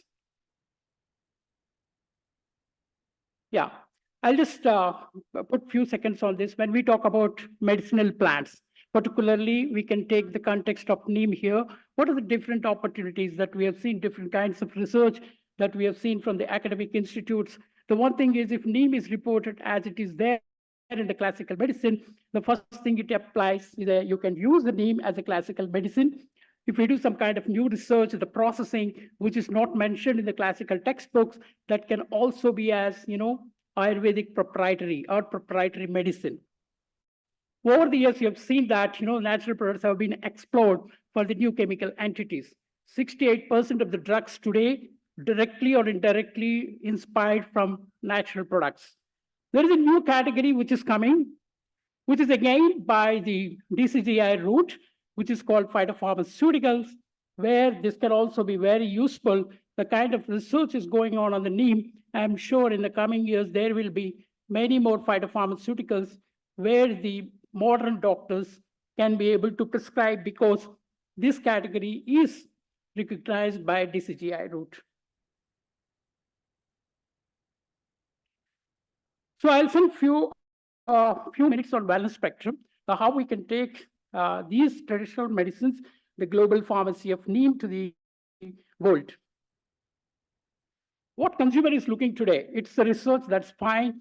Consumer is most importantly looking for green chemistry. Okay, it is not that we can take the natural products, you forget the traditional ways of processing that, and apply a lot of chemical solvents and synthesizing those, or isolating those molecules and purifying these molecules. There are evidence, hundreds of evidence today, that if you are believing in traditional medicine or natural products, the pure compounds are not, not as safe as the people think for herbal products. It is actually the synergy and the multiple compounds present in the herbs that make a real difference. You have huge examples, but I'll give two examples. Like Taxol is an anti-cancer compound, but Taxol carry a lot of side effects, and it is not also as affordable as it is to be. Second is artemisinin, which is again, anti-malarial drug. It was again a pure molecules, but now last few years it is developing again, the resistance. Therefore, it was found that it is the, the herbal extracts, the polyherbals, and a holistic approach, the synergy that play a biggest role, when we have to offer the wellness at affordable cost to the global community. Okay, while we are doing all the natural products, we have different technologies that we can explore, but still we can be at more natural ways. The Swarasa is one of the process where it is mentioned in the traditional Ayurveda, that is just exploring or extracting the fresh parts of the neem into a juice. Then we can explore the benefits of those. It is called Swarasa. So there are other extraction technologies where you need not to use the solvents. For example, supercritical fluid extraction and the subcritical fluid extraction. And we can also go into the molecular, as there are many compounds in the neem that can also get into. The most importantly, today the plant biotechnology has made a significant advancements. Today you need not to cultivate neem. You can synthesize or you can propagate neem cells in your bioreactor, which is called as the neem stem cells. And also there are a lot of advances in the nano neem. So there are where the, you can make nanoparticles by the green synthesis. So this is just an example of how the neem extracts can play a critical role in the green synthesis of, silver nanoparticles and zinc nanoparticles, which are again a huge antimicrobial activity. Yeah, this is just to explain you the basics for those who are not, much about the formulations of the products. Any formulation of the products, you see the tablets and capsules. Basically, what happens? You take the herbal extracts, for example, neem. You take the neem extract and then you put into a lot of pharmaceutical excipients into it to make into a capsules and a tablets. This is a very conventional way of making the dosage forms. Okay. Now you look at the consumers are looking, as I said, it should be 100% natural. Therefore, you should be avoid from all solvent extracts, for example, hexane, methanol, dichloromethane, chloroform, whatever it is. So all should be free from. So there are most advanced extraction technology, as I said. So these are some of those extraction technologies are available today, though people are exploring these kind of technologies to offer to various global countries.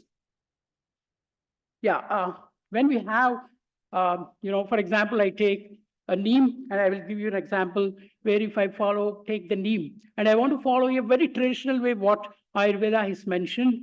If I have to follow it's a classical preparation, the right side of the product is a neem, which is a neem extract. But when you go to the global, audience, the expectation of the consumer is that you should have sufficient quantity of bitters, that is the active molecules of the neem, into it. And as I said, you cannot use any solvents into it, and we have to make it 100% natural, and also the source of those herbal materials should be organic. So we have done a lot of work on this to make it, when I say neem tablet, it is neem tablet. It is 100% neem leaf that converted into a tablet. And this is, again, the first technology in the world, and there are no products available like where you can make tablets of its own from the same part of the herb. So we have launched these products, the first in the United States, I think 15 years ago. So we are leading flagship products in the United States today, all organic products, including the organic neem. So likewise, we have developed 2 dozens of the products for the US market, and it's a unique technology. Then now we are leading market share in the United States of these technologies and pure herbs. Just I'll spend a few minutes on the global standards, why it is so important for us to meet the global standards. Okay. So if we see about global standards, the most importantly, the heavy metals that are coming, the pesticides that are coming, the stability of those products, and the good agricultural and collection practices. These are the few of the important standards that required to make your products in the country and take it to across the globe.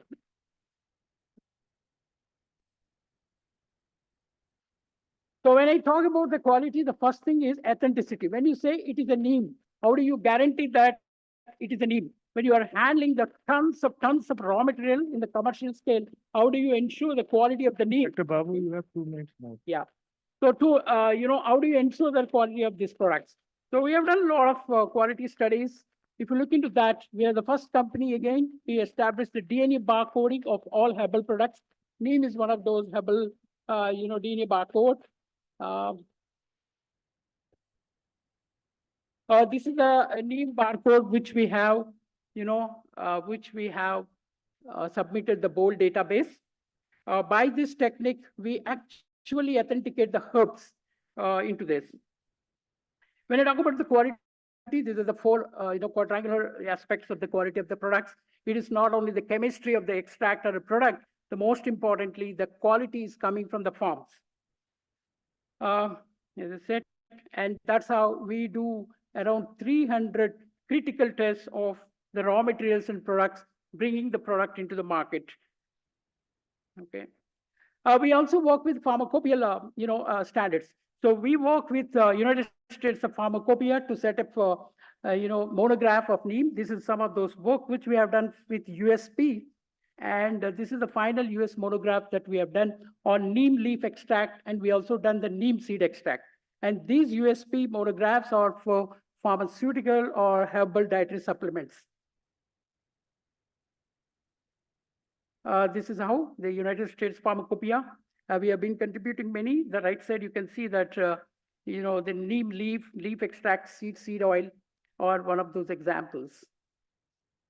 We also follow most importantly, it is very important to make it sure that we are sustainable and we are 100% GMO free and biodiversity preserved and 0% deforestation when we explore the medicinal plants.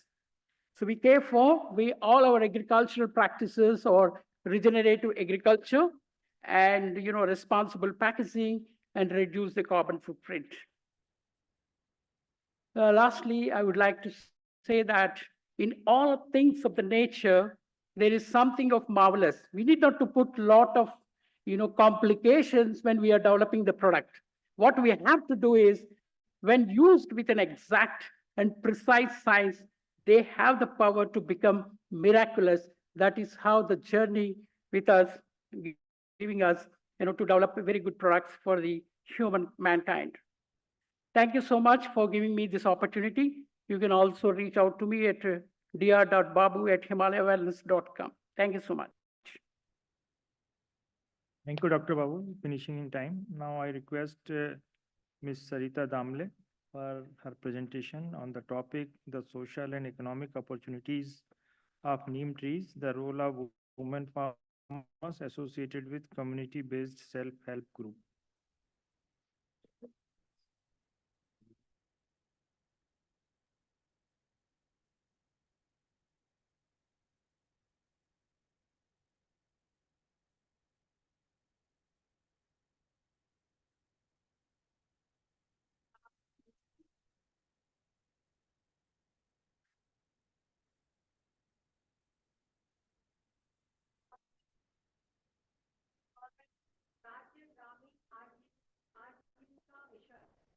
And she belongs to Narmadapuram, MP, and she is a friend of farmers, especially lady farmers, and she is doing excellent work in her area.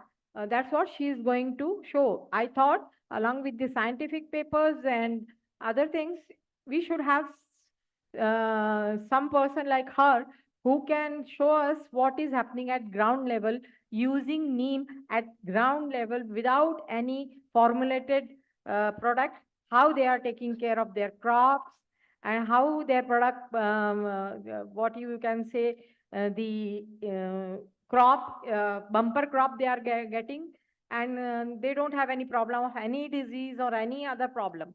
So she is going to show that. Sarita Damle from Narmada Nagar.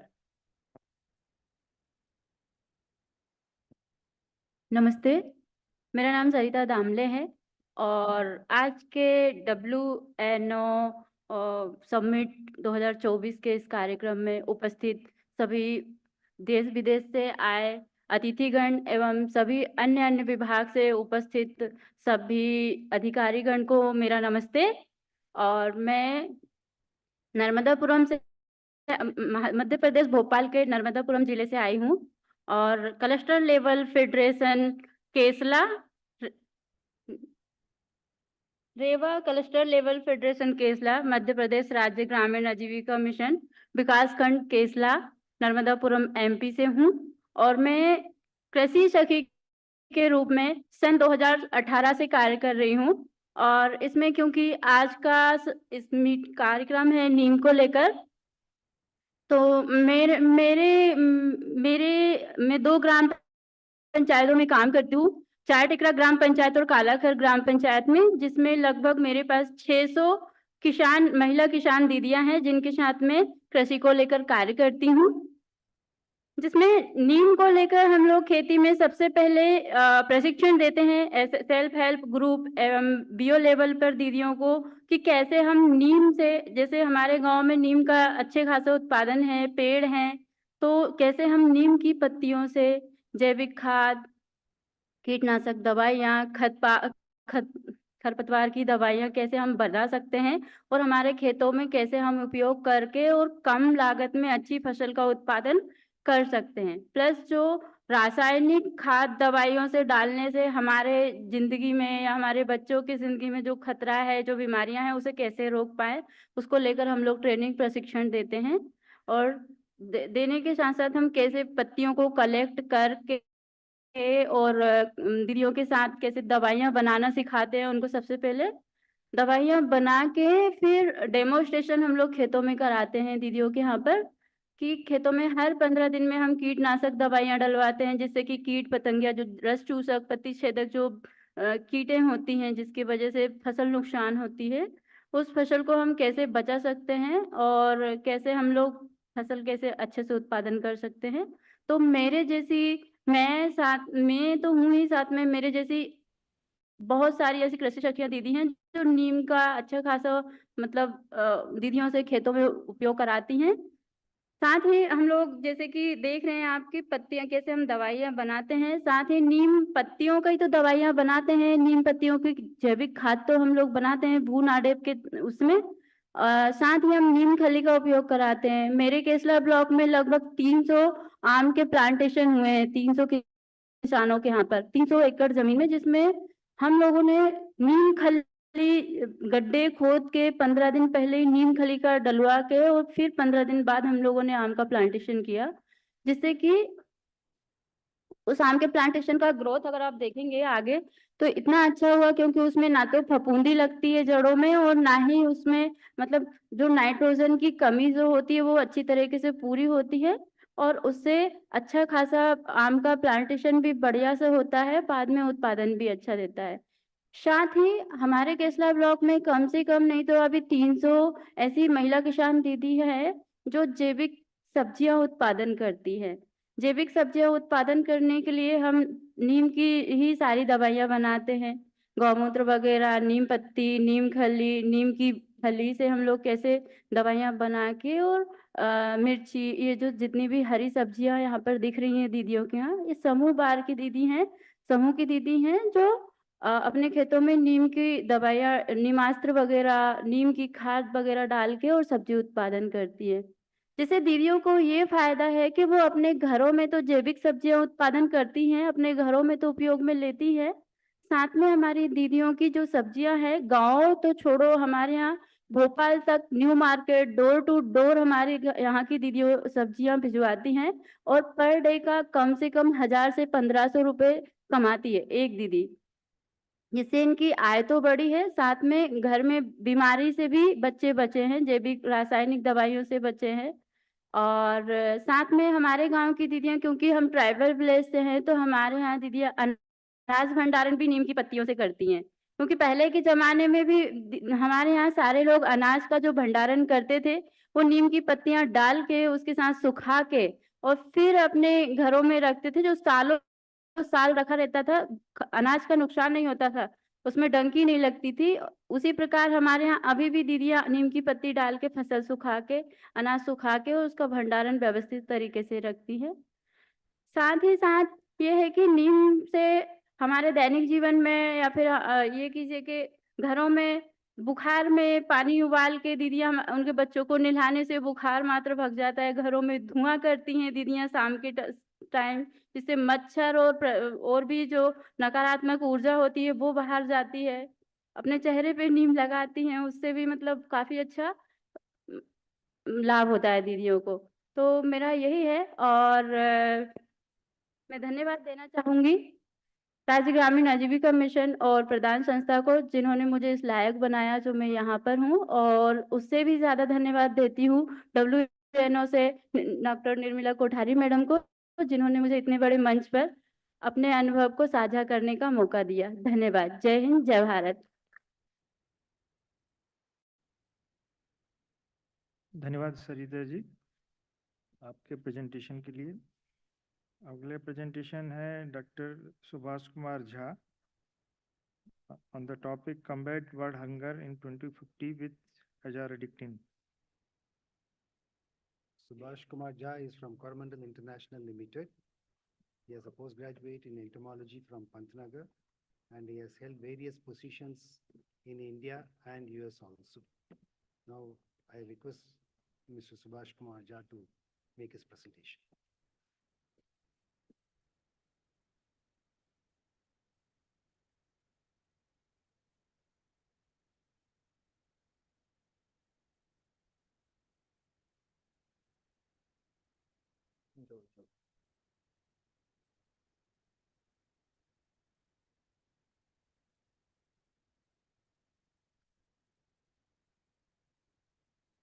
Good afternoon, delegates. It's my privilege to be here and share this humongous mission which came to my mind when we thought about participation in WNO summit. The moment we talk about azadirachtin, it gives us a feeling of something very desi, कि बाकी बहुत कुछ हम लोग use कर रहे हैं, या when we are using chemical, against that, or when we start using azadirachtin, it will give you something which will not be of that standard. That's the first thing which comes to our mind. So before we get into this topic of combat world hunger in 2050 with azadirachtin, let me give you a brief background of who I am and why I'm standing here and talking something so humongous. My name is Subhas, as Dr. Balaji said. I am living this molecule for more than 2 decades at ground zero. I had the privilege to work with this molecule in hardcore conventional agriculture and crop like cotton, which were consuming once upon a time the maximum pesticide. So started back then in a state like Punjab. I believe everybody sitting over here knows how Punjab, they use pesticide. So starting from there and demonstrating to them, and more than the farmer, I had to demonstrate to my own team, now Coromandel and those days EID Parry pesticide team, that hey, we have a product from Neem which can be an ideal tank mix partner. So all started from there. And selling this molecule all across major country in hundreds of thousands of liters, treating hundreds of thousands of acres and crop from low value like bajra and high value like cannabis.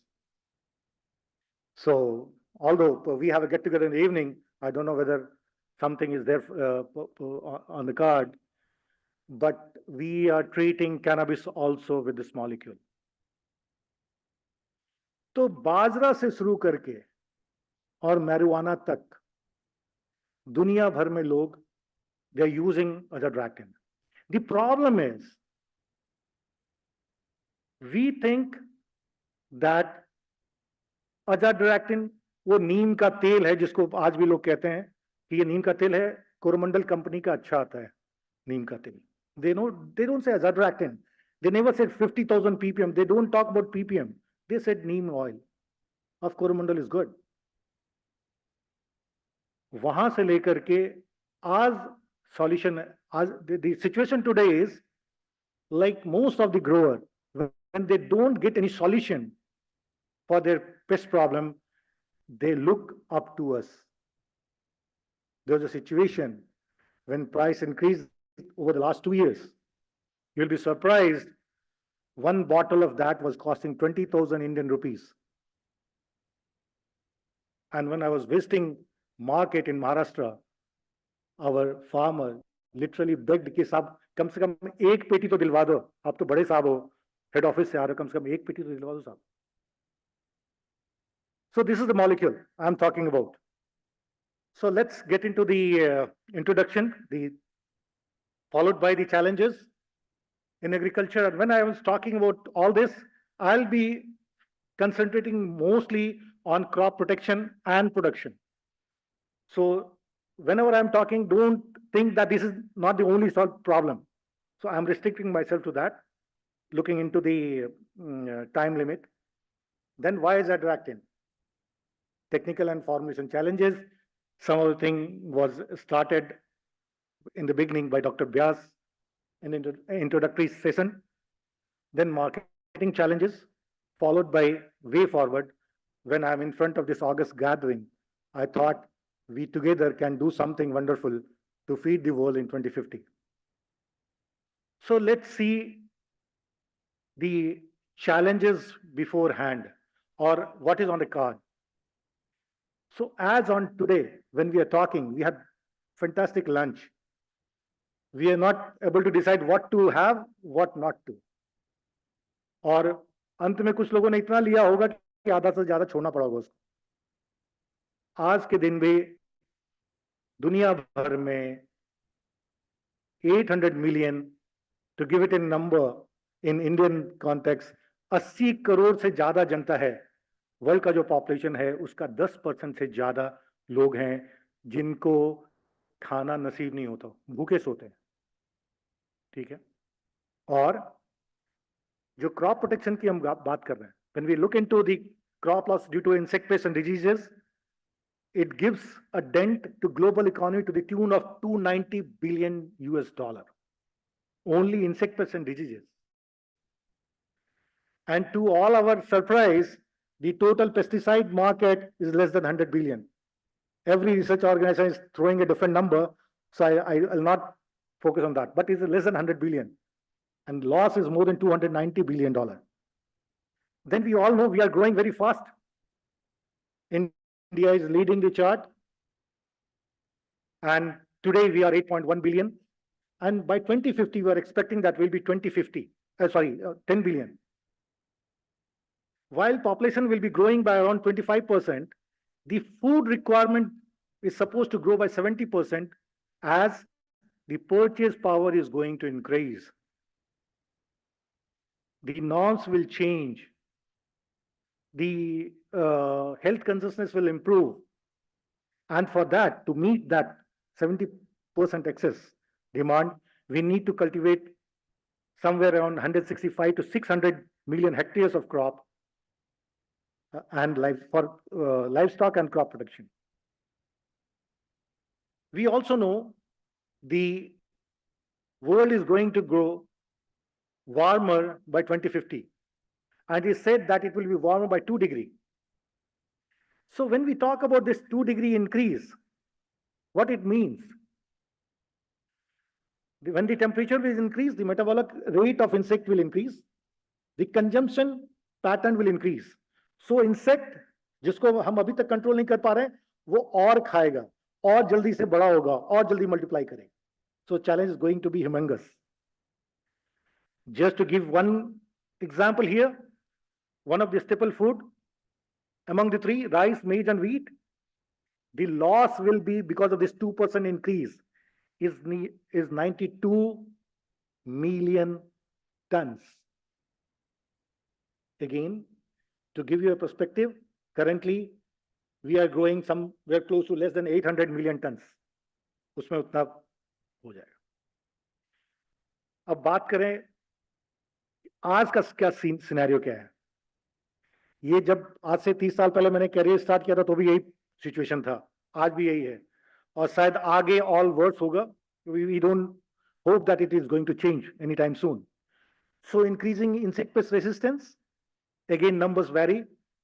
Less than 500 insect pest species has developed resistance for one molecule or the other. What's happening? Secondary pest outbreak. Some of the burning example is pink bollworm, false armyworm, black thrips. Reducing a spray interval. The guy selling pesticide has gala time, so they can sell every alternate day. Because of this, cost of plant protection is growing, and this is leading to pesticide residue in the produce, yield reduction, क्योंकि जब कीड़ा होगा party करने के लिए वो खाएगा, और जब खाएगा तो yield loss होगा. When you are spraying day in, day out, then it is reducing your produce quality. Labor is becoming a major challenge, you all know. Reducing beneficial population. When we do this, indiscriminate uses of pesticide is bringing pollinators down, beneficial down, and it all leads to shrinking return, degraded soil, pollution, and on top of everything, health hazard. I'm putting it to the last because we are least bothered about this. We are not bothered. We talk only. Because people like us also, when they go to the market and there is one tag which says organic, लेकिन 10 रुपया ज्यादा, बोला क्या फर्क पड़ता है यार, बाकी सब तो इतना जहर तो जा ही रहा है, इसके 10 रुपया क्यों देने का. We go back to the chemical one. So the question comes, why is that attracting? If I'll go by my experience, which again sounds weird,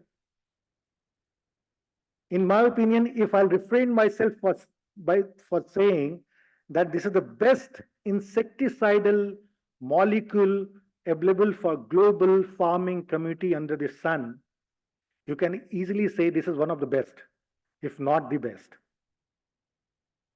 None of the other molecule is as good as an insecticide. I'm talking about standalone. अकेले azadirachtin डालो और मजा लो, जो मैंने बहुत लोगों को demonstrate किया है. क्या है फिर? ये क्या करता है? It will help you manage the pest as well as improve the economy also. It helps in increasing the production. How it does? It is a broad spectrum. Most of the people sitting here might be knowing. Again, if you'll go by the data available on Google page, it says more than 200 insect pest species. To be precise, most of the common insect pests you are seeing on the foliage can be managed by this product alone. Again, when I'm saying it with full conviction because I have demonstrated that commercially in country like India and outside. Multiple mode of action, I'll come to that. Best known biopesticide globally. We talk about biopesticide, this, that, so many things. And insecticide also, if I'll include, it is best known molecule. No resistance reported so far under field condition. That's again unique thing. You are using a product for more than 2 decades commercially and no resistance reported. Controlling foliage feeder, sucking pest, borer, soil inhibiting pest, nematodes, mites, so on and so forth. Can be used anytime, preventive or curative. It's never too late. As a tank mix partner is fantastic. Very good synergetic effect. Can be used in both conventional as well as organic agriculture. Ideal tool for IPM and IRM. That's what I said. When they are having no solution left, they come to us and look for the solution. Safe to human being. I don't have to explain much. Biodegradable, phytotonic. We don't talk about this much. But whenever I sold my product, because it was always expensive, I also say this is one of the most expensive molecule when you talk about insecticide per unit application. So phytotonic is one of the unique. Dr. Jha, you have 2 minutes. Oh, I have to rest. So phytotonic prevent deforestation, reduces toxic pesticide load, and improves socioeconomic condition. Mode of action, repellent. Repellent should come first. It doesn't allow the insect to enter the treated field. Oviposition deterrent, then anti-fident, IGR, ovicidal, we all know this. And synergist I talked about. The challenges beforehand is availability of neem seed, which many speaker before me said their concern. Low productivity of neem seed fruit harvest because Manrega is doing its job. People are sleeping at home, going and collecting 500 rupees. Nobody is willing to go there and pick neem seed. So neem seed is lying there. So we have to develop a device altogether which can help them increase their efficiency of picking more and more fruits or seed. Increasing adulteration. The moment demand is increasing, arrival is reducing. People are buying anything and everything available in the market with all muck. What Dr. Vyas said, 200 rupees. At 200 rupees, we are buying pani, moisture. We are buying leaves, we are buying stones at 200 rupees a kg, along with neem fruit. Lack of standard pricing. Everybody, small players are entering and paying the price they want. Very sensitive molecule, biodegradable, some of us said. Increasing cost of neem seed fruit and increasing cost of production. So we have to do something to bring that cost down. Dr. Jha, please conclude your talk. Yeah. So 2 minutes, doctor. 1 minute, doctor. Increasing cost of technical formation. This is another marketing challenge. As I said, price doubled. High cost per unit application. Delayed biofication, no knockdown. Regulatory restriction.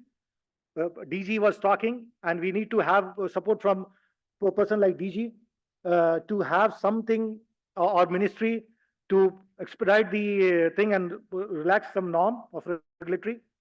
High cost of data generation, limited bioefficacy and all that. No drone compatible because we are moving towards drone. Bad name for neem. There are so many neem formulations. So what I need from this August gathering, we have to come together in educating the rural mass. I was very happy when ma'am was talking about Sakhi and Mandli. We need ma'am and their team to educate and ask them to bring quality seed to the floor, market, increase awareness and promote neem seed fruit harvesting, prevent adulteration. As an industry, we should avoid that.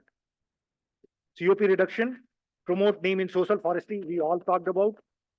Low commercial cultivation of neem, we are talking about. I was very happy when I heard about Paraguay, generate data on comparative bioefficacy, that we are experiencing the market. Nobody should say that, hey, neem is useless for that, and ease of registration norms. So thank you. Thanks for listening to me. Wishing you all a very best. Thank you. Thank you, Dr. Jha. Our next presentation will be by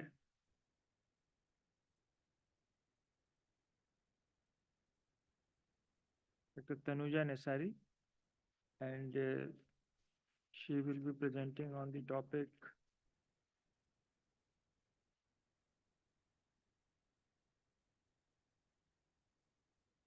evidence-based application of neem. I would like to briefly introduce Dr. Tanuja Nesri. She is the director of All India Institute of Ayurveda in New Delhi. And she is going to talk about evidence-based use of Neem in different applications. Thank you. Thank you. Thank you.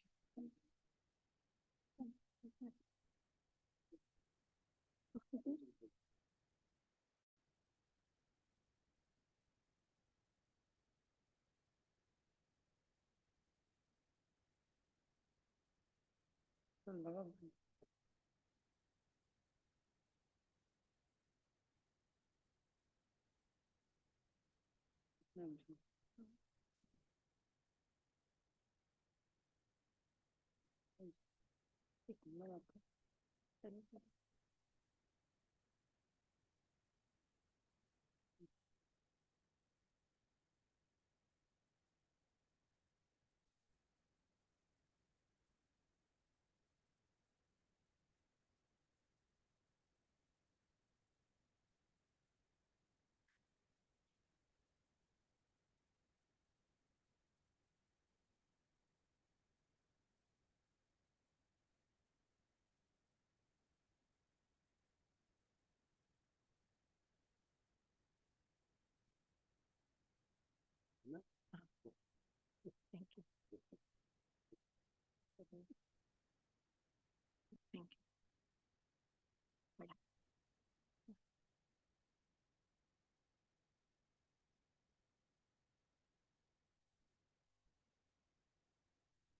Good evening, everyone. Esteemed Chair, all the esteemed panelists, and all the distinguished guests in the audience and the participants. It's my great privilege and honor to share here, been given opportunity to present what are the researches done for the application of the Neem according to Ayurveda, which I represent as the head of tertiary care institution at All India Institute of Ayurveda. I'm also thankful to Girish Soman, Nutan Kaushik and Jha, and I can see Balaji and everyone, and Milan Mehta. So many friends, they insisted to share what research we have done and what are the applications and what is the future in the therapeutic application, because as we know that it is used in the skin care, cosmetics, as a pesticide, as a microbial. But in Ayurveda, there is a lot of literature which is available for the application of the Neem as therapeutic, as prayog for the disease management and also prevention of the diseases and maintenance of the health. As in three classical texts, as a Charak, Sushruta and Vagbhat, it is classified having in the plants which has the bitter taste. And the bitters are all antimicrobials. As we know that the antibiotics, if any antibiotic has to be evolved as a new drug, new chemical entity, we pick up the plant basically which has bitter predominant taste because it is amopachan, that is antimicrobial. And as the literature says that it is nimbo, shito, it is cooling. And that's why in all the traditions of India, from especially in the southern part of India, Maharashtra, Karnataka, and the southern states, when there is a Chaitra month, the starting of the Vasanta Rutu, as Ayurveda says that Vasanta, the spring is all for the mucus secretions of the mucus and all respiratory disorders, skin disorders, and cough disorders. So to alleviate all those and to prevent those, on the first day of Chaitra month, that is Gudi Padwa, Ugadi, the neem paste along with jaggery and the hing, asafoetida, hing, jeera that has to be taken. And if we take it continuously for a week or 21 days, we say that we can prevent all these skin disorders and external application, and entire full spring really goes without any disease, because it is said that Vaidyanam Sharadi Mata Pitacha Kusumakara. So for all Kusumakar, that is Vasanta Rutu, spring flowering season, all allergies and allergic disorders, so it is anti-allergic as well. तो ये वैद्यों के लिए उसका पिता है कुसुमाकर, मतलब इतनी ज्यादा पेशेंट होते हैं, वैद्यों का सीजन होता है फिजिशियन का. तो if we really have to prevent all these, we have to really take, this is Ayurveda is a knowledge system of health and happiness, and it is tradition imbibed in our culture. It is on our indigenous system and it is imbibed in our culture. And all traditional food recipes and also the regimen, what we take as a seasonal regimen and our rituals during the festival, those are all to follow the seasonal code of conduct to maintain the health and prevent the diseases. So Neem has a great role for preventing cough-related disorders. That's what it is said. And it has classical reference as Nimbo, Shitok. And when it is summer is coming, it is cooling at the same time, not increasing the cough. So that's the beauty of this herb, that it has the cooling effect, but it will not aggravate any respiratory disorders. And also very importantly, it is said that Krumi Pranut, Aruchi Krumi Pranut. So all Krumi is related to all microbes. It has got antimicrobial effect, healing Vrana. And the last is Rullasa Kushtha, all skin disorders, and Pramehanut, that is diabetes. Many of my friends, they say that if they take neem seed powder, 3 grams at night, they get hypoglycemia in the morning. So if we really take any anti-hypoglycemic agents like metformin and others, we have to be very cautious because neem is very, very effective in controlling the sugar lipid lowering as well as the sugar hypoglycemic effect it has. So this is wonderful medicine as what classical says. But now my role is, it is not what classical says, what is experience. But we say that from classic to experience to experiential and evidence-based, because the entire world, if we really want to go global, we have to act local, but we have to conduct the research study and translate the technology which entire world understands. That's what we do. And many types, Nimba Maha, Neem Pravar. So it has different melia, Azadirect, Indica, and many others. And as many of my friends, they might have already shared about the effects of pure compounds from phytochemical active compounds like nimbidine and many others. So Ayurveda focuses on Tikta and Tikta Katutar, but those are all secondary metabolites which are very, very important. Clinical applications of Neem. It is local, tropical, as well as oral.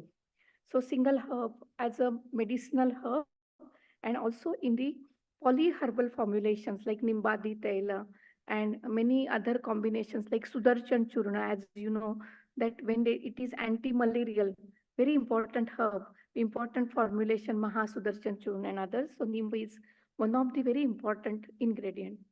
From skin care to body care, digestive health, immunomodulation, diabetes management, and for dental care, Neem is very, very important according to Ayurveda, and not from this era, but from Vedic era to Samhita Kal, that is Charak Sushrut, and from daily regimen, morning backup, whatever Danta Dhavan, we say that it was used to be the Neem, because it is कफ जो है जितना भी जितने भी mucus coating है to cleanse, neem is very important. So it has got a great cleansing effect as well. And very importantly, the useful medicinal useful part are flower, leaf, seed, oil, bark. And as we know that the leaf is important, but the bark is very important according to Ayurveda. It is said that lepad nimbadalehi karko vrana shodhana lepanaha. So bhakshana chardi kushtani pitta shleshma kruminjay. So that means it is not only the leaf, but the bark of the neem is very, very important. And the seed is also very important. And it has got important effect.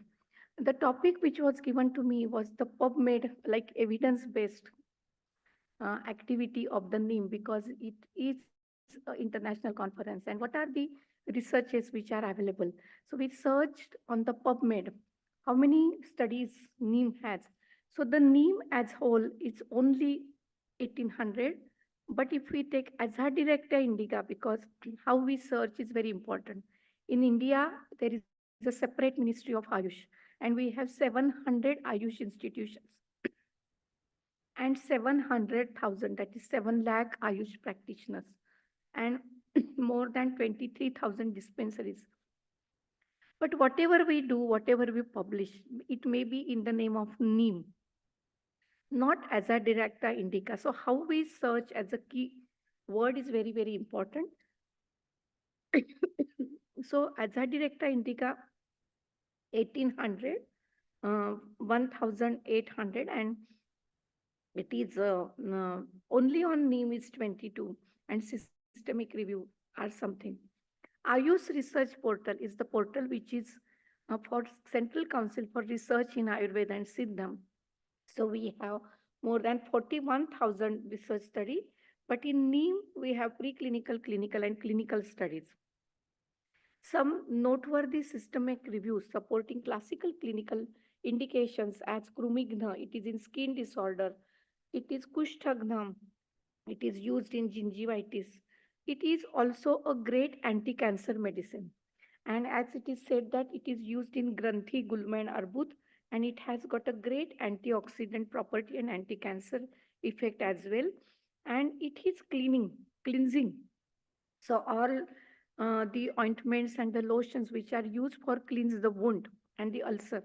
This is very important. And we used to say, even though there is a dandruff and eucalyptia and the ulcer, even diabetic foot, we used to say that take the neem decoction, neem leaf, and just usse dhawan karo, usi se hi aage badhega nahi. Even for the hair also, and for this is a home remedy which is followed in every household of the India. It is रक्षोग्न. कोविड-19 में जबकि सभी जगह viral load ज्यादा था, तो हमने यही कहा था कि नीम के पत्ते का धुआं करो. So viral load goes down, and we are still following at All India Institute of Ayurveda twice daily. But it is also used as a contraception. So to infertility, fertility rate, so there are many studies which are already being conducted for its contraceptive study. And overall, there is an antimicrobial resistance is the world's call for all scientists and researchers. Nimb is a very potential herb which can be used as a AMR, antimicrobial resistance and reversal. We are conducting some of the studies on these as well.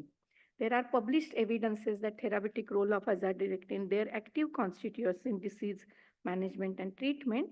I don't know, maybe time is in the interest of time. I'll just focus on some of the, sorry. 5 minutes. 5 minutes. 5 minutes, okay. Thank you. So the evaluation of effect of an aqueous extract of Azadirachta indica leaves and twigs on glycemic control. And I think India would be, maybe we are developing and we have surpassed many as a number one. But maybe in few years, India will be the diabetic capital of the world. Because of our wrong lifestyle, we have adopted the lifestyle of the Western, but also we are carrying forward all the disease burden of the East also. So that we are in the verge of infectious and non-communicable diseases as well. And Nimba is the one very wonder plant where is useful in all antimicrobial infectious diseases as a crumigna, but it is also great potential for its bitterness and many other lipid and glycemic control. It induces glycemic control, so it is very potential herb for anti-diabetic as an anti-diabetic agent. So maybe from India, there are few plants which we can promote like Ashwagandha, Guduchi. So Neem is the one which can be studied further and explored further for its effect in anti-diabetic effect. And I personally and many others in my clinical practice, I have seen more than Nimba leaf, Neem seed powder is very important in having lipid hypoglycemic agent of Azadirachta indica and natural active dermocosmetic and tropical product. As many knows that in skin and in tropical application in the cosmetics also, Neem is very good for the cleansing as a toner and many others. It is really used.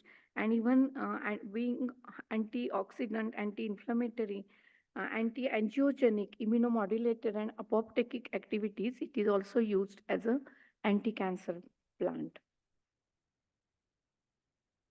And there are some studies what we did along with Nisarga Bioved from Mr. Girish Soman. During COVID-19, entire world was just finding out a solution. And in 200 years, there was such a situation, even though it is now allopathy and many pathies, but all pathies were on the same platform because this coronavirus itself is a novel coronavirus. So no one had a solution. Everyone started with empirical evidence. So what we also started with our own empirical evidence as the bitter and the crumignan antiviral, the Neem can be effective. And to our surprise, we worked on the volunteers at ESIC hospital along with allopathy and Ayurveda both together and with all ultra modern technology with the all capsules, Neem capsules. We worked on the same model as double blind randomized placebo controlled trial at ESIC Medical College at Faridabad. I had an opportunity to work as a principal investigator, and from Faridabad, Dr. Pandey was also there, and Nisarga Biotech provided us a very qualities, adhering to all qualities safety norms. The Neem capsules were given to all healthy workers for assessment of its preventive activity and proprietary extract for the prevention of COVID-19. And the subjects were almost 200. And the conclusion, what we can say, the antimicrobial activity was also studied. And the conclusion, the aqueous extract of azad exhibited antimicrobial activity on Streptococcus pyogenes. And also, yes, this also really helped in preventing having its antimicrobial and immunomodulator and anti-inflammatory activity. And compared to the control, the Neem group provided very good protective effect. Dr. Tanuja, you have 2 minutes more. Yes, yes, thank you. Yes, I'm going towards the conclusion only. And what was the surprising effect? That it had also, we did not reveal, we did not study for its anti-obesity, but all this, because many of the healthcare workers, they approached to us again and again, not only for the prevention, but they found that their weight is being controlled. So it has got anti-obesity effect also. And that study continues, and we have taken many more studies continuously on this lipid lowering effect as well. And there are many others, and this study has been published in the index journal, and that is also on the website of the WHO as well for this COVID-19 prevention activity. And the study found a reduced risk of COVID-19 infection in participants receiving Neem capsule, which demonstrates its potential as prophylactic treatment for the prevention of COVID-19 infection. And now in the industry, but as there is an industry trade fair, so I'm not the one who is the expert for the industry, but the data what we received that in 2021 you can see the red, and the blue is in 2000 expected as a CAGR 10.4% during 24 to 30. So if you add all those clinical effects and translate this technology, maybe we have a lot scope to have more effect as it is even expected by 2030, because pre-COVID Ayush industry, it was expected, but beyond expectation, it has been increased to 17% post-COVID. So there is a growth in the market of Ayush drugs. So if we really couple together all the evidences, maybe there is a lot of scope for the industry to bring evidence-based products. So that gives confidence to the consumers for having its quality, safety, and efficacy. Thank you very much.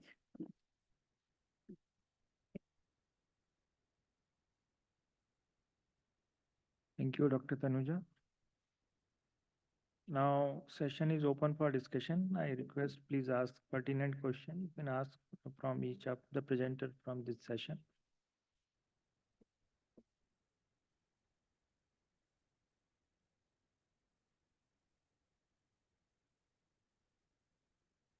Any question?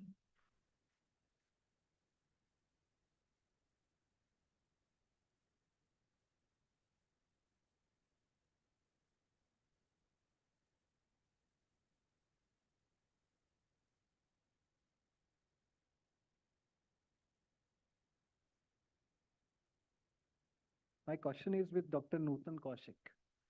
She showed me some data where 1 year, 2 year azadirachtin was varying. Like every second year, it was on the lower side.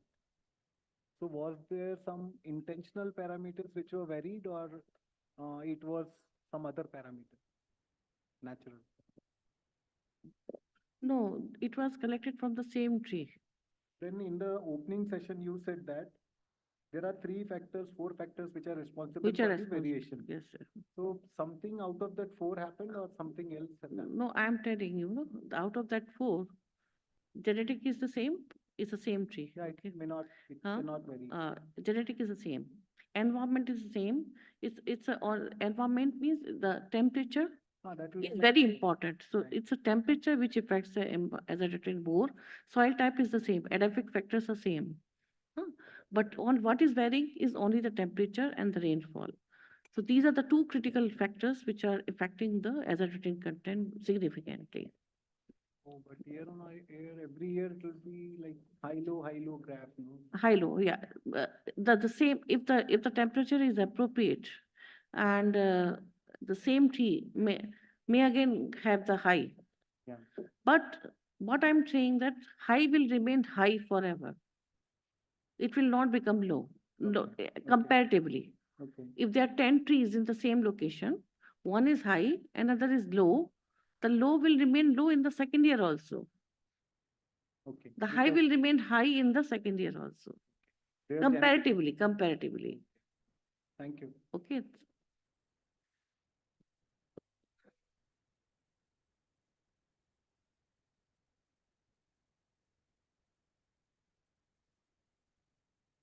Actually, my question is from Dr. UV Babu, but I think he's not there. Okay. He has another Okay. meeting, so he has All right. left. All He right. may be coming tomorrow. We can All right, ask I'll your discuss question. with later. Okay.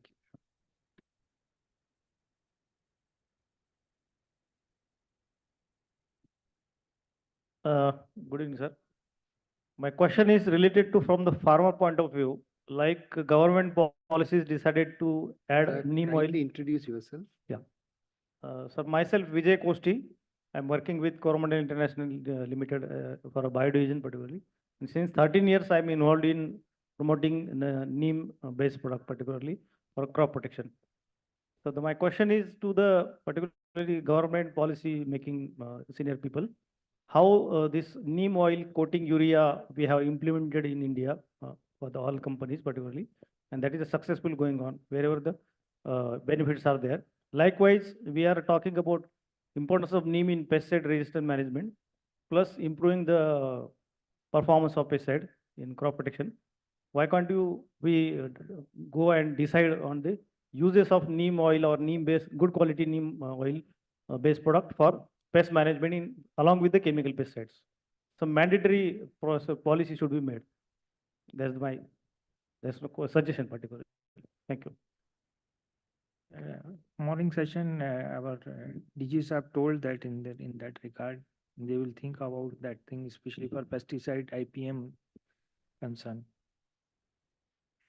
This will be a very good suggestion, which I think we will be capturing this point in part of our deliberations, and will pass on to the appropriate authority for further action. Thank you very much, Mr. Koshi. Hello, my name is Daphne D. Gregory Miolis from Abaco Neem Farm in the Bahamas. I don't have a question. I really just have a comment. I want to say how encouraged we are and thrilled that, you are talking about things that we are experiencing every day. I can say from the agricultural side, 130 acres with about 7,000 neem trees and over 130 variety of flowering and fruit trees. No contamination. Other farms that are suffering with the coconuts, for instance, with yellowing diseases and citrus that have the, canker disease, we are not having that problem. And on the practical side, from the Ayurvedic side, many customers with positive results with hypertension, especially managing diabetes. And an interesting point, you talked about the contraception. Neem as a balancing agent for hormones. We have had customers with problem having, being able to have birth, to become pregnant, sorry. And after 3 months of going religiously on the Neem program, they have been successful in being able to conceive young couples who have not previously had. In fact, in one case, we had one couple that was able to have twins. So whenever they see us now, they tell us we're really the father and mother of those twins, and do we want to take them? But it's just very encouraging. And coming to India, one of the most disappointing things that we find is that there is not enough products for human consumption. And in dentistry and in prevention, Neem is the mother of prevention. And if we only learn, and I agree with you, you will have type 2 diabetes in a very big way in this country based on following the Western diet and the high sugar content. Sugar equals poison, and we really need to educate your population about that. And we need to push 100% harder to get more Ayurvedic product to be used in practical everyday. Okay, thank you, madam. Thank you Thank for your you. suggestion. And any other question? If it is not there, then we can conclude our session here. And One last question I have with Dr. Tanuja Kesri. When we talk about azadirachtin with our customers, when we say it's organic, the first thing, it's only 2-3 papers, but the first thing they'll come up is anti-fertility. Means they don't put that word like you said, anti-fertility. They'll say that as toxic against fertility. So how to disapprove that? Like she gave an example that twins were born. But those 2-3 papers which are there, which makes azadirachtin as toxic, can we disapprove that? Can we do some more study on that to represent our AZA better to the customer? Yeah, it's a very, very important discussion and very important point you have raised, because the Ayurveda, it is a pure compound about azadirachtin, what you are saying. Maybe it has got, it may be studied, screened for the anti-fertility effect. But we, as in Ayurveda, we are using this as a whole plant, but plant product. So it is not the reductionist approach, but the holistic approach. But again, in the holistic approach, which part is being used is also very important. Like in human being physiology, there are sympathetic and parasympathetic. Both the hormones are there and activities are being there. But then they balance the human physiology. The plant physiology also is the same thing. So when there is an anti-fertility compound, there is 100% which is inducing the fertility as well in the human plant physiology as well. And Nimba leaf, as madam was stating, the leaf is not good for the fertility, but the seed is very good for inducing the fertility. We are also using in Garbha Sanskar, neem seed is being used usually by the clinician, but the neem leaf and the neem bark as a more astringent and kashai we say, and the bitter, it has also more concentration of the secondary metabolite that can be used, that cannot be used. So in Ayurveda, it is the holistic, and which part is used and how it is used is also very important. Dosage form is also very important. Thank you. Ma'am, I'll write you an email on this because I have Sure. more doubts on that. This is a very Sure. important point, which I think Dr. Ankur can discuss offline with you. And this is a point which the Neem industry will be interested to know. Because there's a big problem which is being faced by the Neem industry in various countries. So I We think they will can interact with definitely, you separately. give you. Thank you very much, Dr. Ankur, for bringing out this point. conclude this session here. Yeah. I request Mr. Sharat Singhania and Dr. Venkatesh Devanur to do the honors to the invited speakers. And post this session, we'll have a tea break for 15 minutes and we'll reassemble for the oral presentation. And I request the speakers for the next session to kindly load their presentation before the session starts. Thank you very much.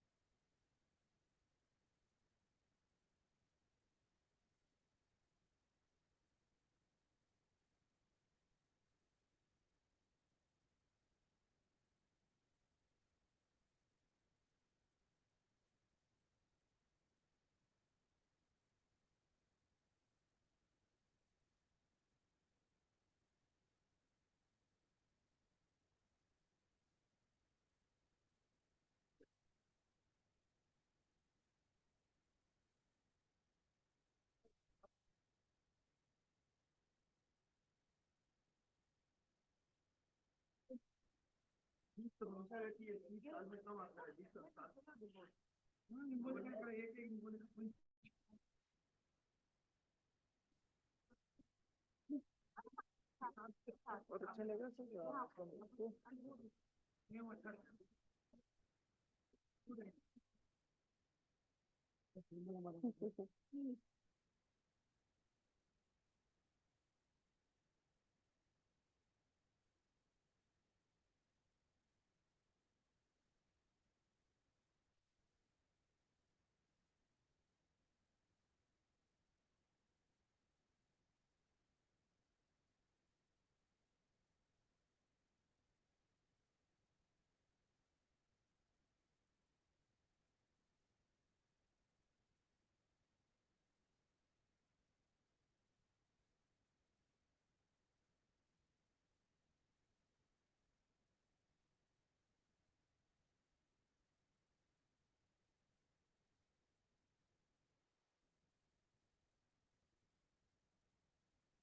Unplug and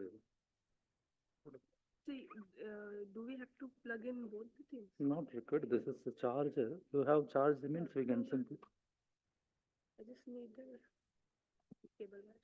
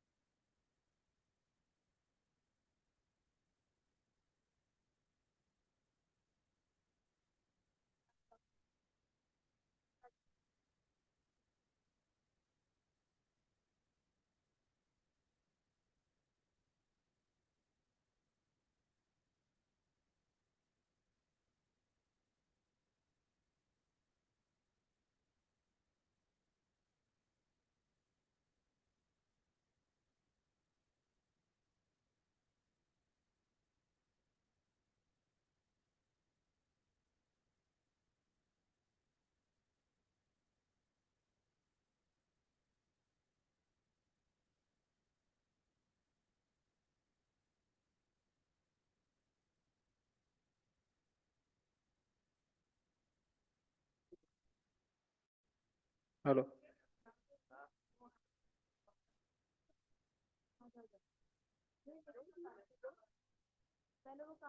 connector अंदर चला गया है।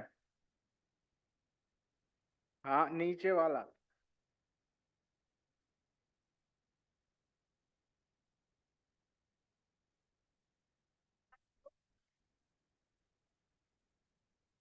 ये तो ऐसे ही touch था उस पे, वो अंदर घुसा हुआ है connector.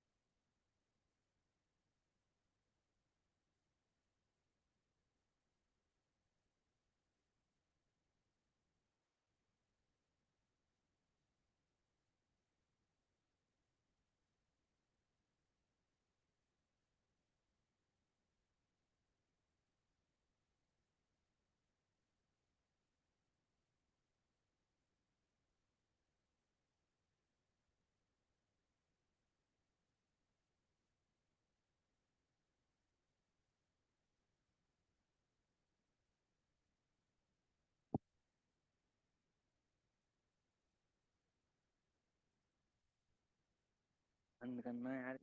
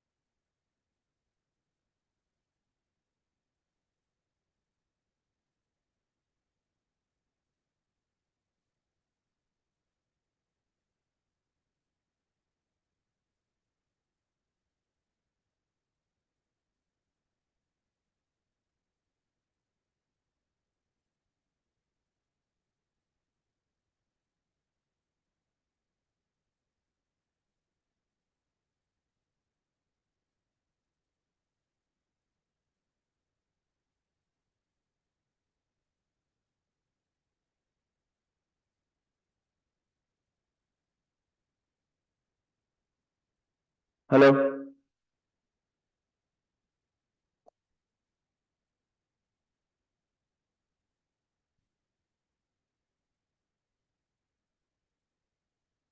Hello mike check. Hello mike check. Mike check. Hello hello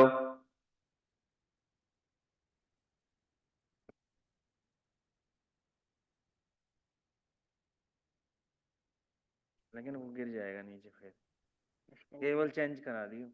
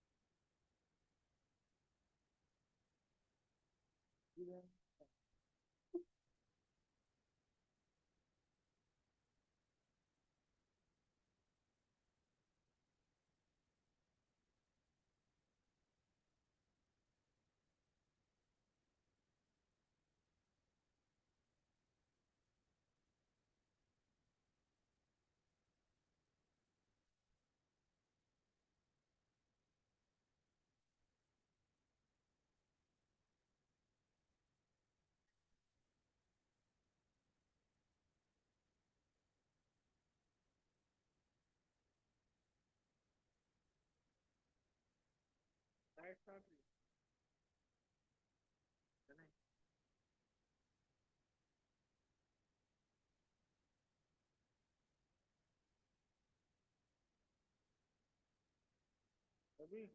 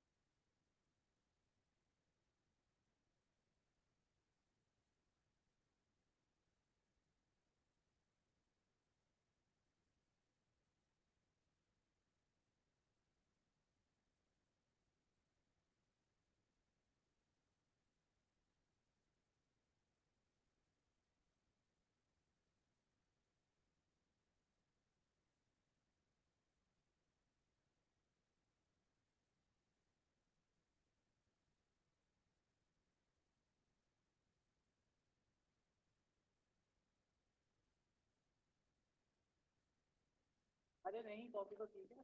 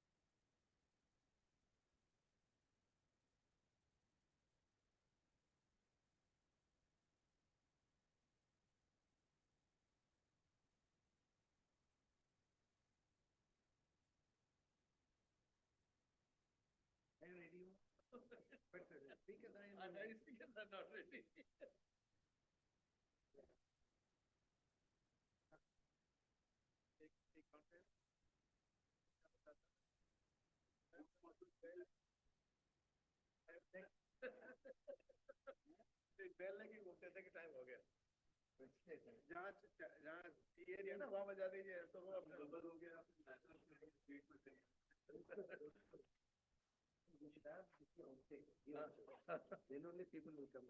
We can start now. I will So we circulated एक जरा announce कर दीजिए कि nobody is there.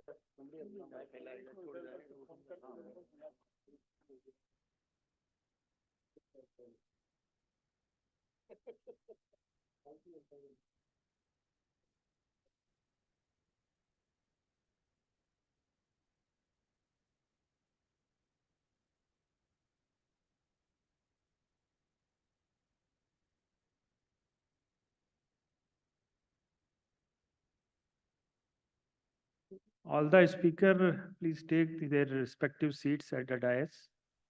I request to all the speaker, please come to the dais. And if they have not uploaded their presentation, please upload that also. नाम भी लेके बुला देते ना।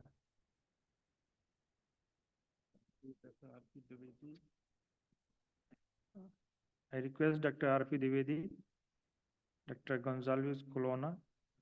She'll be online. Okay. Alisa Sheth, Neha Sharma, Vijay Kumar, please come to the dais. No, that Hussain,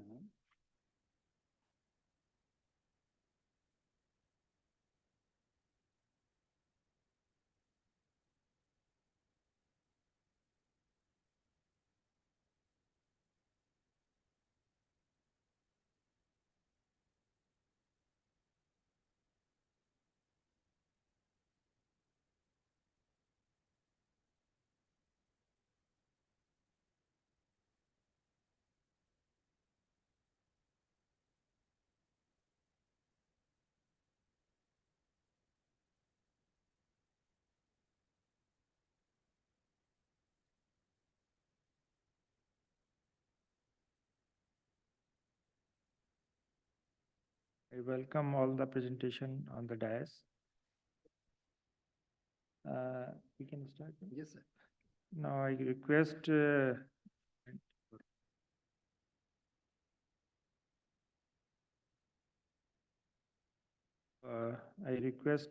Dwivedi to present on the topic Neem plantation and rural development.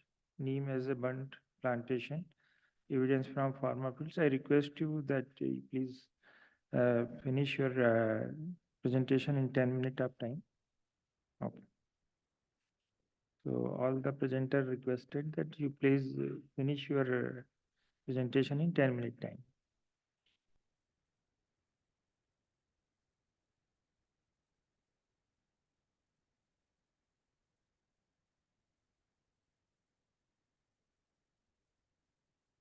Good evening to all. Respected dignitaries on the dais and off the dais. As we all know, since morning, we are talking about neem and trees. There is a great importance of trees on earth and in human life. As we all know, that in Vedas, thousands years ago, the importance of trees have been written like Das Koop Samavapi, Das Vapi Shamo Hrdah, Das Hrda Shama Putro, Das Putra Shamo Druma. That means 10 wells are equal to 1 pond, 10 ponds are equal to 1 lake, and 10 lakes are equal to 1 sun, and 10 suns are equal to 1 tree. So this is importance of tree in our Vedas. Regarding neem, in Veda this has been called Sarva Rog Nivarani, means one that could cure all ailments and ills. The point is, the morning case we have seen Martin, then from Paraguay, where to grow these trees? See, farmers, they are not interested to grow the trees inside the field. The remaining place is only burnt and on boundaries. As per Government of India Forest Policy 1988, we should have 1/3 of trees on the earth for our good environment, good ecosystem. And National Agroforestry Policy 2014, this is conveying that we have to go these trees at the farm field. Now farmers, they are interested to have fruit trees with crops and timber trees, medicinal trees on bunds. So keeping the importance of neem trees, I would like to request to slow please slides. We have planted neem trees on farm bunds under IDRC funded project at Central Agroforestry Research Institute, the then National Research Center for Agroforestry in 1988 and 89. So the point is, in Bundelkhand region, next please, next slide. As you see in Haryana and Western Uttar Pradesh, poplar and eucalyptus, they are planted on bunds and boundaries and with crops also. But in Bundelkhand region, majority of the farmers, they prefer eucalyptus. And now we are advocating for trees like neem in Bundelkhand regions. So, next please. We planted this neem tree in a village in Badagaon district of Jhansi, Badagaon block of Jhansi district in Karari. And we found that farmer to farmer extension, when a farmer is planting neem trees, the other farmers, neighboring farmers, those who are going nearby from their field, they are convinced that this is the tree we can plant and get economic return from our bunds. And our Honorable Prime Minister, Modi ji, is also recommending, suggesting, campaigning Har Med Per Ped, the trees on every bunds. Or we in Bundelkhand region, we say that there should be made, there should be bund on field, and there should be trees on every bund. Har Med Per Ped. Next, please.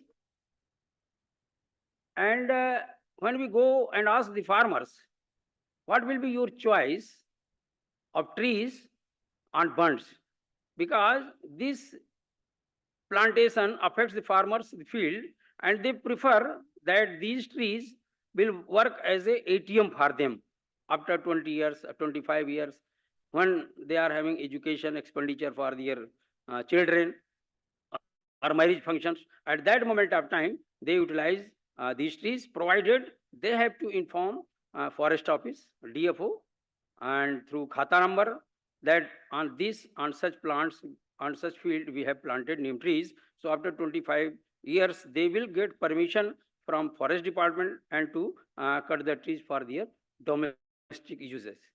As we say that लकड़ी चारा फल और अन्न कृषि वानिकी है जीवन, wood, fodder, fruit and grain, agroforestry is life again. This under tree plantation and agroforestry provides all the things required for the human being, for animals, whether it is food, whether it is wood, whether it is fodder, whether it is grain. So through agroforestry, we promote tree plantation along the crop on bunds and boundaries. Next, please. See, in Bundelkhand, at every farm field, every farmhouse, near their well, you will find a neem tree. This is very versatile tree, can grow at any rocky condition, degraded lands. So the farmer, they prefer now plantation of neem trees in Bundelkhand region, and this is rather preferred choice of farmers to have tree plantation like neem. In addition to that, this tree has cultural and religious value. The farmers, they believe that goddess Durga is there in this tree, and they use and worship.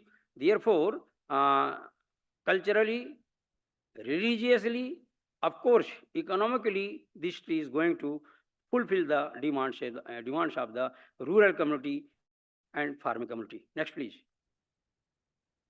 This is the site where we planted these neem trees. Due to support of this IDRC, Canada-based, International Development Research Center project in our institutes, farmers field, progressive farmers field. Next, please. This was the layout from direction was such a so that field crops should not be affected from the sunlight. Now, there is a dispute of bunds between farmers.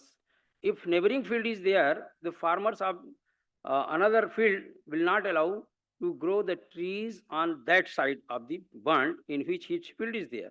So we have to manage the concerned farmer field and give the direction, L-shaped direction, so that northeast and southeast, so that full day sunlight will come and growing crop will not going to be affected. So in this way, poultry farmer, they are getting from the neem seed, neem leaves, local mediators, they come to the farmers and they purchase neem seed, neem cake. As you know that Karnataka state is the in our country is having maximum neem seed production, neem leaf production. But in our case, small farmers are there, middlemen, the mediators, they come and they collect. So 500 rupees per tree farmers are getting from the tree, and for last 20 years they are getting income from these trees. Next, please. This is the real photo along with director and the farmer's son. We are there in their field and that on these bunds, and in field, inside the field, they take seasonal crops, whatever is there. Now it is wheat is visible there. Next time during Kharif, they will grow groundnut and other green gram, etc. Next, please. Dr. Dwivedi, you have 2 minutes more. Oh, sir. Next, please. Now, this has been talked about everywhere. See, vertical extension is not going to be successful. We have to follow the horizontal this approach of extension, that is farmer to farmer. When fellow farmers of other areas, they see the neem tree on farm bunds, they believe, they get convinced, and that farmer is disseminating the work of neem tree plantation to the another farmers, and this is more reliable, more valid, and going to be sustainable. Next, please. Now, as I have already told, that trees plus crop plus livestock together we call agroforestry first, and we use agroforestry ambassadors farmers. During last years on Azadi Ka Amrit Mahotsav, we have declared 75 progressive farmers of our area as agroforestry ambassadors, and they are promoting neem through their own knowledge and wisdom. So this is my last slide. I would like to conclude my speech here. Thank you very much. Thank you, Dr. Dwivedi, completing in time. Now,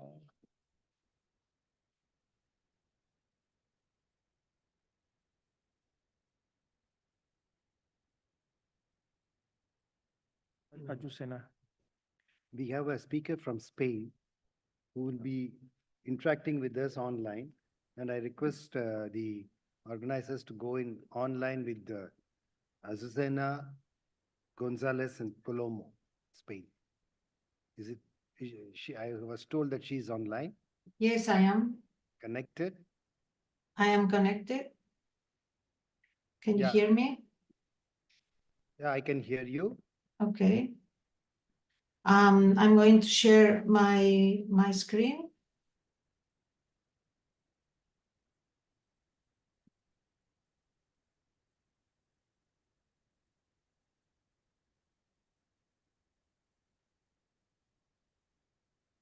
Can you see my screen?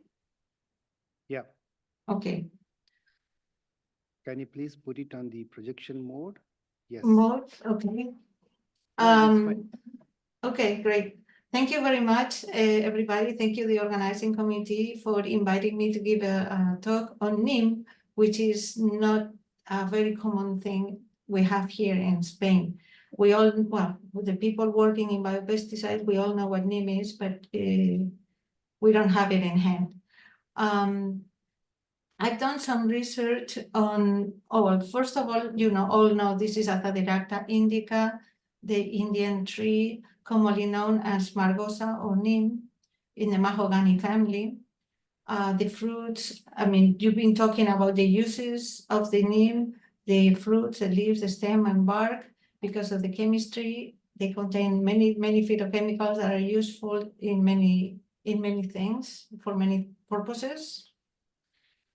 And there is the distribution of neem. There is a line here that you can see, and the red dots is where neem is growing. Although it is originally from India, the neem tree is being cultivated in parts of Africa, South America, and the Pacific.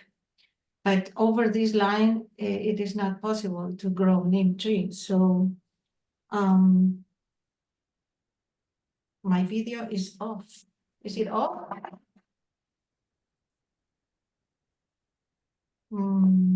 Okay. Now, somehow I turn it off. Yes. Anyway, Well, okay, can you see it now? Still your screen is visible, but even Dr. Nutan's photo is also visible. That's why you are getting confused, I think. You can proceed. We are able Okay. to hear you and we are able to see your slides. Okay, good.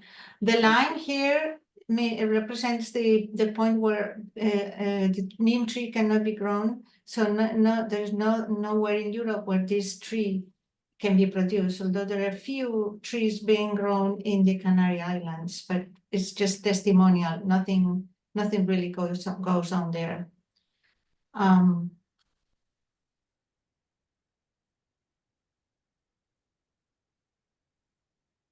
So what's going on here? Okay. As we mentioned before, the neem tree is used against pest and disease control, which is for us is the main use that we know as an insecticidal and repelling and egg-laying deterrent. It's also used in traditional medicine, like in India, like you said before, fertilizer. It's also used in chemistry, like polymeric resins, or also as just the previous talk, as the importance as a tree for the soil, for keeping the fertility, to stop desertification, and as a good carbon dioxide sink, and also as an animal feed. So the tree sounds like a perfect solution for many problems. The extracts, the neem extract market is really growing, and this is a prediction based on a neem extract study that they predict a really growth of 15% by 2032, especially because of the pharmaceutical uses are being in high demand. This slide has been previously shown. The demand for neem extracts is very high for seeds, which is and it's gonna grow a lot for 1930, although there's also a high demand for leaf extracts and bark extract, depending on the applications.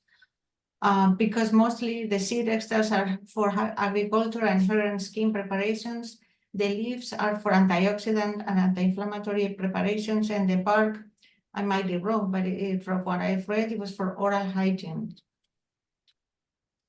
Based on application, agriculture and farming is a very big one, where the neem extracts are used as pest control, which can be used in organic agriculture and other IPM forms of pest control. As a fertilizer also, which is mostly used as added to urea fertilizer and a nitrification inhibitor. Also, the cake may be used as a fertilizer. Probably in India is being used as a fertilizer. The pharmaceuticals and nutraceutical segment is very important and has been mentioned previously, and also in Ayurvedic medicine, but also in just cosmetic and pharmaceutical preparations, not non-Ayurvedic. In cosmetics, is also very important. It's a very fastest growing segment.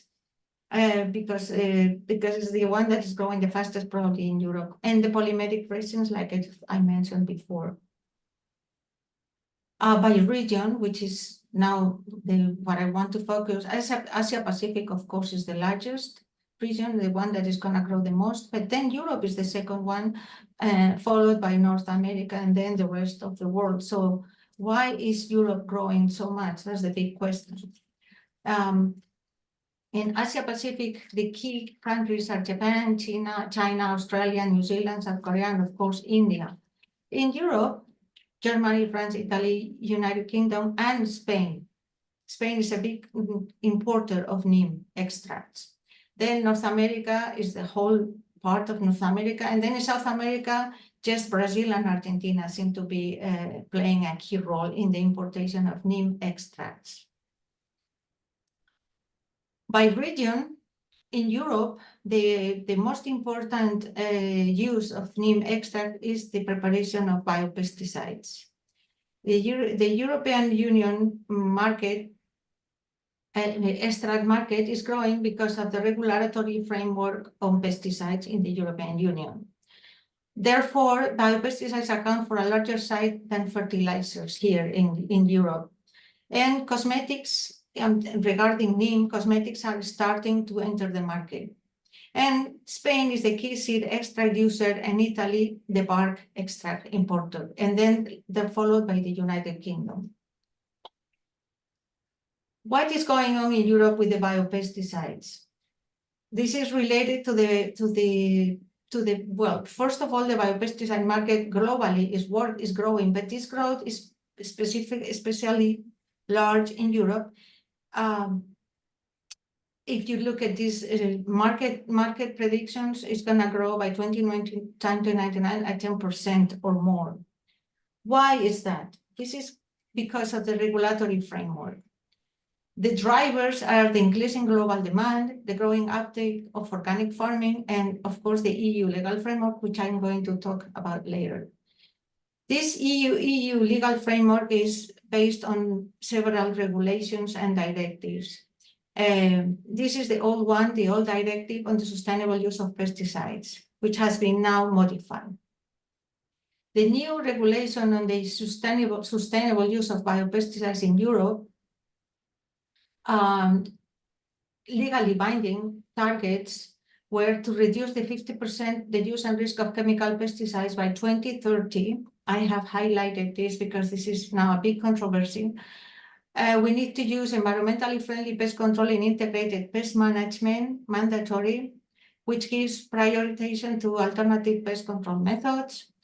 There's going to be on all pesticides in sensitive areas, which include protected areas like Natura 2000 and ecologically sensitive areas and urban green areas. And then yes. You Yes. got 2 more minutes for the Okay. presentation. Sure. And yet the positive targets, we have to reduce the non-chemical pest control method. We have to, each country has to apply the non-chemical pest control methods. Historically, in 1999, Spain registered the first product, which was Align. Then came BioNeem in Sweden in 1997. Then Neemazal is registered for non-food crops in Germany in 2000. And now there are more and more products registered in Europe. However, as you all know, in 1994, there was a patent that was removed in 2000 in Europe, which marked a very important event, which made a historical hit on how to protect the traditional knowledge on medicinal and traditional uses of plants. Right now, there are many products available in Spain, and you can see here the ones that are in the market for crop protection, and the range of prices goes from 300 euros a liter to 71 euros a liter, which is, I think, is very profitable for the companies. What's the problem now? The problem is that right now we're having a big demonstrations against the EU to farm to fork goals, with a lot of farmers protesting because of the reduction of pesticides, because they claim they don't have enough products available. However, there is also a large movement of other people I'm included in this movement, who are totally against this. In any way, the perspectives are scientific, in my opinion. Niche applications such as black truffle agroforestry, which in Spain we have a big, is an important sector of the agroforestry where no other chemicals can be applied. new formulations with Neem as a coadjuvant in very low doses, maybe with essential oils, and new application formats like truck injection in olive crops or vine crops. And commercially, I think a Neem oil source, if we have a Neem oil source constant and reliable and stable quality and chemistry, this has very important future in Europe. And I just want to thank you and thank my research group for allowing this presentation. Thank you very much. Thank you very much, Sasunsa. We really enjoyed the presentation. Thank you very much. Sure. Now, next presenter is Dr. Alisa Seth on Neem, a promising tree species for the trees outside forest in India, TOFI program.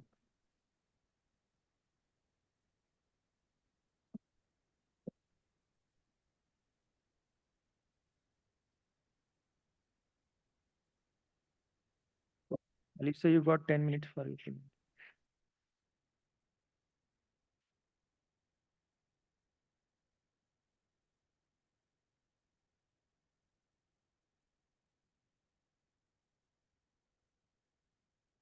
Okay, so very good morning, good evening to all the respected delegates present here. I am Alisha Seth, working as a State Associate for C4 ICAR-CAFRI for the TOFI project, that is Trees Outside Forest in India program. So since the morning, we are listening about the features and the importance and the multiple uses of Neem. So we have listened to the farmer's perspective and as well as the industry perspective. But don't you think that we need an ecosystem? Because the industry as well as the farmers, when it comes to the reality, they also face a lot of challenges.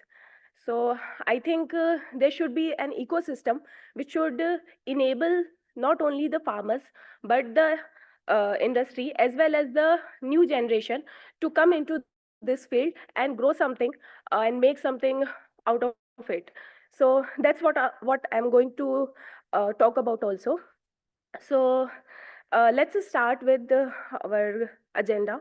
So we will first introduce about the TOF, its facts, its significance, and then about Neem. And what are the barriers that the development of Neem faces actually, and about the TOFI program. So let's start with trees outside forest. So as you can see, this is a big circle which represents the recorded forest area in our country. And there is an forest cover but you can see it's not overlapping. Why? Because there is some area remaining outside. So what is that? That is only trees outside forest. So trees outside forest covers a lot of other systems like the agroforestry, which is very dominating, and then the degraded lands outside the recorded forest area, linear infrastructures, urban landscapes, government industrial, schools, colleges, lands, and the sacred groves. So talking about the facts, so TOF actually covers 9% of total India's geographical area, and it has a much capacity to sequester carbon, and 38% of there is also capable to sink the carbon in the forest and forest areas. So we can see that for the top 10 top tree species, we can see the name of Neem here because it is a very native and very traditional tree for India. And apart from that, there are already 47 top systems existing in India, but that needs to be, you can say, a lot of research is all needed to make it more visible for the farmers and for the industry to make more and more profits out of it. So talking about the functional significance, it is far more reaching than the facts we have seen just. So it contributes to the sustainable agriculture systems and food security, protect soils. It has a lot of deep tap root system that protects the soil from erosion, and then water resources, carbon sequestration.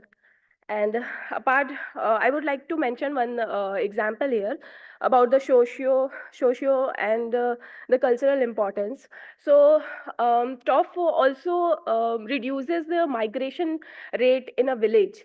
As I am working on field also, so I have seen that I've recently visited to a village where I got to know that a lot of tribals do not to move to the cities or outside the village if they have planted the trees on their bunds or on their farm fields. So because of that, they are earning uh, additional income out of their uh, uh, uh, uh, um, in addition to their crops. So that is one example of socio-cultural benefits that TOF provides to the farmers. Now I'm coming to the Neem. So Neem, as we already have talked a lot about Neem, so I'm going to show how Neem is as important for the TOF as TOF is important for Neem. So we are starting with it's more popular in Indian and African countries. In India, it's spread, I think, all over the India. So especially it's Uttar Pradesh, Bihar, West Bengal, Odisha, Delhi, Maharashtra, Gujarat, and uh, Andhra Pradesh and Tamil Nadu.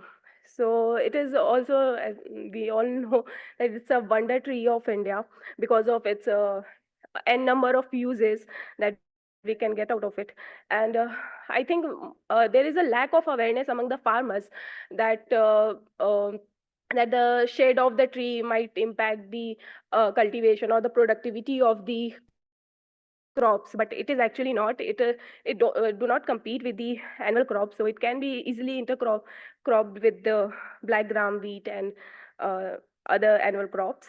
So there are already some of the neem based agroforestry system that is being promoted by CAFRI. So I would like to state some of them: agri-silviculture, agri-silvi horticulture, silvipastoral, and the shelter beds. Most of the farmers in rural areas use neem on their bunds, and mostly for the use of windbreaks.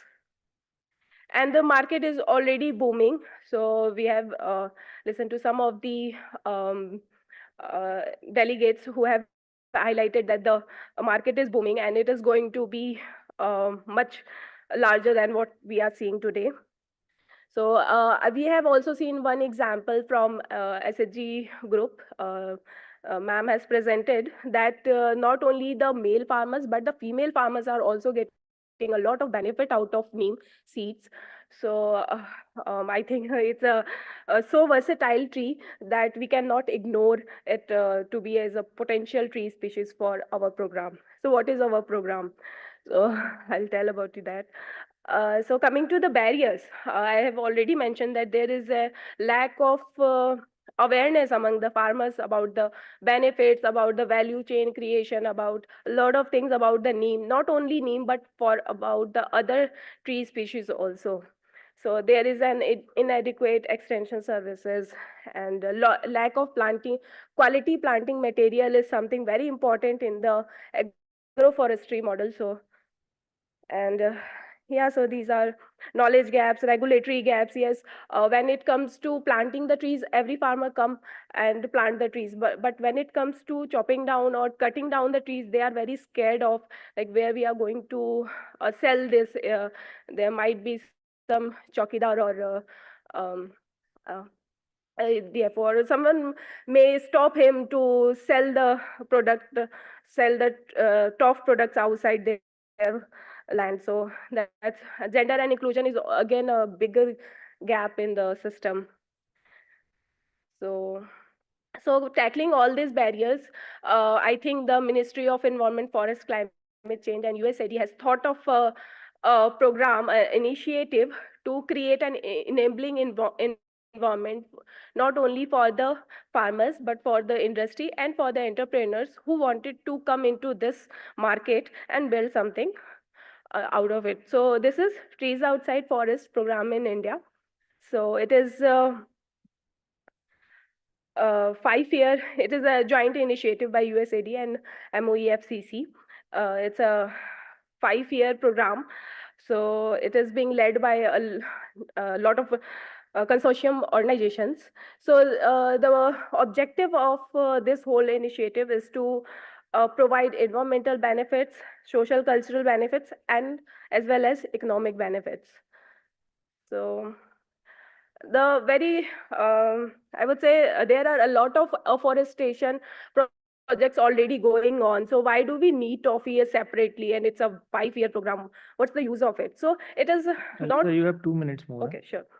So afforestation is just a small component of the toffee program. The toffee program more focuses on creating the environment ecosystem for the farmers by creating the policy support, the QPM roadmap, and the extension services, and other aspects also, like creating the payment for ecosystem services system, and the carbon sequestration, and a lot of aspects are involved into it. So afforestation is just part of it, and not the whole project revolves around. So we are currently working in 7 states of India. So it's Assam, Andhra Pradesh, Rajasthan, Haryana, Uttar Pradesh, Tamil Nadu, and Odisha. So these are the 7 states we are working on.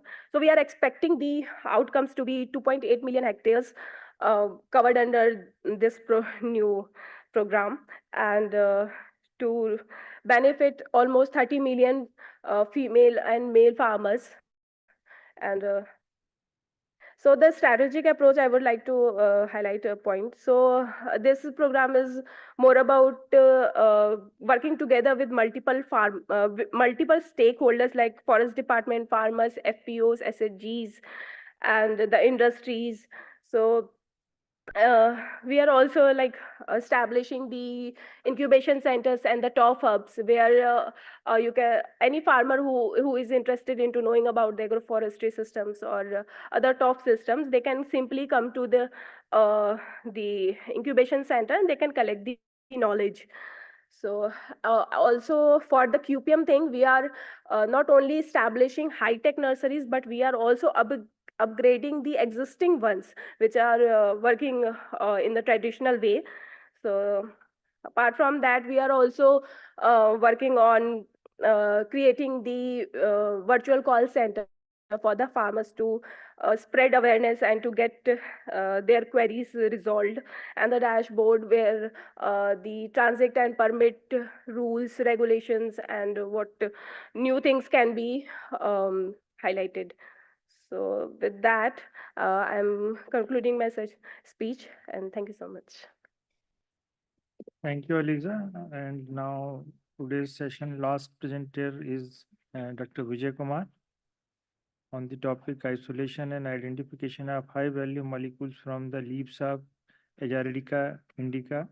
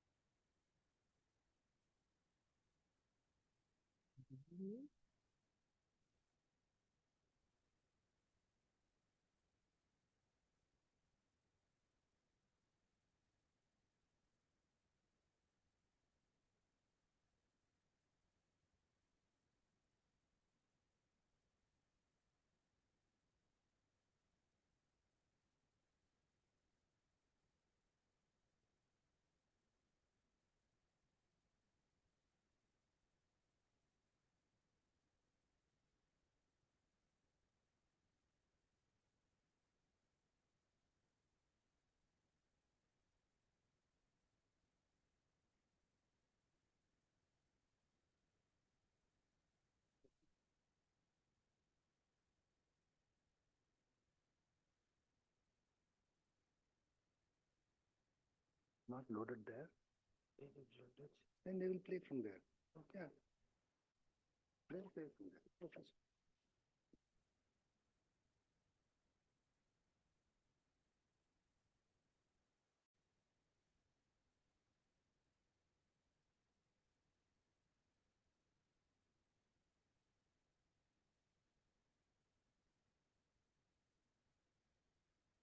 So I welcome to all of you in my presentation. Myself Vijay Kumar. I am PhD scholar in IRI New Delhi. As we all know, the herbal plant are the richest source of the different organic molecule, which since long used in the Ayurveda for the treatment of different diseases and for the development of the different medicines.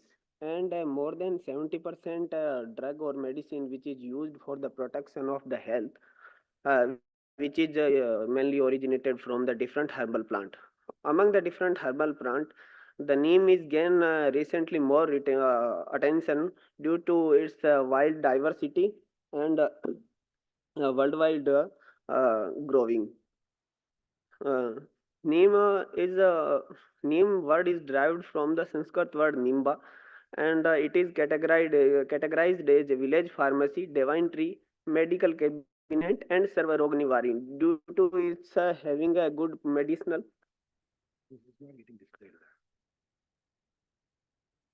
Next, करते रहो. Next. Okay. Okay. So, Neem word is derived from Sanskrit word Nimba, which is categorized as a village pharmacy or a divine tree or medicinal cabinet or the Sarva Rog Nivarini due to its high potential medicinal uses. All the different part, including leaves, seed, flower, bark, and the neem seed kernel having a good medicinal potentials. More than 300 phytochemical are isolated from the different parts of the neem, which is mainly belonging from the different groups of organic molecule, including glycoproteins, triterpenoid, limenoid, flavonoid, polyphenols, tannin, saponin, and gallic acid. Now come to the multidisciplinary uses of the neem-based product. Neem is, as we all know, that neem is highly used in the health protection of the health, including the medicine, like is highly used in the therapeutic uses in malaria, treatment of the malaria, ulcer, and also inflammatory and anti-cancer agent, and also used in the agriculture sector due to its pesticidal activities, including insecticide, repellent, and fertilizer properties. As we are worldwide, crop loss due to the different pests and diseases near about the 50%. Among the different pests, nematode is also a notorious pest which cause the huge losses. It cause approximate 240 billion crop losses annually, and in India, nematode cause approximate 23.03% crop horticultural losses, including in fruit crop and as well as in the vegetable crop, and 18.23% in the field crop, including pulses and cereals. Among the different nematode species, root knot nematode is a key nematode in the nematode genus, which cause the root gall in the different vegetable crops.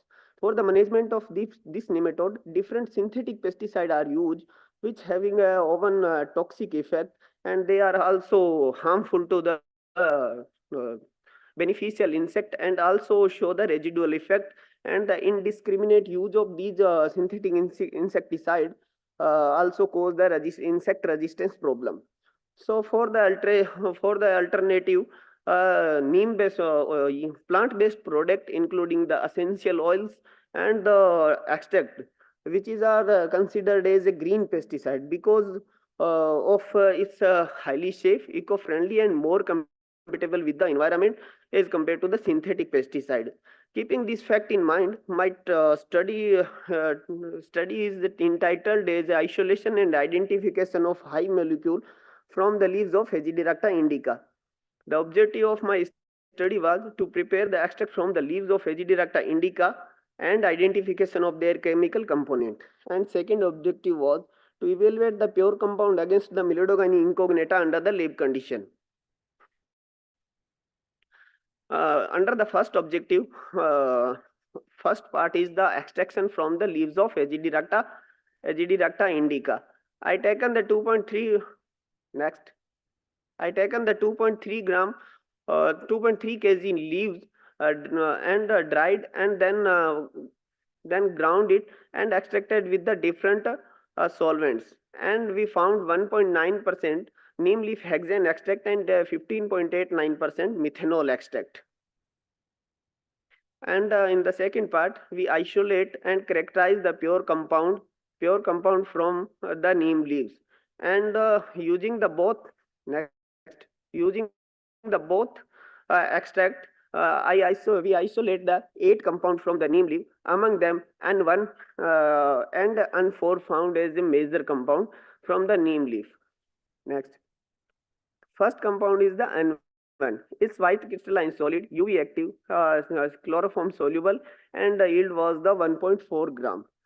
And on the basis of different spectroscopic tool, including 1D NMR, including 1H and 13C, and in 2D NMR, including DEPT, HSQC, and HMBC, this compound was identified as a nimbolide.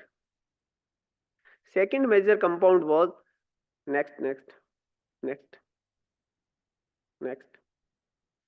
Second major compound was N4.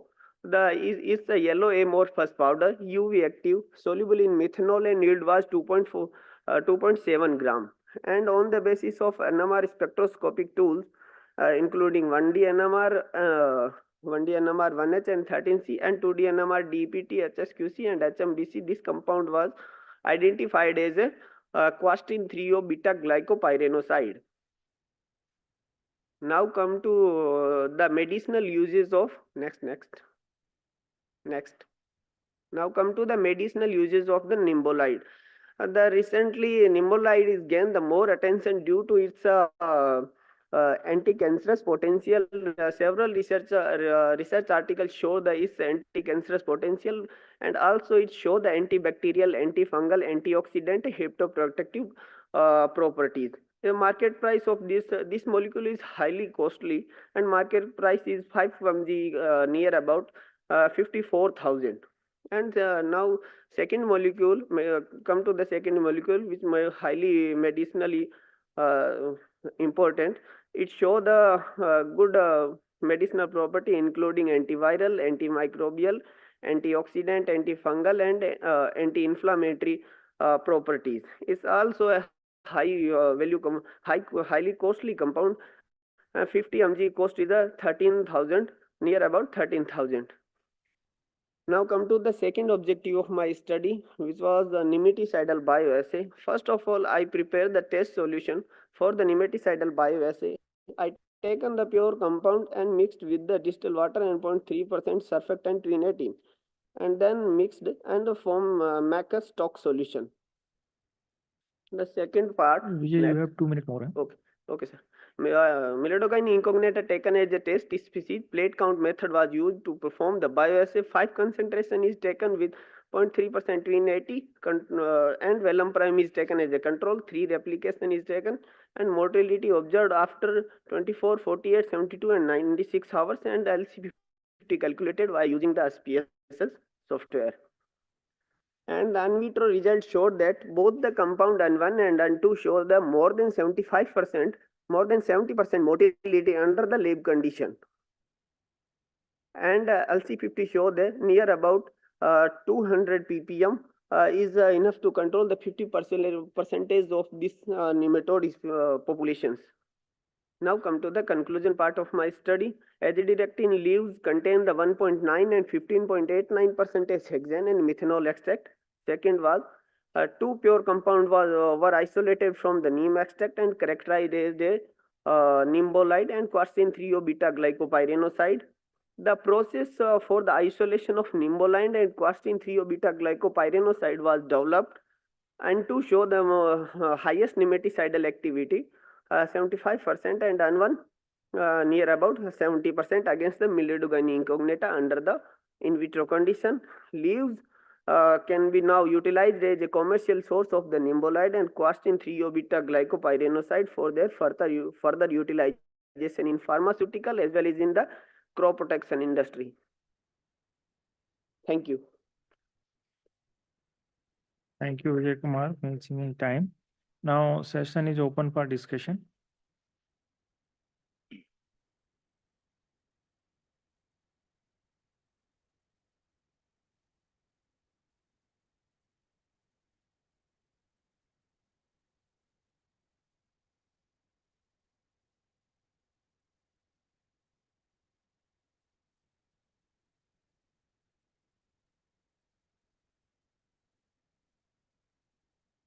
One thing is the excellent presentation. And I can appreciate the fact that you are a young fellow and you want to present as much as you know. But you should also know what are the limitations. See, 7 minutes of your talk, you talked about the importance of Neem, which was not necessary in this audience because he is all Neem fellow sitting here. So if you had talked about your studies later part, which is very important, please keep in mind next time. So what to talk and where what to talk. The second thing, the cost of the chemical you are coating, sigma aldrich. Nobody makes products from sigma aldrich compounds. They are used only as analytical standards. So if you even consider azadirachtin 1 gram or 1 milligram, which is used for HPLC standard, it may be $500. But that is not the price of azadirachtin technical, which is used for making insecticides. So, otherwise people will think 10,000 rupees, oh my God, how can we use that kind of a product? That is the thing. Thank you, sir, for your comment. Any question?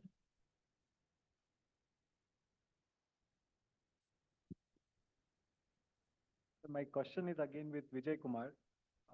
What is your way forward for this project? Like you have registered a patent, you have published the publication, you are going for a technology, you're going for bioefficacy studies, tox studies. What is the future plan? Sir, we go for the patent for the Before procedure patent, of you have the published everything. yes, sir. Isolation, we develop a different isolation procedure for the isolation of nimbolide and quercetin 3 glycopyranoside from the neem leaf. Right. It's just a simple two-step technique by which we can separate both the molecule and very by using Because from if you are able to develop this bionematicide property of this and yes, sir. you have And a technology, further I'll be the first to buy that. Further, we will evaluate these compound in the pot condition as well as in the in vitro condition, and then we go for the formulation and all those things. Super. Yes. Best of luck. Yes.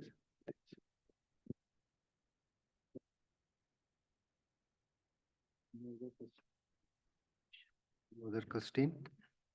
Yeah, I think we can ask, the speakers can take their chair. Yeah. Right from morning, one thing I observed was all the speakers were sticking on to their time. I really appreciate all the speakers on this session as well as in the previous sessions for maintaining that time in a very good way. And now I request Mr. Vyas and Mr. Sharat Singhania to come on dais and honor the chair, co-chair and rapporteur. To tell you very frankly, it is very difficult to be chair or co-chair for even one session, and I really thank the current chair and co-chair and also the rapporteur for being present here for 3 sessions. Thank you very much, sir. You really did a wonderful job. Thank you very much. My sincere apologies to the chair and the co-chair for making really strenuous. Thank you so much for conducting very nice, and thank you very much. And thanks to Balaji also, yes.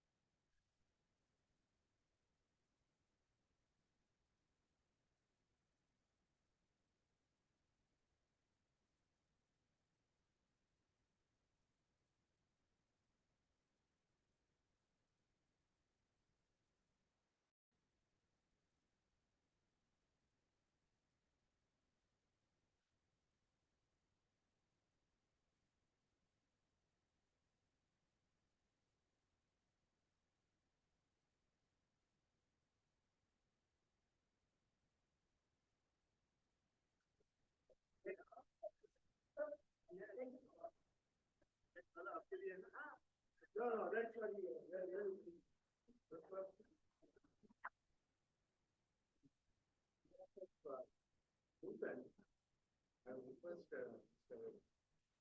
Dr. Mishra to take